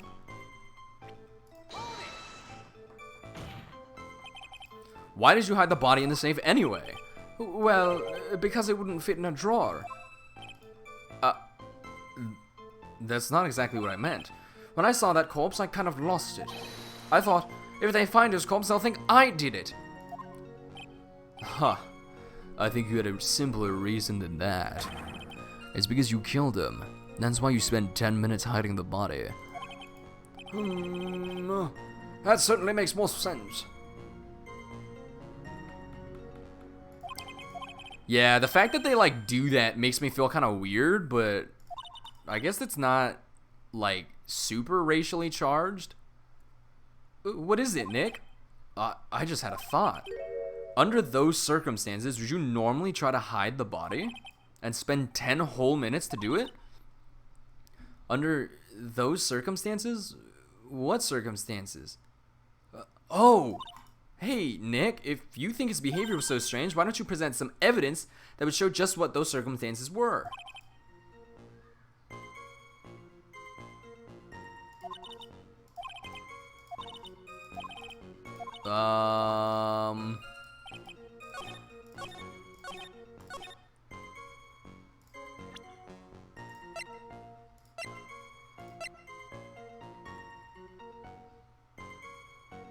I think this.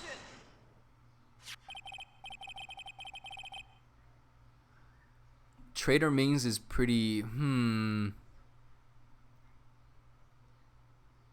Yeah, there's just something about it that's like weird. Like Trader Joe-san, I think there's like Trader like Jose or something, and it's just like, this wasn't like necessary for you guys to do. And I get that like, haha, it's funny because you're like matching like the quote unquote ethnicity of the product, but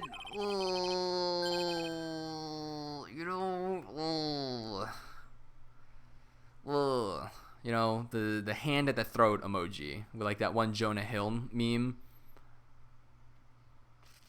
where he's just like, cut it out. Yeah, cut it out. And according to this record, the buzzer was pushed once at 1:02 a.m. What? If Mr. Rondelite truly was the murderer, he would have ran as soon as that buzzer sounded. After all, a security guard would have been heading his way. Huh. Let's remember who we're dealing with here. He probably had no idea there were security personnel in the building. Up until 1 year ago, my client was working as a chief of security. There's no way he wouldn't have known about him. But as it turns out, the guard never came. That was nothing more than a coincidence. The fact that the guard was a pathetic piece of shit, fucking garbage fucker loser who had just gotten punched in the face by his ex's new boyfriend and wasn't anywhere in the vicinity was not something Mr. Delight could have known. Huh. Again, remember who we're dealing with here. It's a sure bet that Mr. Delight didn't even notice the buzzer going off. This buzzer's extremely loud. There's no way he could have ignored something like that. If he had been conscious, that is.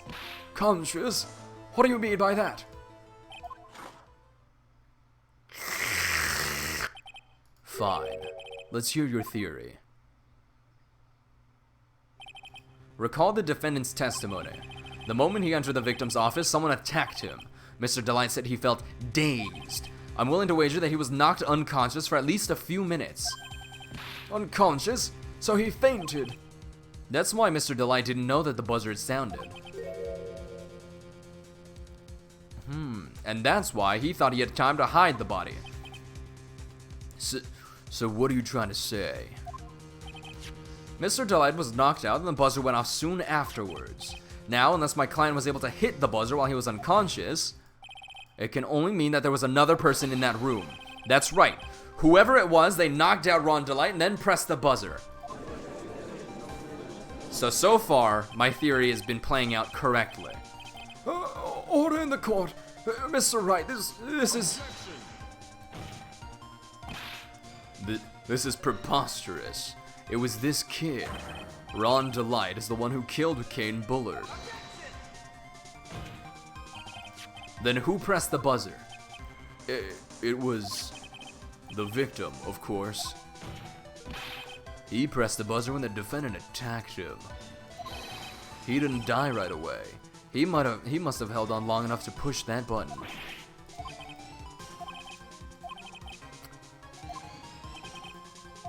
Yes, I can prove it. His time of death was 1. Autopsy report. Well, what do you think, Mr. Godot? I can hear it. The sound of a buzzer. It's going off inside your head at this very moment. The emergency buzzer of your heart. What are you talking about? Autopsy report literally says that he died at 1 a.m. The buzzer went off at 1:02.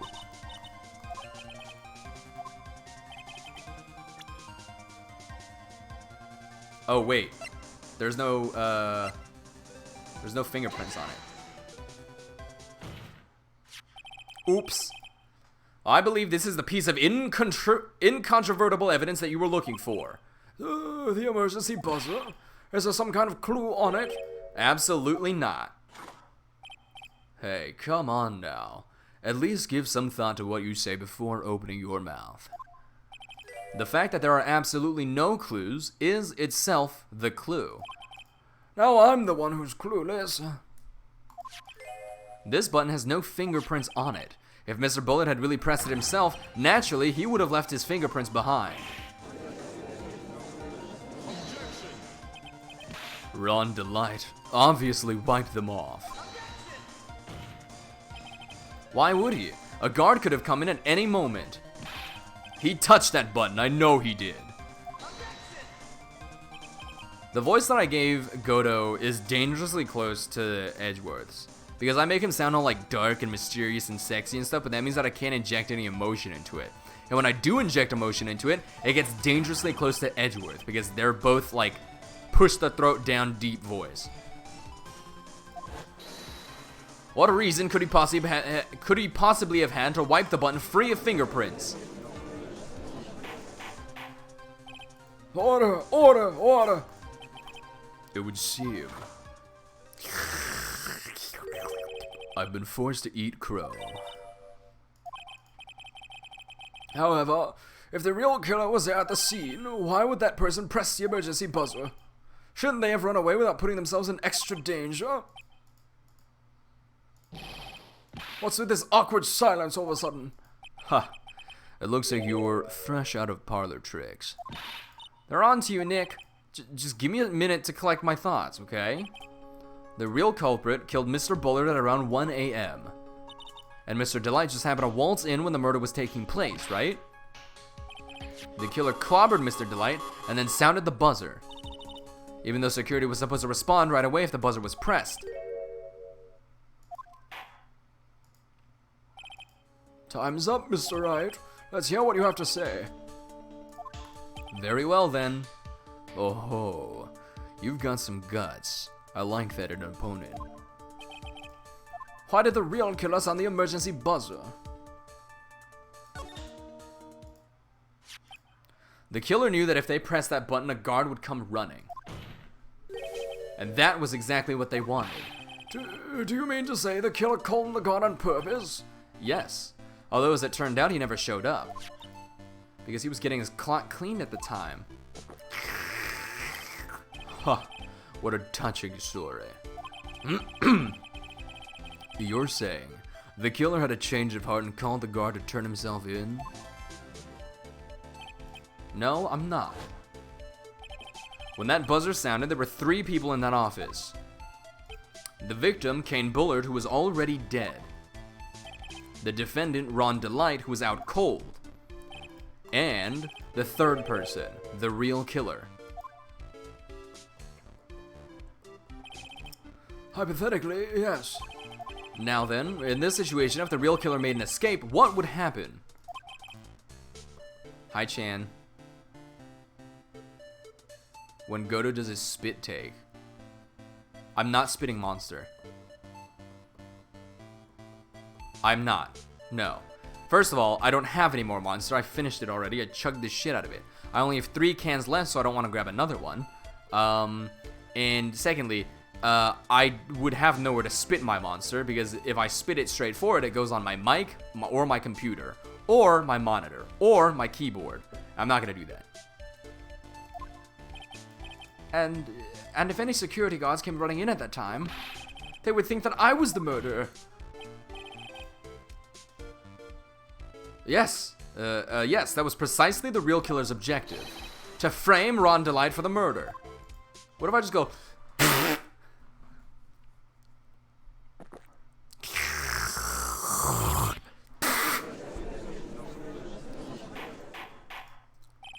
Order, order, order. Huh. It would seem... I've been made to eat my words once again. Actually, you've been made to do a spit take with a cup of coffee. Mr. Wright, who was it? Who was it that tried to frame me? But wait a second. I'm the one and only Mask to Mask, so... Nick, you mean the real killer is... We're gonna drag that person in here right now. But who is it? I don't have any solid proof yet, but think about it. The killer knew Mr. Delight's identity, and they also knew that he had been called to KB security that night. So, the killer used him to execute a well-crafted plan to murder Kane Bullard.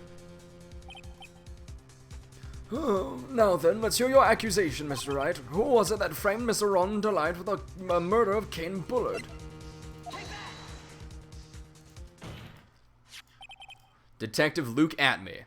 He's the only one who could have done it.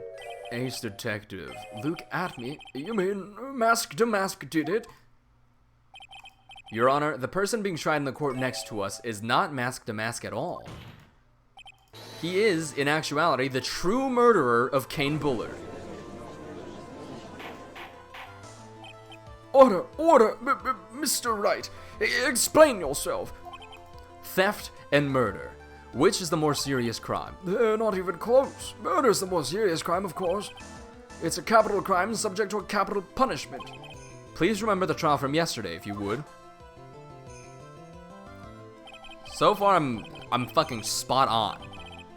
When Luke Atme confessed, there was a huge commotion in the courtroom.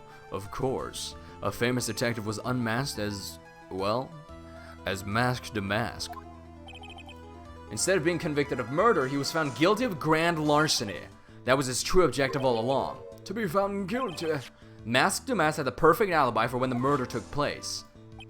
He was stealing the urn at Lordly Taylor. In other words, being found guilty as Mask to Mask was Luke Atme's airtight, watertight, and unassailable alibi. A guilty verdict as an alibi?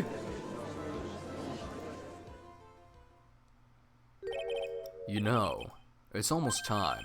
For what? For Luke Atme's verdict. It was a pretty simple trial after all. If we're gonna stop this trial and stall that one, we need to do it now. Of course. That's assuming you have proof that the detective was the one who committed the murder. Mr. Luke Atme's trial has indeed attracted the attention of the entire country. If we were to intrude and fail to provide adequate proof of his true crime, Mr. Delight would be left with no grounds for appeal. Huh.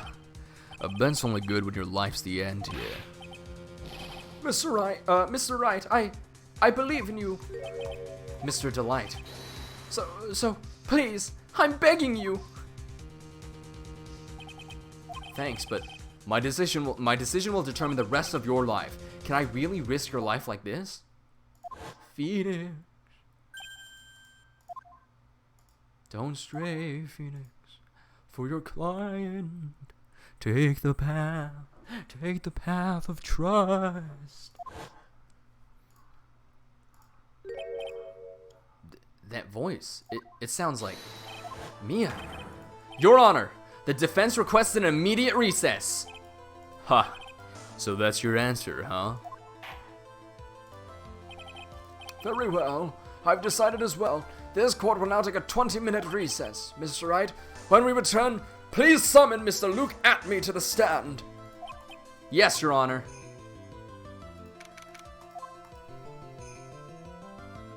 Ew, this fuck. Well, Sir Detective Atme. Atme. Heh. Heh heh heh. I have to say, Mr. Payne, you performed splendidly. Oh no, Sir Detective Atme. You were the one who... Ew! That's enough. This court sees no reason to further prolong this trial. This court finds the defendant Luke Atme. Wait, don't hand down your verdict yet, please. Well, well, Sir Lawyer, welcome to my courtroom.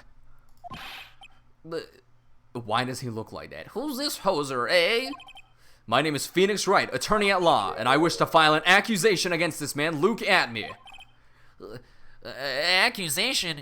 You accuse Mask to Mask? That man is not Mask to Mask.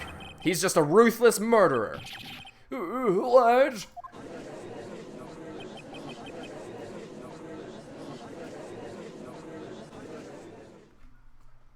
I don't know what that is, but he's fucking ugly. Also, what the fuck? To be continued? They changed the little jingle that plays when it asks you that. I thought that was it. I thought it was over. My sis? I could have sworn I heard Mia's voice. So then, she's still alive, inside your heart. Nicky boy! Oh, Miss Delight. Is it true that Detective is the real killer? To be honest, we don't have any definite proof, but he's the only one who could have done it. But wasn't he at Lordly Taylor that night? Not to mention, we don't exactly know his motive. I mean, why would Detective Atme want to kill Kane Bullard? Oops, it's almost time. Better get back to the courtroom. Fuck. Yeah, what would be his motive? The red diamond?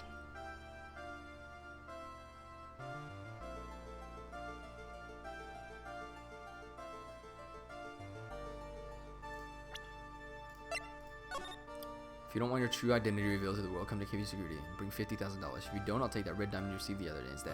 That's where this comes into play. This was... Okay. So the blackmail letter was sent to Atme at first. Atme saw it, read it, panicked, and then sent it to Ron. Because Ron was already getting blackmail letters in the first place, so he wouldn't have seen anything out of the ordinary. So Ron found it, thought it was addressed for him, and went to go see Bullard. Yes, but Atme then concocted a plan to go kill Bullard. Because Atme was the one who got the red diamond. And so Bullard found out his true identity as Mask the Mask or whatever, and then went from there.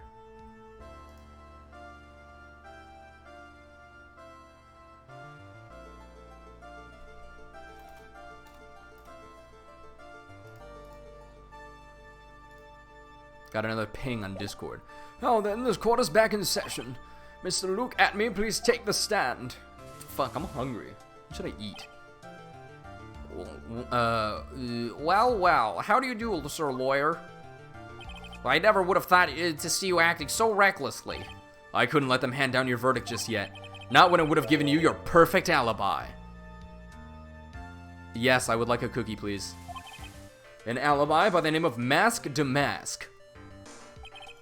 I'm sorry, I'm afraid even the great Luke Atme has no idea what you mean. Of course, I've been at the next courtroom ever since 10 o'clock this morning. I'm afraid there's no way I can know what's been going on in here. You've been in the defendant's seat all day long, correct? Being tried as mask to mask. Indeed. Indeed. It's truly child's play to fool the ignorant masses. Not only did the poor fools ask me to protect their valuables, but they even gave me a generous reward upon returning their own property to them. Take this red diamond ring that sparkles upon my divine figure, for example. So, you continue to insist that you are, in fact, mask to mask? Of course. Very well then, Luke Atby, let us begin with a simple question. On October 12th at 1 a.m., Kane Bullitt was murdered. Where were you at that time? One without knowledge lacks even the knowledge that he should be ashamed of himself. But don't worry, I will not hold it against you, Sir Judge. Thanks. Alright. Alright, Mr. Atme. The night of the murder. Speak. We're all ears. As you wish, Sir Prosecutor. I was stealing the urn as mask to mask just as I announced I would. I had more than enough time to prepare. It was a pathetically easy job. A photograph contains no words, but in this case, one turned out to be my witness. The time at which the camera captured Mask to Mask was the same time as the murder.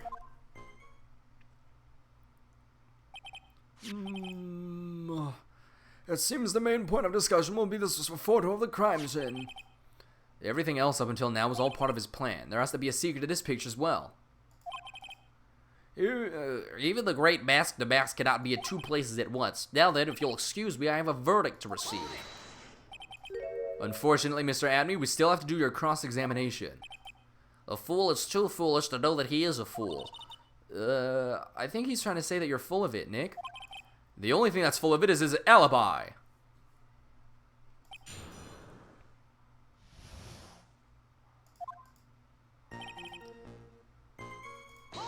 Alright, so I'm gonna press things and I'm gonna start bringing shit out. So this photograph is the proof, correct? Indeed it is. And the man in the photo is certainly wearing a mask. That is why I'm called Mask to Mask, yes. But conveniently, that also means that there's no way to tell who this really is. What do you mean? Huh. Are you saying that this is not, in fact, Luke Atme? That it could be an accomplice dressed up as Mask to Mask to create an alibi? Oh, what an interesting idea. Are you saying that I, Lone Wolf Luke, had an accomplice?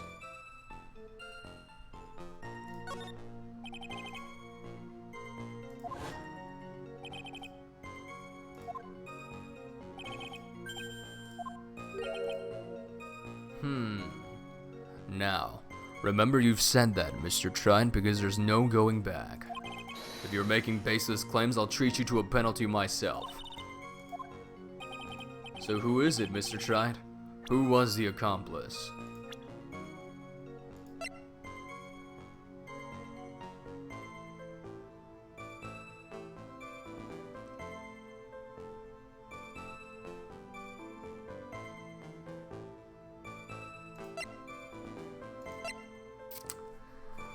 I mean, the accomplice for all the other ones is Ron.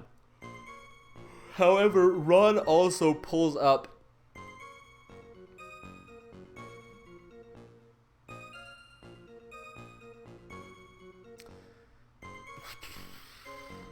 yeah.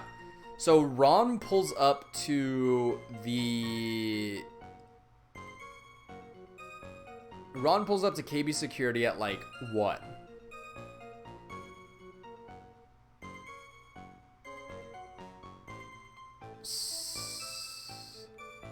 I'm kind of banking on the fact that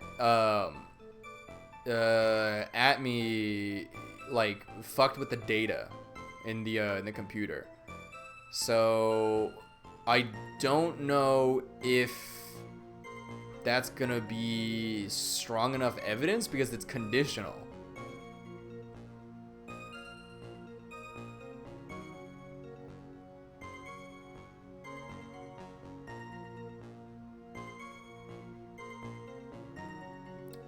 But could it have been anyone else? Ah, fuck it.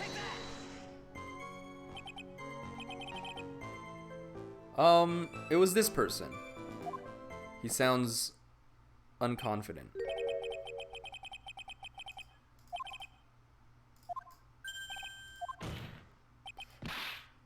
Fuck!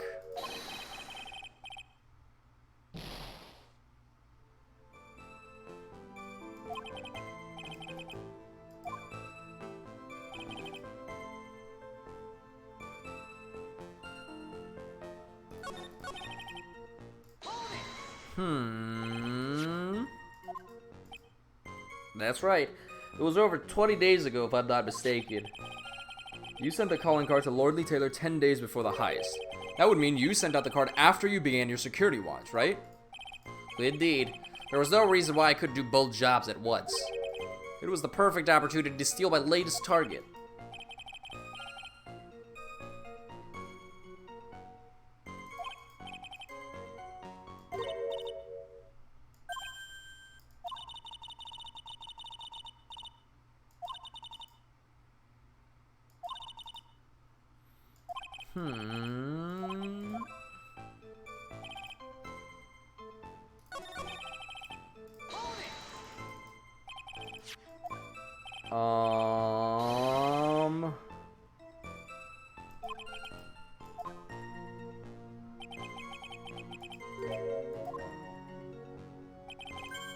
You say that almost if you had this picture taken on purpose.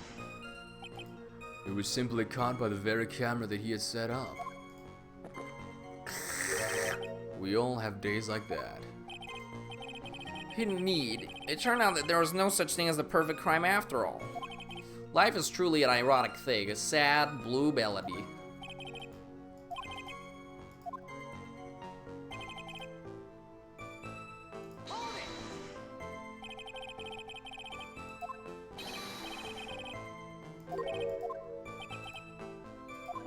I do think that, yes. I'm afraid that's impossible. The camera was set up by Lordly Taylor, and on top of that, it was Lordly Taylor's staff that printed that picture's data. Unfortunately for the defense, there's no way that picture could have been altered.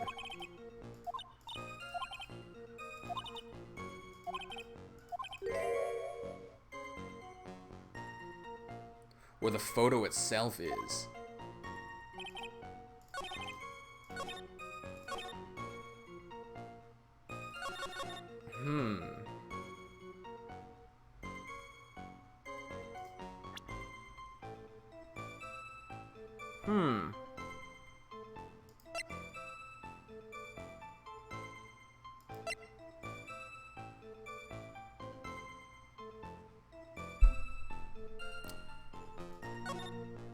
Interesting.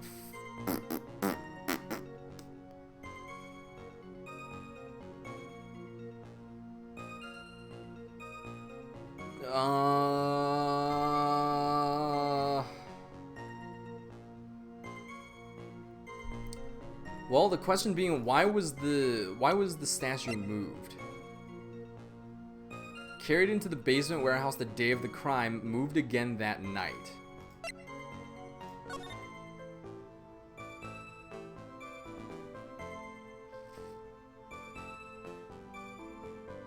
But there's no paint on the box.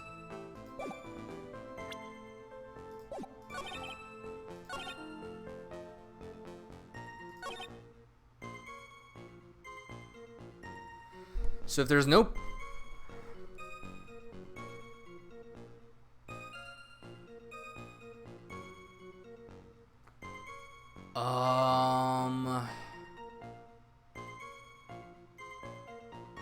So I want to present the picture.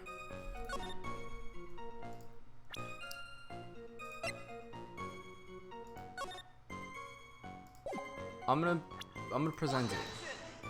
God, I hope this works. Fuck! Fuck!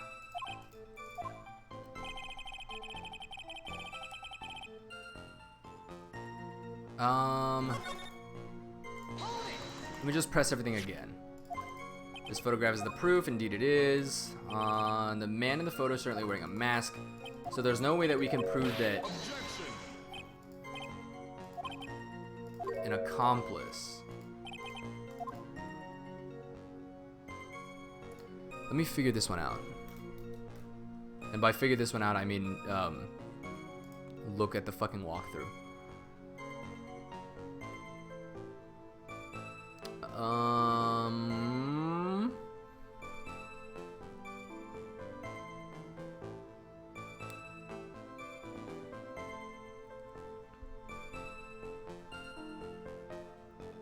Am I the dunce? Am I dunce monkey?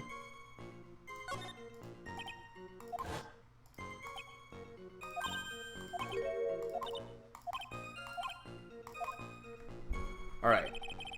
I had more than enough time to prepare. It was a pathetically easy job.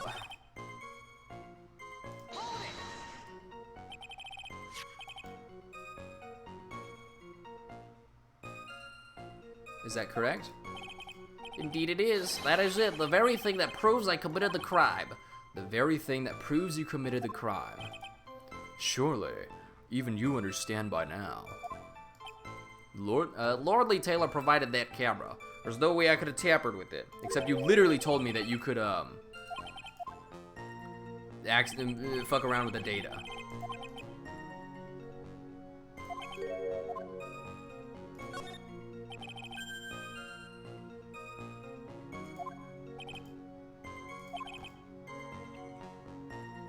We took a look around the basement warehouse that night before the theft took place.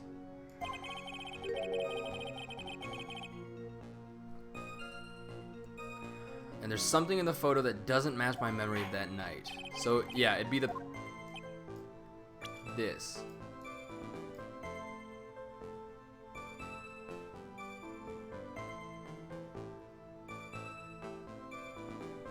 Right?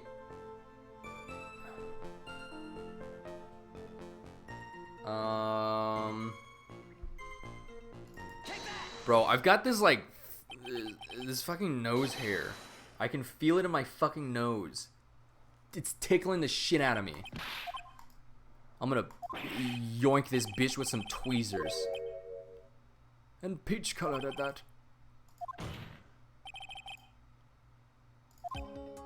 The problem is when you consider the layout of the basement warehouse, it turns out that something that should be there is nowhere to be seen. Well, Mr. Wright, what is supposed to be in this picture instead of the paint stains? The supervisor of the treasure exhibit stated the following. Well, there's a good reason for that. On the day of the crime around noon, that golden statue just happened to arrive from the mountain training hall. I realized that the statue would be the perfect size for covering up the paint stains. That's why I put it there where you first saw it.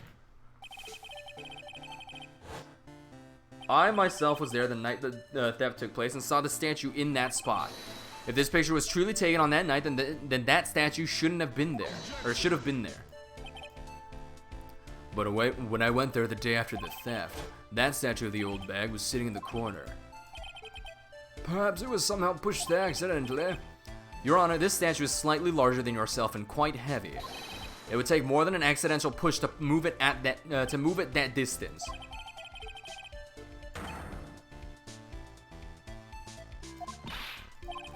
Fuck. Who was the one that moved the golden statue on the night of the crime?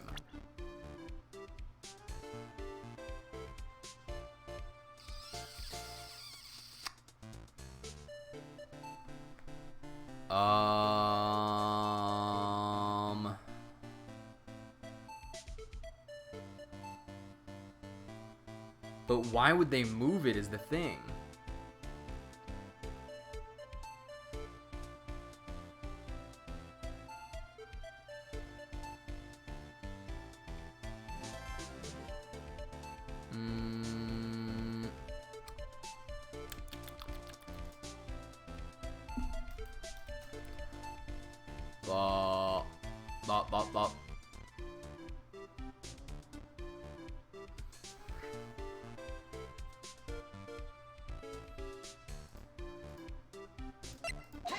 I did not just look at the walkthrough. Come down, sir lawyer. There you go again on one of your strange delusions. Mr. Wright, what basis do you have for your strange delusions? It's very simple. The witness was the only one in the basement warehouse that night. That is indeed very simple. However, why would I want to move a heavy golden statue? The reason for moving the golden statue. Ah, I see. Well, Mr. Wright, what reason did the witness have to move that statue?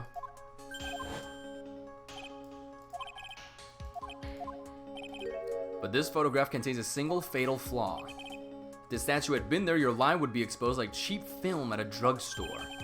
That is why you had to move the statue.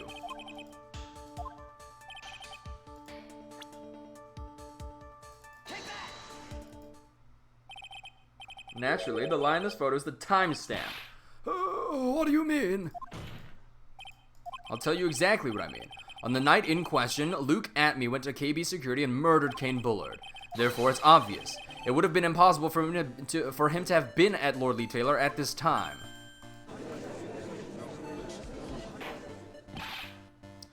But what does that have to do with the statue being moved? Remember, if you will, Your Honor, when was the statue placed beside the warehouse door? The statue was taken down to the warehouse on the day of the crime, and it was placed there in order to cover up the paint. Exactly. Luke Atme had already decided on the time when he was going to kill the victim, and so in order to create an alibi for that time, he took this picture days before the murder took place. What the? Of course, the statue hadn't been brought down yet to the basement warehouse yet. So on the day of the crime, Mr. Atme must have been quite nervous. As nervous as a long-tailed cat in a rocking chair factory, so to speak. What does that mean? What the fuck? Why? Because something that wasn't supposed to be there had been brought down and placed where it wasn't supposed to be. And that is why Luke Atme had to move the statue on the night of the murder. He did it to make the room match with the way it had been in his photo. Ew. Luke Atme with 2 eyes. What moment, Your Honor? Have you forgotten this? What's that? The data for the basement warehouse computer. According to this, the camera did indeed go off on the night of the crime. It's true that the camera had been set up by the Lord Lee Taylor staff.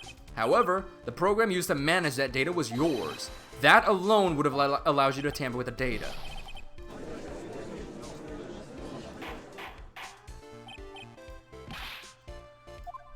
God, I cannot wait to wrap up stream so I can yank this fucking hair out of my nose. Godot, I warned you about making me wait. Now put that coffee down. My 11th cup. I've promised to drink no more than 17 during a trial, which means I'm still good to the last drop. However, the defense is a very good point. A good point? So what? We are all but travelers on a road of infinite points. I think he's got his points mixed up with his other points. So you say this photograph was taken ahead of time, and that the statue was moved in order to make it match. That's a very interesting idea. However, there's one point that can't be denied, which is that it's only a possibility. Men that are trapped by the chains of maybe can never reach their dreams. That's very true. No, don't, shut up. Hey, Mr. Damask. Yes? If there's no funny business in your actions as Mask Damask, there should be no problem with you telling us your strategy. So let's hear it. Yes, please provide this court with your testimony about your plan to steal the sacred urn.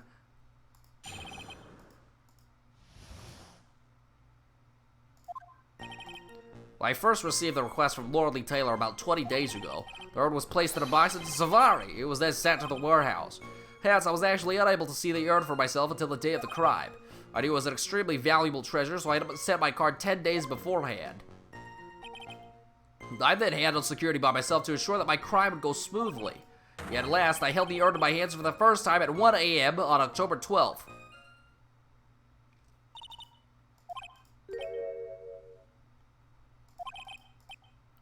Witness, you're sure there are no mistakes this time?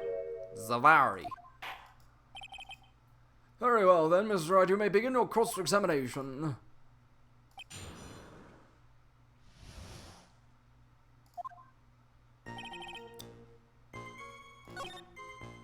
Urn was placed in a box and it was sent to the warehouse.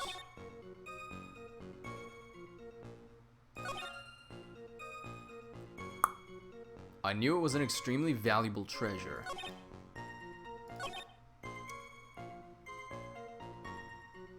I held the urn in my hands for the first time at 1 a.m. on October 12th.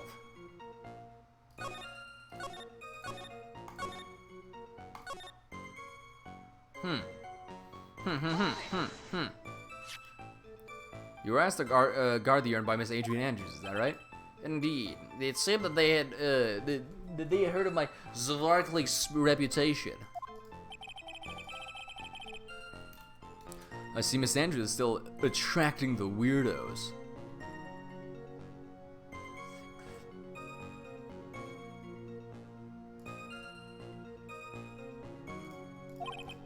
You better watch out too, Maya.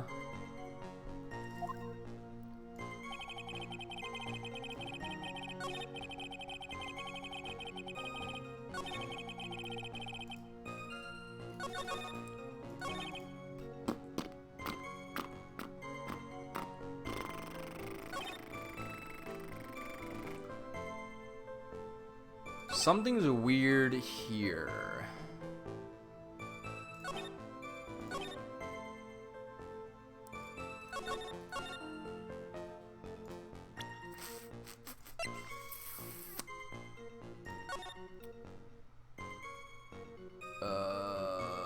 Speckled urn.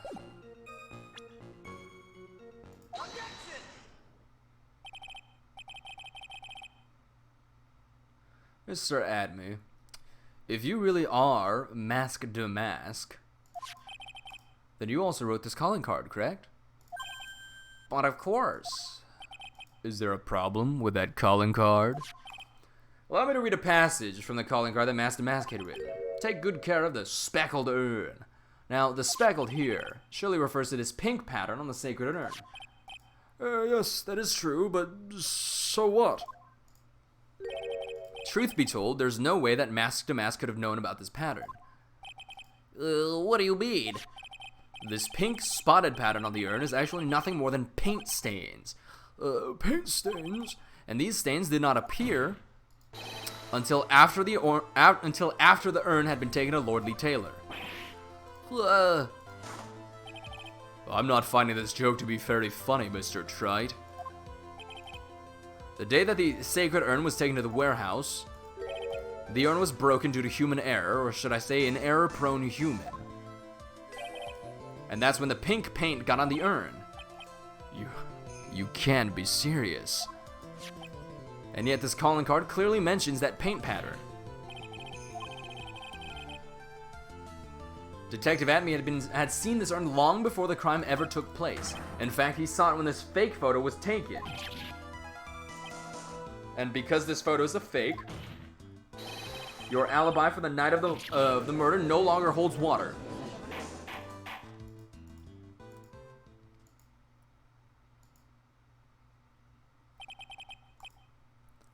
Witness, do you have anything to say for yourself?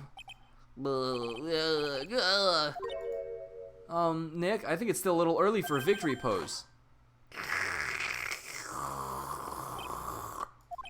It's so sad. No one has any conviction these days. Conviction, you say? Yesterday, we all decided unanimously that this man was Mask to Mask, and now we're calling him a murderer. You don't think we're being a tad fickle? You say that Luke Adme was the one who killed Kane Bullard? Then let me ask you this. Why would he do that? An excellent point. Motive, Mr. Wright, motive. Mind you, my merry murderous motive manifest. If he prepared an alibi and pinned his crime on non-delight, as you say, he must have had a very strong motive for murder.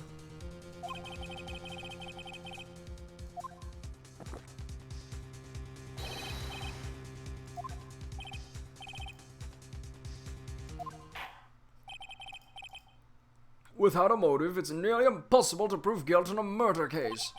Now then, maybe you can enlighten us as to what the defendant's motives were. I'd be honored to, Sir Old Tiber.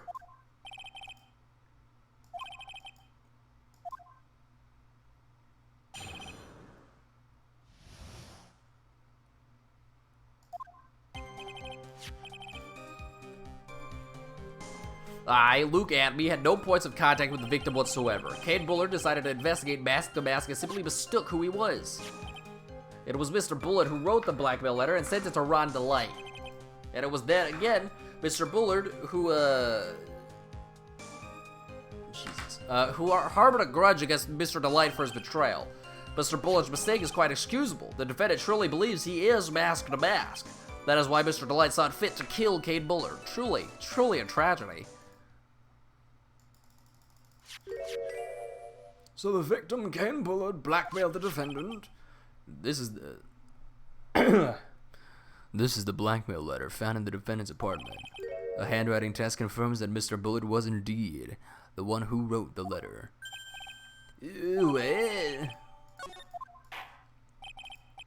Very well, Mr. Wright, begin your cross-examination. Alright.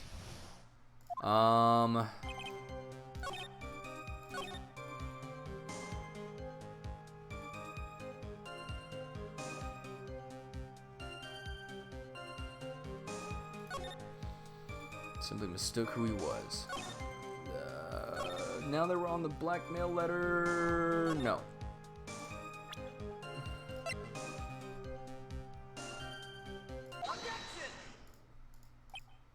Mind if I ask you a few questions, Detective Atme? Well, if it's just a few, I guess it's alright. When you said that this letter was addressed to Ron Delight, I couldn't help but notice one major contradiction. Contradiction? I don't know where a walking contradiction like you gets off saying things like that. At times like these, men are made to express themselves with their fists. Why don't you show us what you've got there, Junior? Indeed. Time to man up, Mr. Wright. Show us the contradicting evidence of the content of the blackmail letter.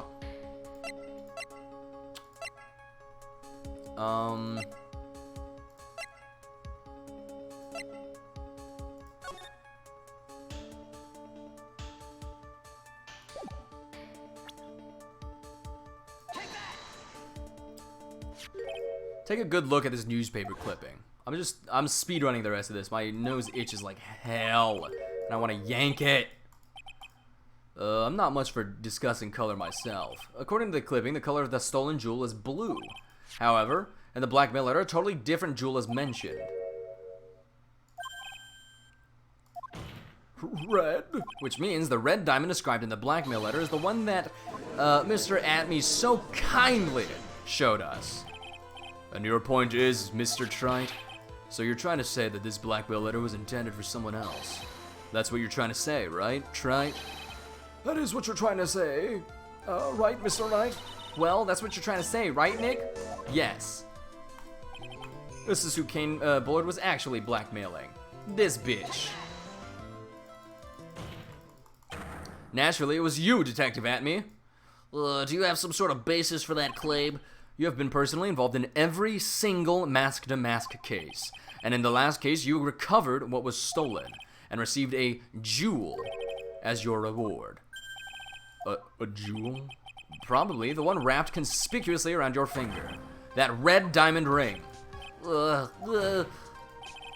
is the diamond referred to in the letter, which means that Kane Bullard wrote that letter in order to blackmail you.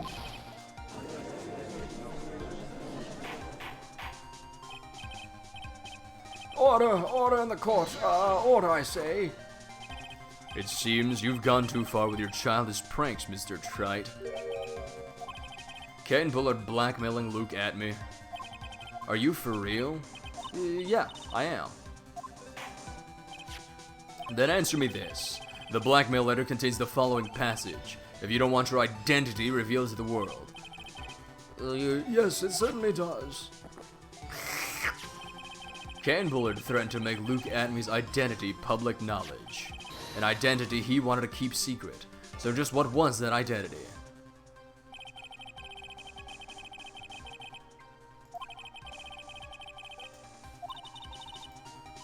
This is what it all comes down to, Nick. The identity that Luke Atme wanted to so desperately keep secret was his identity as a blackmailer. He was the one controlling that bitch. Just cruising, baby. Hey now, isn't that a little different from what you've been saying? You said that Kane Bullard was the one blackmailing Luke Atme. Are you saying that Atme was blackmailing somebody else on top of that? Kane Bullard was blackmailing Luke Atme. But Ron Delight was also being blackmailed by a certain someone. Yes. Just a few days after the Tear of Emanon heist. After that, I started getting the plans in the mail. I received plans from some very kind person, incredibly detailed plans. In which case, that would mean that Ron Delight was actually mask to mask. That is what we are claiming. Someone else came up with the plans that had Mr. Delight steal his targets for him. And that someone was none other than Luke Atme.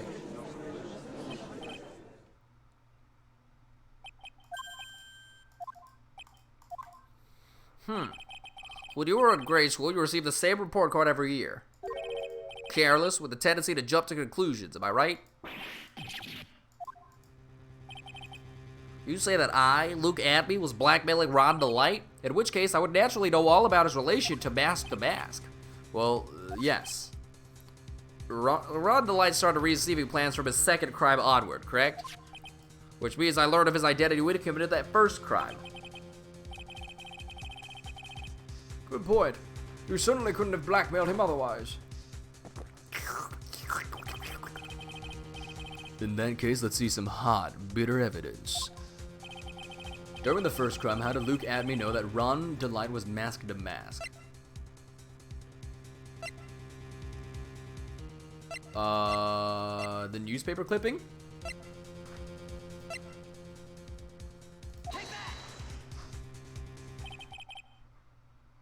I think I see it. See what?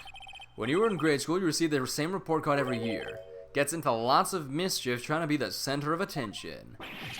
What do you mean? This newspaper clipping. It has a picture of you and Ron Delight in his guard uniform.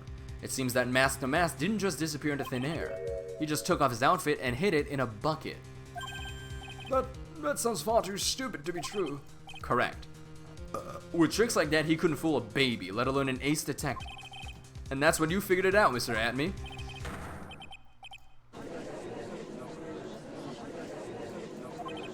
Why, how dare you expose me like that?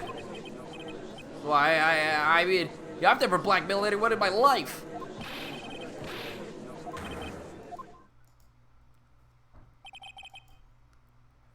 I'm afraid you are neither a proud detective nor a proud thief nor an ace detective.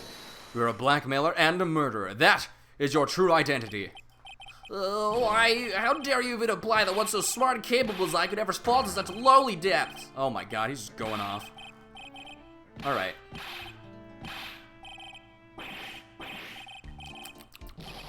Sir. It's enough to make one laugh. Oh, okay. Still can't click.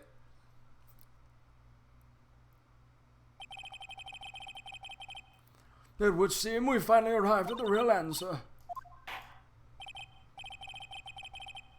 Bailiff, please prepare yourself for Mr. Atme.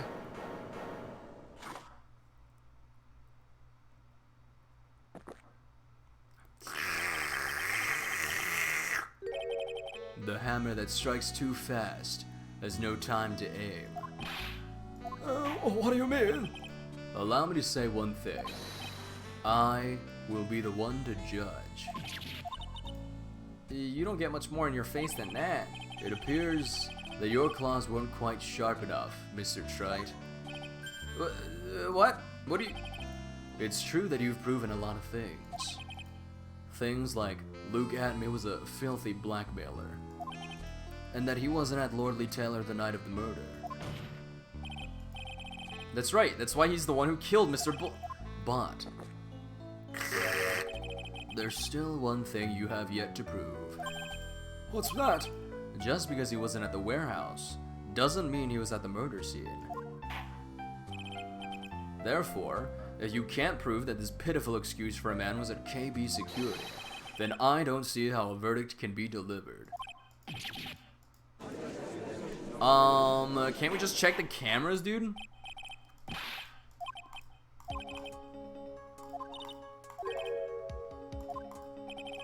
That night, Luke Atme was at KB Security in the defense...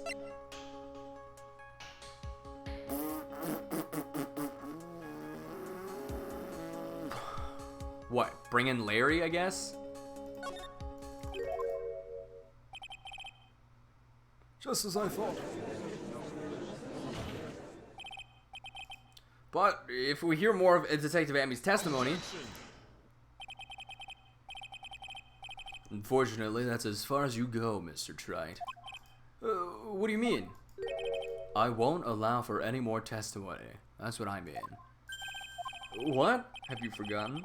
Luke Atme is here after we interrupted his own trial. And you have failed to prove that he committed the murder. I think it's time for this witness to return to his own trial. And face his guilty verdict as mask to mask. Well now, Sir Lawyer, it seems that love wins out in the end after all.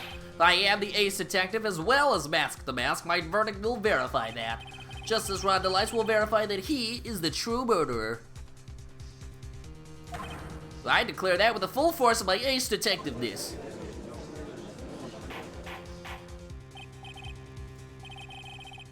Order in the court. That's enough deliberation over this witness. Back.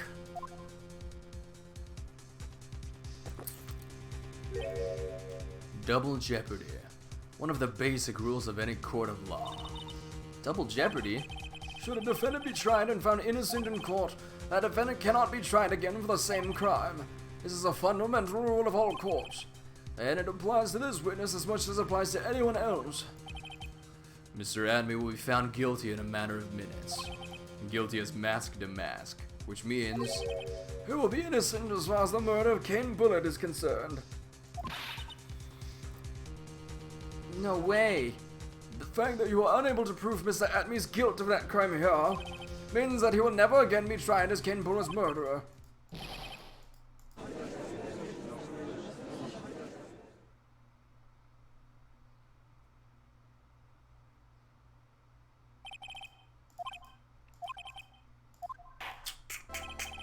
Of course, examine every statement the witness has made here today. And as long as there is no more testimony, I'm afraid I have to declare that there will be no further questioning of this witness. Are there any objections?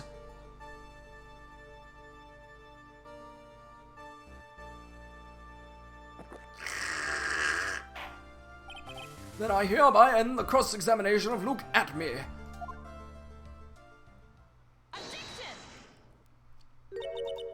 I think I see it. Your Honor, when you were a child, this is what was on your report card every year. Has poor hearing and often makes mistakes as a result. How did you... Phoenix, raise your head up high. Have you forgotten what I used to tell you? A lawyer is someone who smiles no matter how bad it gets. Fuck yeah! Long time no see, Phoenix. Mia.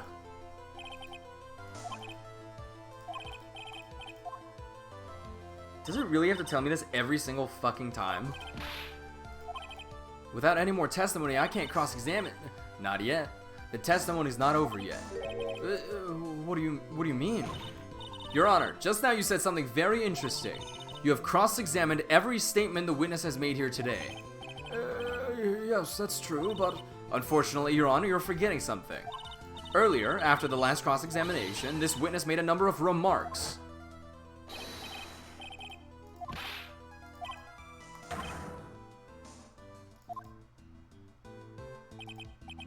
Yes, but his comments appear to have no importance whatsoever. Very well. Then we shall prove their importance via cross-examination. At any rate, as long as the witness has made these remarks, we, the defense, assert our right to question them. Is that alright with you, prosecutor? Is something the matter, Mr. Godot? Nothing. Oh, Sir Lawyer, looks like you're one step too late. If you think such falsehoods will do anything to me, look at... Let's hear it. It's true that the witness made some remarks. So then, let's hear this last bit of cross-examination. Mr. Godot, what are you... Very well then, Mr. Luke Atme, I'm gonna allow the defense to cross-examine your earlier remarks. The defense would like to hear why you declared the defendant to be the true murderer. So please give us one last bit of testimony. Phoenix, this is it. This is our absolute last chance. Yes, Chef.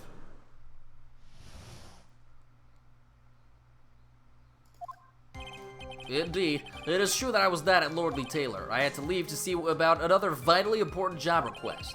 I had known about the date beforehand, so I had this photograph readied. My brilliant deduction was what informed me that the true culprit was Ron Delight. Thanks to the keycard and wallet, it is abundantly clear that he was there. I was also able to make a deduction from the buzzer, which only sounded once. The button did not have any fingerprints on it. Why?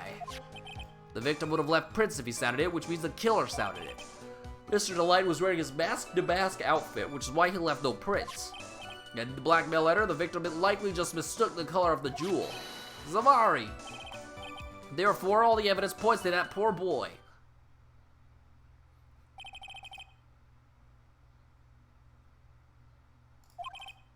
The witness's earlier remarks do not appear to have been hastily prepared. All of his points have been explained, and none of them seem to contradict anything. But of course. How did you know about the emergency buzzer? The police investigation documents went directly through me, and I always look over all the documents. It's elementary, sir lawyer. Are you gonna make even more trouble for us now, sir lawyer? I will not allow any of your usual shenanigans, Mr. Wright. We cannot postpone Luke Atmy's trial any longer. This is your last chance. Ha! It seems that the party's about to begin. Well, Phoenix, there isn't any evidence that contradicts with that testimony. So it would seem. What do you mean, so it would seem? Listen, Phoenix, pointing out contradictions doesn't always mean you have to present evidence, does it? At any rate, this is our last chance. If you can't point out a case-breaking contradiction, you lose. That's all there is to it. Cup number 17. The last cup. It seems like the time has come to put an end to this trial.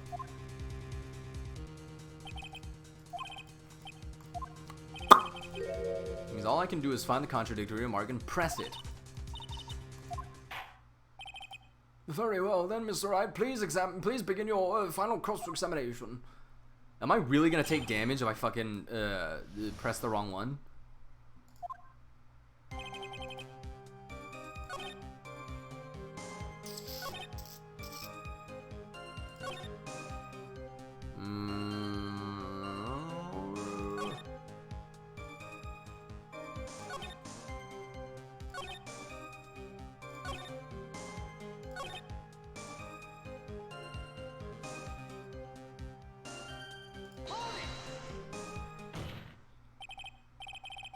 Godot's annoying, period. I think we've established that. Mr. Atmy, about this last remark. You still don't get it, do you, Trite? This isn't the time to be pressing the witness on every little statement. I'm afraid you're the one who still doesn't get it, Mr. Godot. What? Mr. Atmy, it seems you finally admitted that you were in the CEO's office on the night of the murder. How can you say that? Let's review your testimony, shall we, Mr. Atmy? The button did not have any fingerprints on it. Why? Mr. Delight was wearing his mask-to-mask outfit, is that correct? Indeed, that's what I said. My deductions are absolutely foolproof. More like your deductions prove that you are a fool. I'm sorry, whatever do you mean? For some reason, I'm starting to get really thirsty.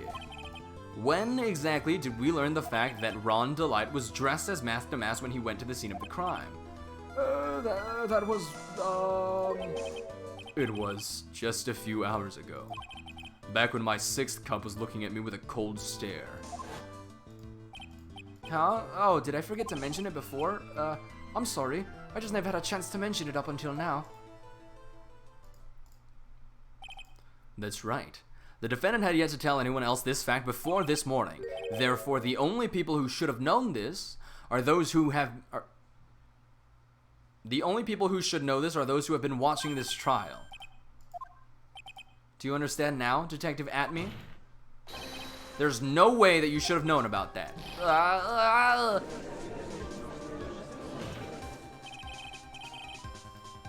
You were in the next courtroom being tried as Mask to Mask. So then enlighten us. Just how did you know about that piece of information?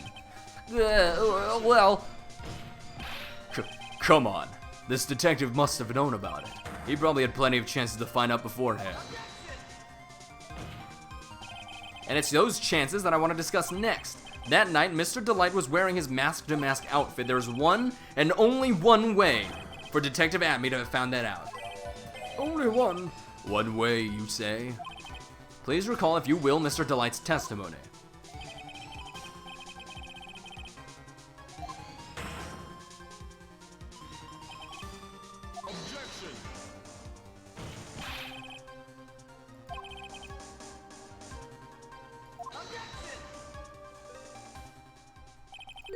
It's with that statement that I'll turn this case on its head.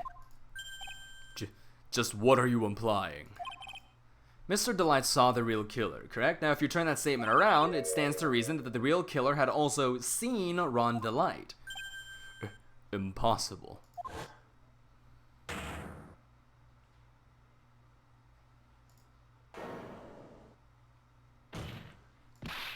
Detective Atme, you saw Mask to Mask at the murder scene that night. You saw him when you killed Kane Bullet and assaulted Ron Delight. That was the only way that you could have known what Ron was wearing.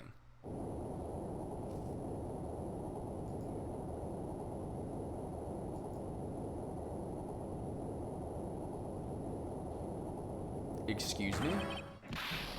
Oh my god.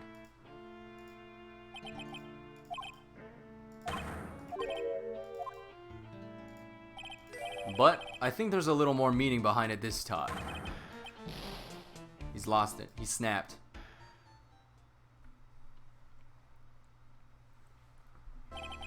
What an awfully complicated incident. Kane Bullet was blackmailing Luke Atme, who was in return blackmailing Ron Delight.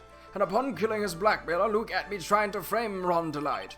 He then claimed to be guilty as Mask to Mask in order to escape his true crime, and to that end he came up with this plan. To use the double jeopardy plan when making his alibi. At any rate, it would seem we finally found the truth. Excuse me. I came perilously close to besmirching the record of an innocent young man, besmirching him with the title of murderer. Don't ignore me! My sweet baby boy. About the verdict. I know, you never committed any murder. That's right. I'm so glad you understand that, but I really am Mask to Mask. So, thanks to that trial yesterday, I'm innocent now, right? What was it you said? Double jeopardy? Now that you mention it. I've been careless. As the defendant says, the rule of double jeopardy is absolute. A defendant can never be tried twice for a crime in which was once found innocent. Then, Mask to Mask is really innocent? It would seem so, for now. Oh, then this court finds the defendant not guilty.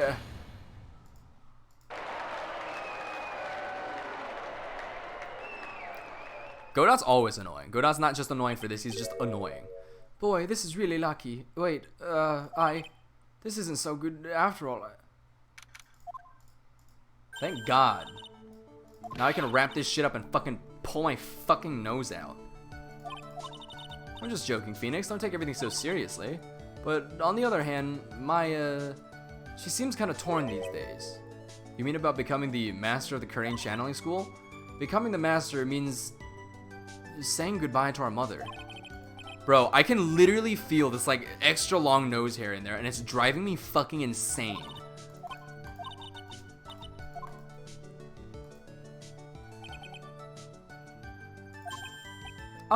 Mr. Wright, I don't know what to say.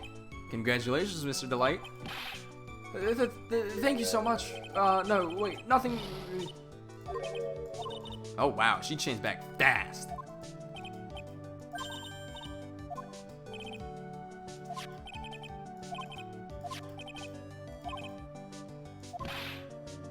Uh-oh.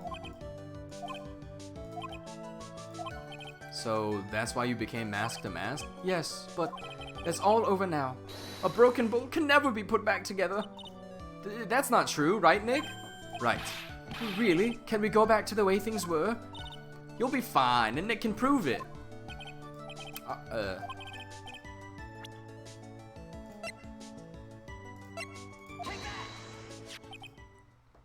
Desi was the one who found this. Desiree, your wife. She's always believed in you, Ron. That's why you'll be fine. You don't have to worry about anything. Ah, there you are. Miss Delight. You did it, Ronnie. You're innocent. I'm so happy. Thank you. I appreciate that, but, I suppose you don't want anything more to do with me, do you? Ronnie, why didn't you talk to me about what was going on? I had no idea you'd quit KB Security. I never imagined that you were really Master Mask either. Miss Delight, what are you gonna do now that you know? You're not really gonna leave him, are you? Come on, it's obvious, isn't it? How could I ever let a wonderful man like him get away? After all, my bike's really fast, so fast that there's no way he could ever get away. But didn't you say that you hated criminals? Oh, I only hate people who act all cowardly and sneaky. Like that detective. I see. My Ronnie went and declared his crimes before he committed them like a man. I just love a man who's so chivalrous. Chivalrous? I knew I was right about you. Every day I spend with you is filled with thrills and excitement. Desi. I'm really glad I asked you to defend my Ronnie. Thank you so much. I'll never forget what you've done for us. You too, Nicky boy. Mr. Nick, Mystic Maya, congratulations! Oh my god. 3, 4, 5, 6. 6 slaps. She slapped me 6 times. I mean, just look. Oh, this is cute. Here's a perfect example of one that was put back together even better than before. This is so cute!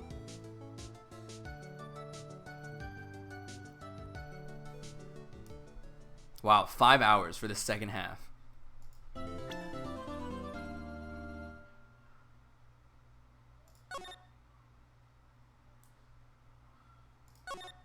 So we're saving.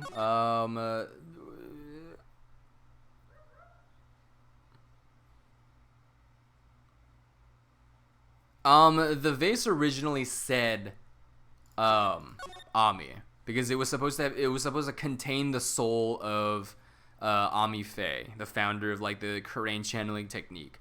It broke because Pearl accidentally threw her ball into it, which shattered it. And when she put it back together, it just somehow was able to say I am instead of Ami, which doesn't really make any sense to me, but it's a game, so whatever.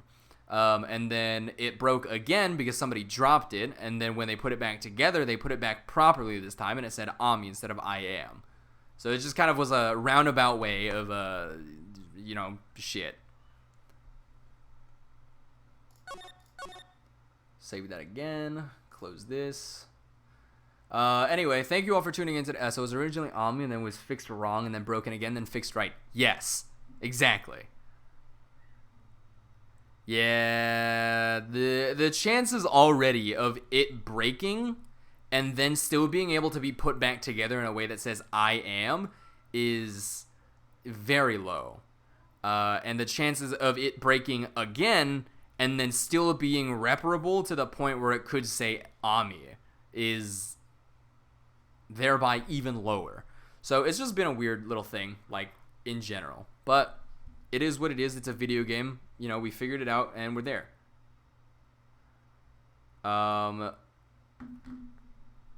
And with that, I will end stream here today. I don't think I'll be streaming tomorrow because I think we have plans to go to Antelope Valley.